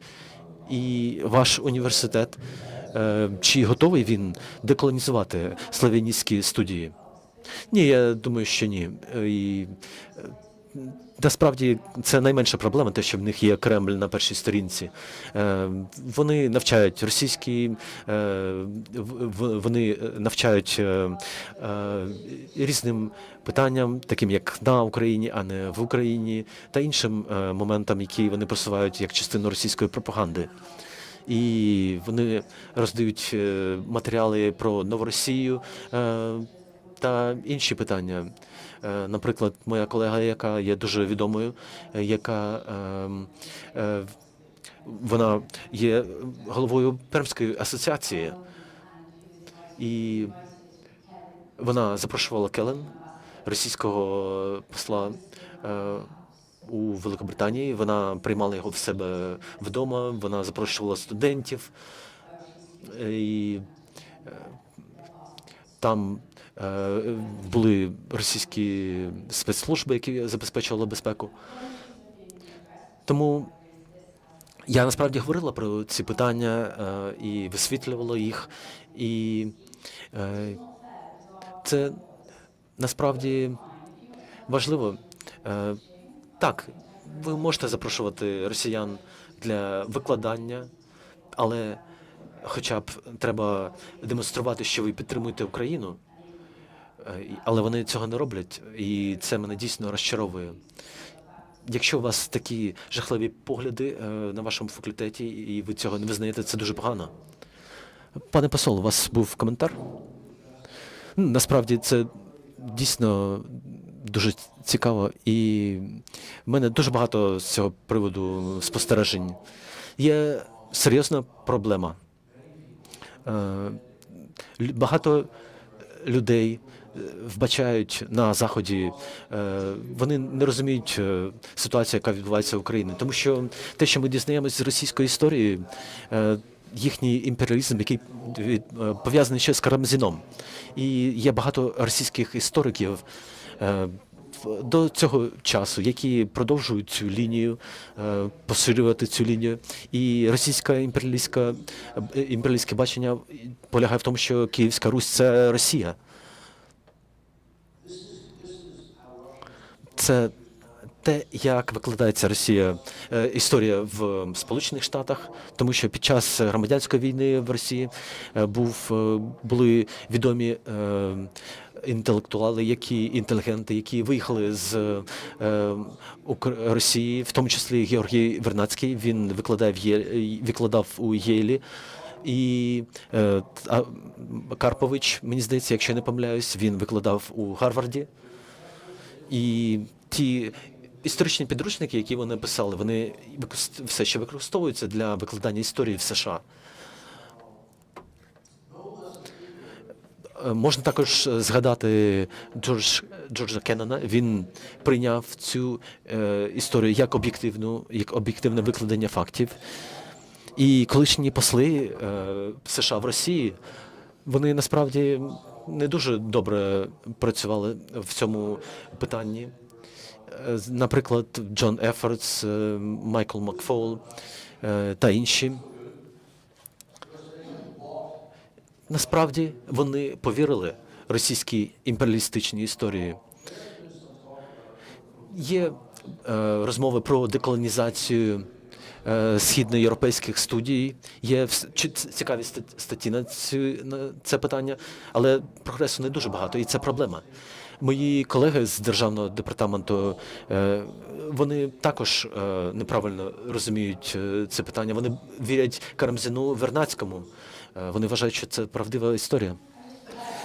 Якщо я повністю з вами згодна, і хотіла б також сказати, в поточних умовах, поточній ситуації, так, для деяких аудиторій можна застосовувати термін деколонізація, але я ще підкреслював, що це точність історії, точність викладення фактів, тому що історія, вона складається з фактів, і це допомогло б нам ефективніше з цим працювати. Я насправді розумію, що і мене теж навчали цій історії. Коли я приїхав в Україну як дипломат, я прочитав історію Субтельного про історію України, і я після перших 60 сторінок зрозумів, що це бачення українців, їхньої історії, а не росіян. Дякую. Дякую. Питання я хотів би запитати Стефана. Франція продовжує займати активну позицію щодо війни в Україні. Ми вдячні Франції за те, що вони займають лідируючу позицію в Європі. І якщо б не зусилля Макрона, як ви думаєте, наскільки б Крим висвітлювали у французькій пресі?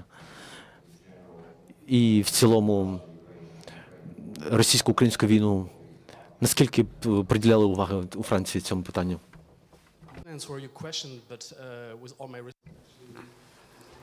Я хочу сказати декілька слів українською. Ви зрозумієте, чому? Років тому рівно я купив квіток на літак до Сімферополя. І наступного дня я прибув в Крим.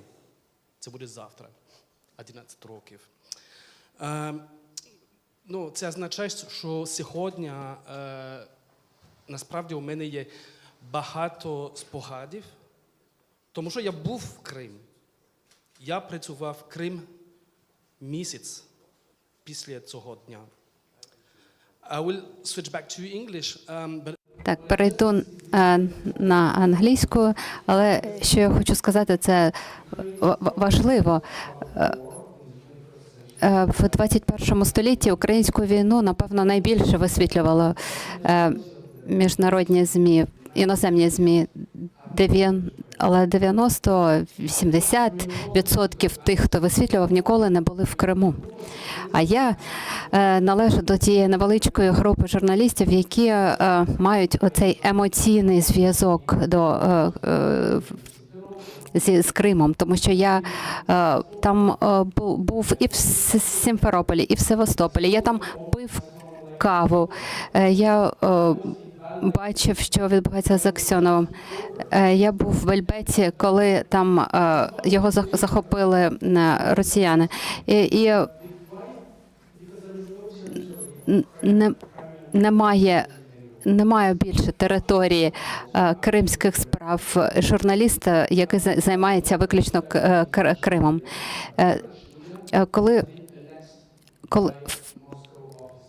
Тому що насправді московські офіси, в московському офісі тепер вся політика вирішується, так, висвітлення. Якщо б це було декілька років тому, я б спитав в своєму офісі, а чи я можу поїхати в Крим. І тоді мені б сказали, ні, твій напарник, твій колега з московського офісу це зробить. Тобто я б мав би поїхати в Москву, в Сімферополь. Якщо б я замість нього поїхав в Сімферополь і повернувся потім на роботу, я б втратив свою акредитацію. І тому дуже довго висвітлювали війну в Україні саме московські кореспонденти. Я не кажу, що це погано, я просто кажу, що це був викривлений погляд, напевно. Ну, у мене насправді є близькі друзі, колеги, з якими я працював, російські журналісти. І я пам'ятаю, що вони робили дуже гарні матеріали про Крим за останні 10 років. Але вже немає від початку вторгнення немає спеціального кореспонденту міжнародного в Москві. Я працював на працюю газету «Ліберасьйон», але мої колеги, їх взагалі просто заборонили їм працювати в Москві. Тобто цих кореспондентів немає, їхньої присутності з 22-го року. Тому я хочу сказати, що оці вікна можливостей для професійних журналістів, відданих, вони закриваються в плані висвітлення Криму. Тому нам треба продовжити цю розмову, як висвітлювати тему Криму міжнародними журналістами. Нам треба пропонувати різні теми для різних географій і надати можливість міжнародним кореспондентам мати доступ до сцени подій. Тобто ми знаємо, що великий об'єм інформації і подій, які відбуваються в Криму, вони також пов'язані з подіями на материковій частині України. Але мені здається, що ключовим є зараз відтворити і цей емоційний зв'язок для іноземних представників преси, чому Крим є важливим? Показати це, тому що в іноземних журналістів просто немає доступу до Криму.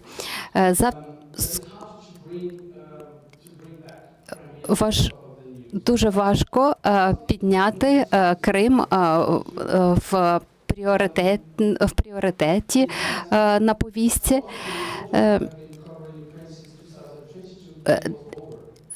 Насправді, для багатьох кореспондентів, які раніше висвітлювали Крим, з початком вторгнення цей питання висвітлення Криму просто закрилося, тому що там зараз бастіон закритий. І все. Але з 23-го року ситуація дещо змінилася, коли розпочався дискурс з приводу контрнаступу.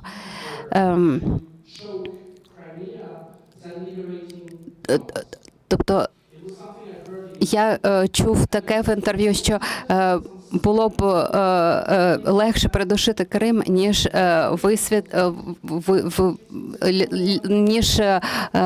звільнити Донбас. Я таке чув. І для всіх на Заході було, знаєте, було чітко зрозуміло, що населення більш прихильне до російської пропаганди. А потім ми побачили просто зміну ситуації. І коли відбувається контрнаступ, коли пишуть про коли відбуваються контратаки, це, звісно, викликає інтерес. Я думаю, що зараз, напевно, настав момент нового сторітелінгу в плані Криму. З одного боку треба зробити свої висновки.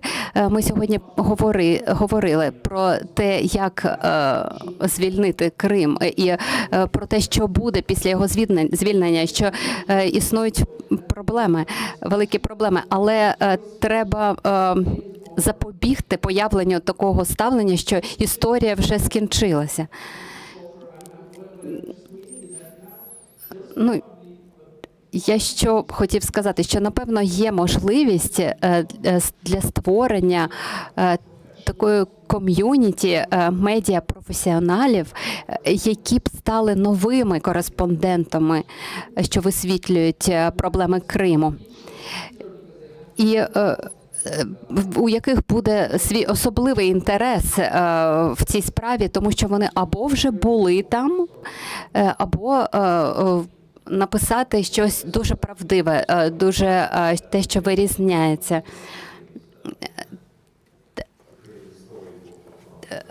Так. Це будуть журналісти, які будуть створювати нову історію для Франції, для всіх в світі. Скажіть, будь ласка, оця книга, що ви написали про президента Зеленського, наскільки вона цікава, наскільки вона популярна у Франції? Ви знаєте, здається, я не відповів повністю на ваше питання. Я думаю, що висвітлення війни в Україні, інтерес до висвітлення українсько-російської війни у Франції зберігається. Звісно, є події в Газі, є події в Ливані, і Ливан є дуже важливим для Франції. Але ми маємо розуміти, що міжнародні медіа не можуть завжди тримати певні тему Криму чи певні теми в пріоритеті, тому що ці пріоритети постійно змінюються через політичні і економічні інтереси. Ви згадали за факт, що я написав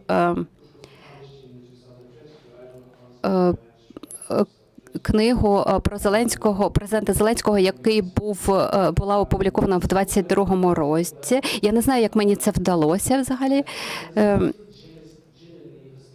Я думаю, що ще і досі увага прикута до України, і я думаю, що підтримка французького суспільства. Я навіть не хочу говорити про підтримку президента Зеленського.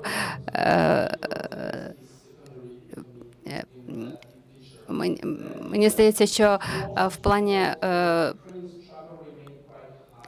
підтримки Західної Європи тут вже фігура президента Зеленського, вона вторинна. Але мені здається, що 2/3 французів, вони підтримують прагнення українців, але для французького, для німецького, напевно, в якійсь мірі для британського суспільства, що ми маємо робити? Ми можемо підтримувати, але що ми маємо далі робити? Ми маємо якось діяти, втрутитися. Насправді, тут є, за цим стоїть багато страхів, які існують в суспільстві. Багато цих страхів викликані таким, звісно, ядерною силою Росії. І, звісно, Росія знає, як залякати людей, і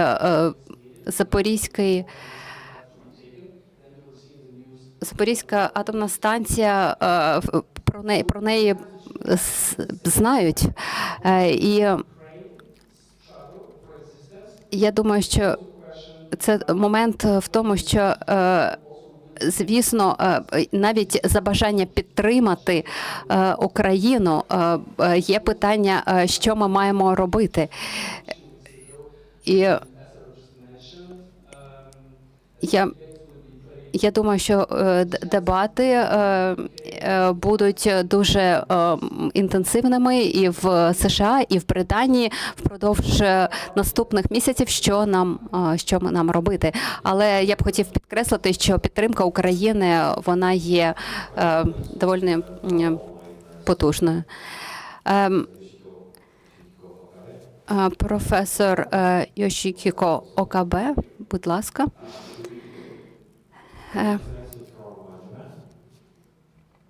Yes, you're right. Yeah, thank you. We can hear you well.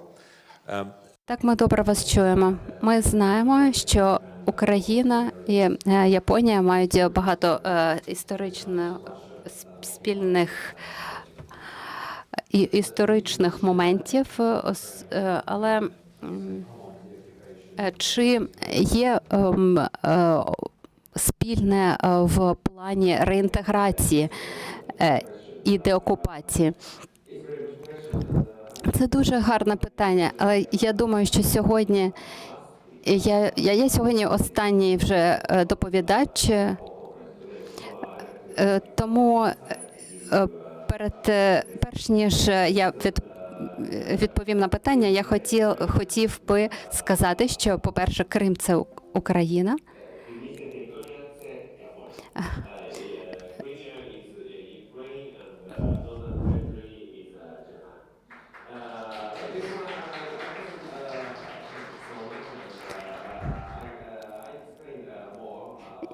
Я більше це поясню, але, по-перше, про слогани, але коротко на ваше питання хотів би відповісти.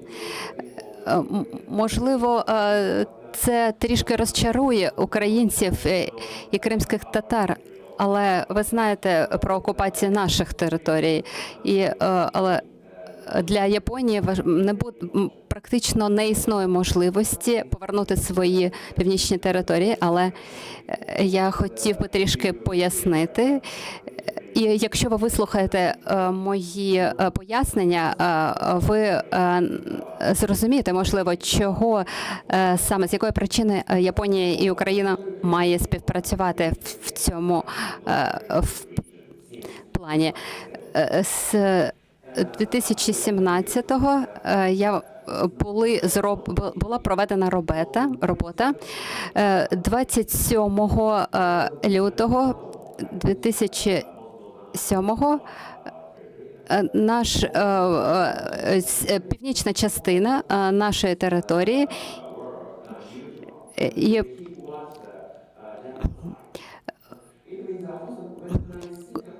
коли я думаю про події того року, я думаю, що оця причина того, що підготовки атаки,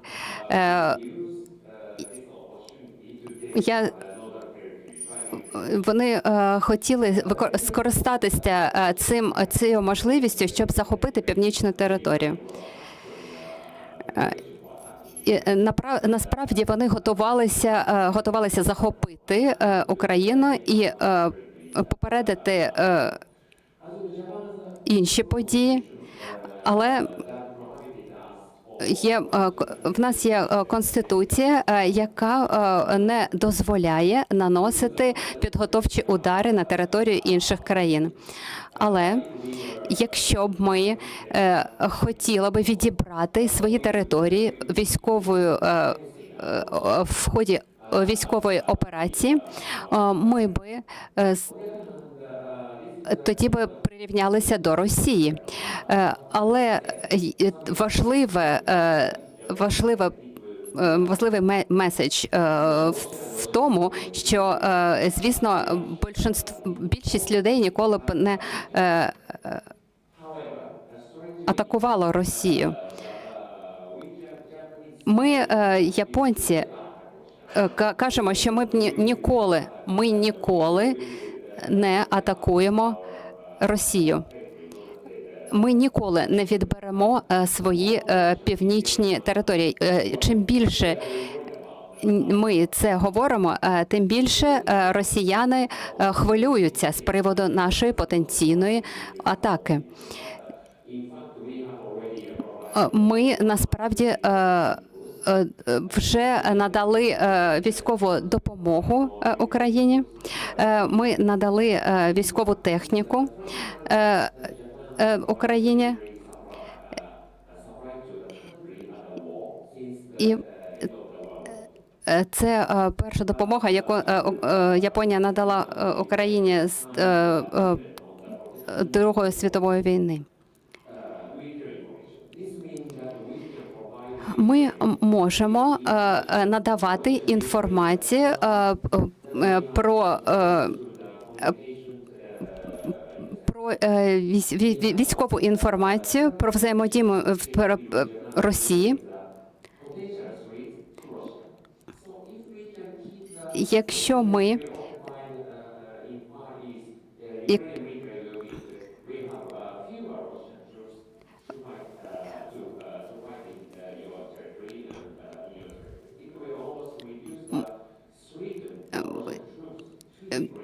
це може скоротити загрозу російського вторгнення подальшого в Україну, якщо ми будемо співпрацювати одне з одним в ході цієї війни. І я хочу підкреслити, що ці відносини, вони дуже важливі. І я хочу сказати, що це дуже унікальна була б унікальною спроба повернути наші північні території, але я пізніше про це розкажу. В мене є до вас ще питання. Дякую, професоре.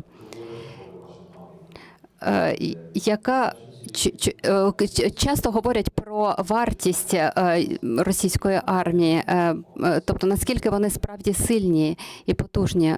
Чи ви в цьому плані щось плануєте проти зусиль якихось вторгнення? Я вам вже казав, що в нас мирна конституція. Ми не можемо починати військові операції. Але російські війська, вони дуже обережні. І вони з обережністю ставляться до нашої підтримки Західної Азії. Тому я думаю, що це дуже добре. І мені здається, що ми маємо і ми б хотіли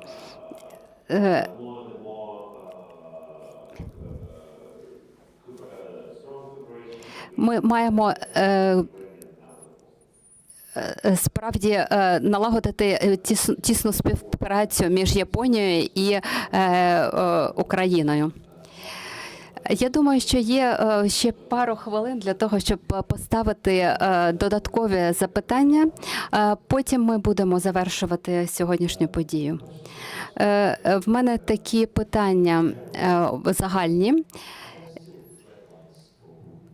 Чи є якісь межі, якісь червоні лінії, так би мовити, для Путіна? Чи, як ви вважаєте, в чому б вони полягали?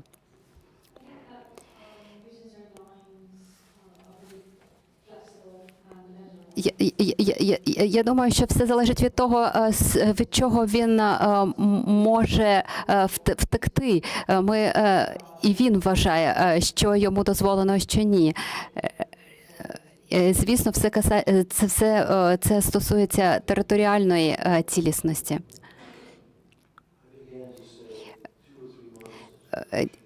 Я вважаю, що це все стосується не того, що Путін може зробити нам, а що ми можемо зробити Путіну. І, звісно, ми регулярно нас фруструвала оця слабкість адміністрації Байдена. В Політіко була стаття, яку опублікували перед конференцією в Мюнхені в 23-му. І я вже обіцяв не розкривати секрети таємних переговорів і обговорень. І була група експертів по регіону, і вони казали, що ми не даємо Україні достатньо зброї для того, щоб виграти в контрнаступі 23-го року, тому що може розв'язатися ядерна війна. І тоді, тобто я тоді подумав, що Путін просто це Путіну просто все сходить з рук, і його через те, що він може використовувати свою ядерну історію з ядерною зброєю.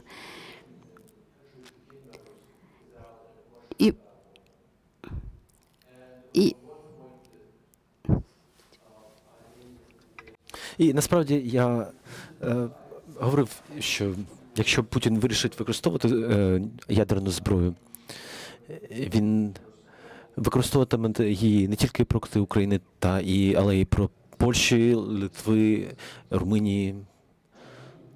Стефане? Ну, насправді, я не знаю, чи Крим є червоною лінією для Путіна. Я думаю, що це червона лінія для Заходу в їхньому розумі. І нам потрібно працювати з цим питанням. Чому? Ми говоримо про Блінкена та багато інших прикладів. Чому Крим став такою ментальною червоною лінією для Західного світу? Я знаю, що для Росії червона лінія – це Київ. І я спілкувався з колегами у Франції, і вони вважають, що Київ – це червона лінія. Якщо для росіян НАТО, Захід – це червона лінія. Про Крим не знаю. Якщо говорити, чи можемо ми зробити щось в Криму, чи буде якось негативно реагувати Росія, ми побачимо. Але, по-перше, нам потрібно працювати з західною точкою зору з цього питання. Професоре? З точки зору Японії, Я також не знаю, чи Крим – це червона лінія для Путіна, але якщо Крим – це червона лінія, наші північні території є теж червоною лінією для Росії. І це те, що нас об'єднує, наші країни, Україну та Японію. Це важливе для нас питання, і нам потрібно слідкувати, що для Росії є червоною лінією. Дякую, дякую. І в мене ще є питання. Чи Кримія все ще є тезою, яка обговорюється світовими лідерами в питанні припинення війни? Чи Крим вже стала частиною російської правової системи, і нам потрібно просто забути про це в рамках перемовин? Коли почнуться перемовини, як ви думаєте, чи буде ще питання це обговорюватись? Ну, якщо я можу почати. У ситуації Франції, але я думаю, це так само і в інших країнах. Крим не займає важливої позиції в обговоренні, і це не означає, що питання Криму зняте. Це означає, що є загальне сприйняття. І саме тому цей форум дуже важливий, тому що нам потрібно казати, що є альтернативні реалії, про які люди не знають. Це спротив, це стійкість. І треба повідомляти, що думають люди в Криму, і що відбувається в великих містах в Криму. Я не знаю, і мені дуже цікаво про це дізнатись. І я думаю, це б сприяло загальному обговоренню, ця інформація. У 1918 році закінчилася Перша світова війна, і ми втратили деякі території, Франція втратила деякі території, тому територіальне питання – це важливе питання для країн, і ситуація може мінятися. Ми знаємо, що з 45-го року є догма про те, що кордони не повинні мінятися силою, але в 2014 році Росія теж не мала права міняти кордони. Тому, можливо, є зміст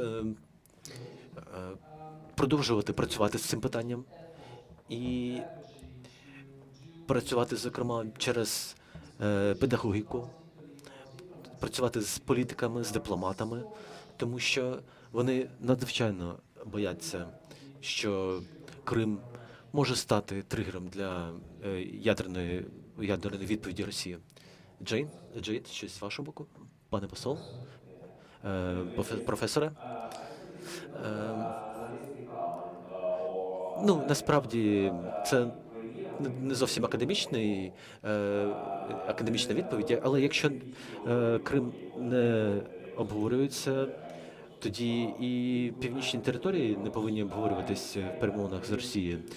І насправді я вважаю, що ці питання мають обговорюватись під час перемовин, і ми не повинні від них відмовлятись. Ну, думаю, ми скоро про це дізнаємось.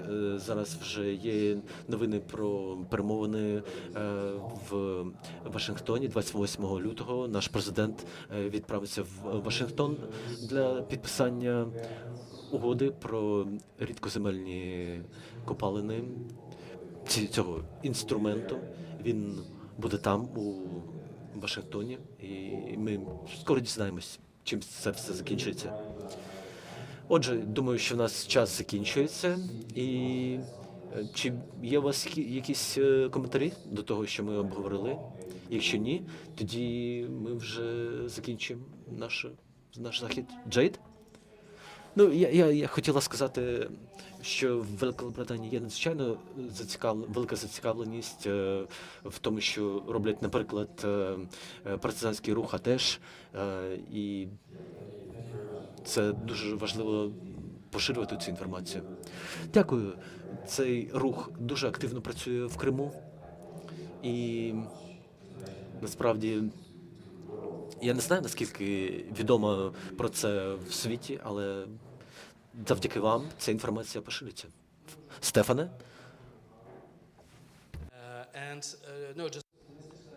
І що я хотів сказати, якщо у вас є важлива історія, яку ви хочете розповісти про Крим, знайдіть людей, знайдіть журналістів, які будуть поширювати цю історію, і таким чином ми будемо сприяти поширенню цієї історії. Тому я закликаю всіх в цій аудиторії це робити.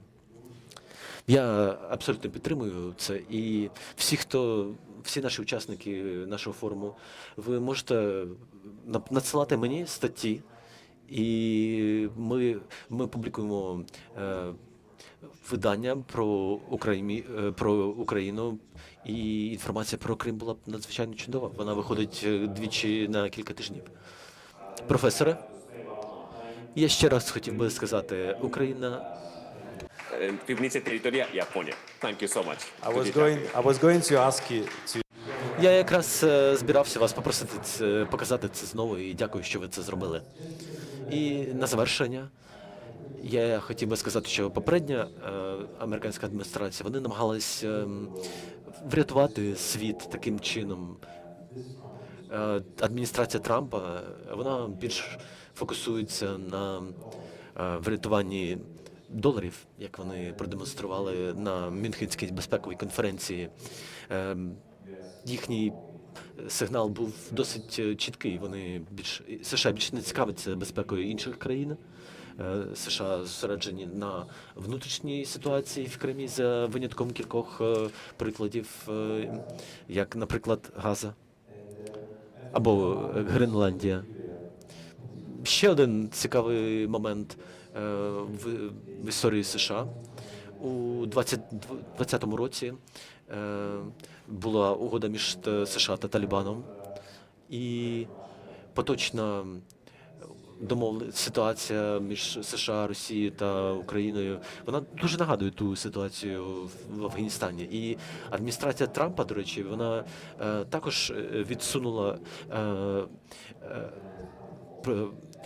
уряд Афганістану і уклала домовленість напряму з Талібаном.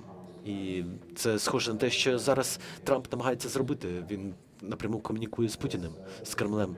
І це дуже небезпечно. Ми бачили, що відбувалось після виходу американських військ з Афганістану.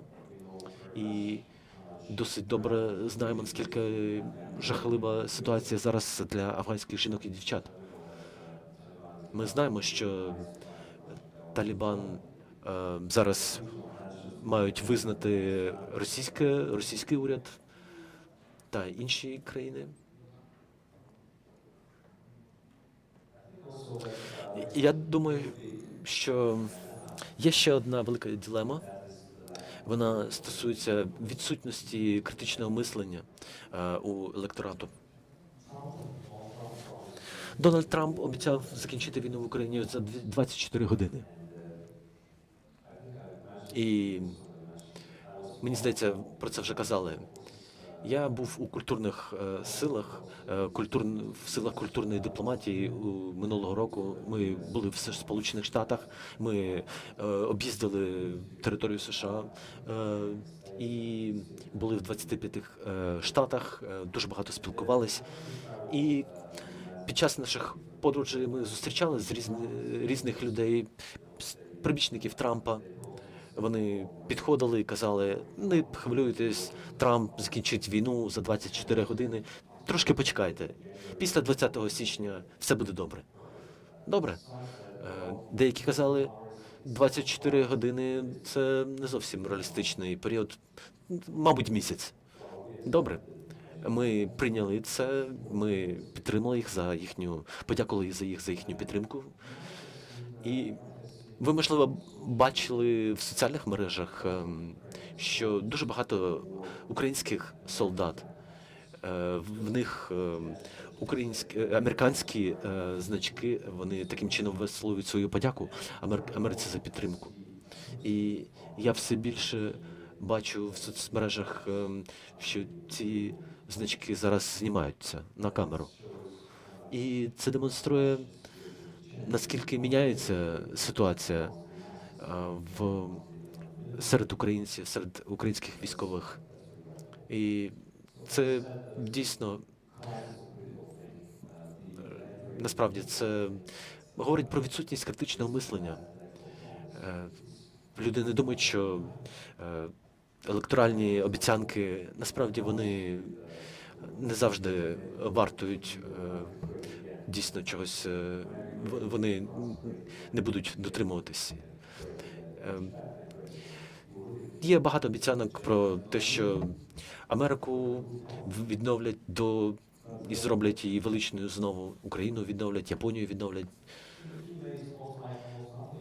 Ці обіцянки роблять політики, і політики не знають, що відбувається насправді в нашій країні. Вони не знають, що відбувається у Франції, у Великобританії.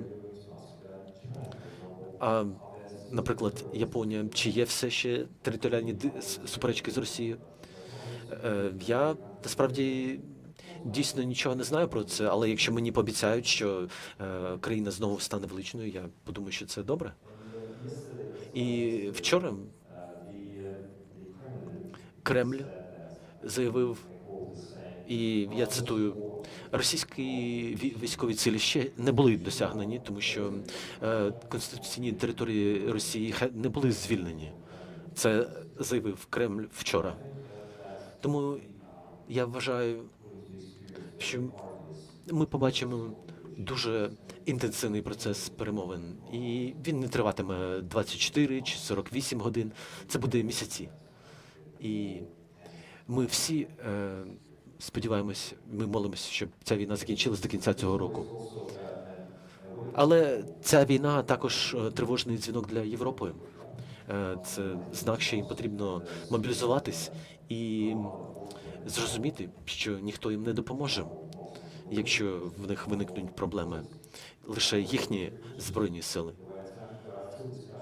Є розмови про створення військового фонду для покриття військових витрат. І ми вдячні Німеччині за вони дуже швидко погодили та нададуть ракети «Таурус» Україні без жодних обмежень.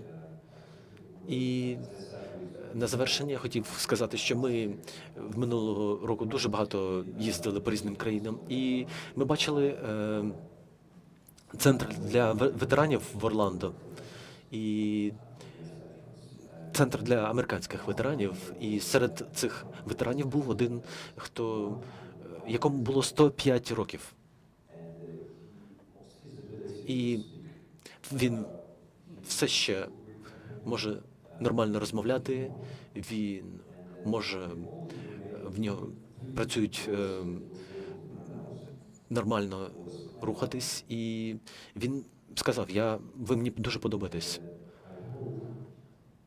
І я сподіваюся, що коли президент Трамп, коли йому буде 105 років, якщо він все ще зможе розмовляти, він скаже, ви мені подобаєтесь.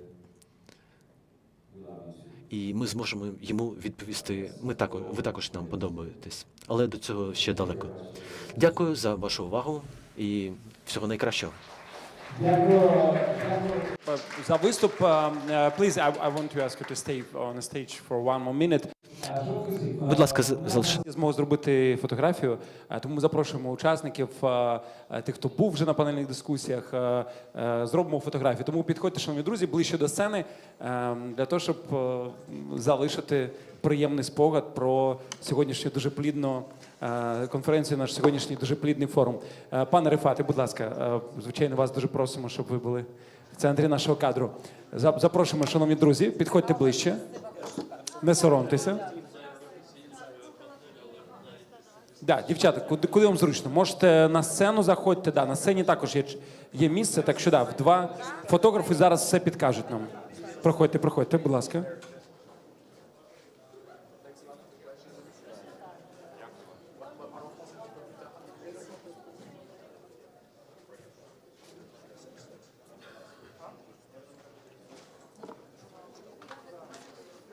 Так, проходьте ближче. Дівчата, давайте на сцену. Заходьте на сцену, там точно є місце. Будь ласка. Друзі,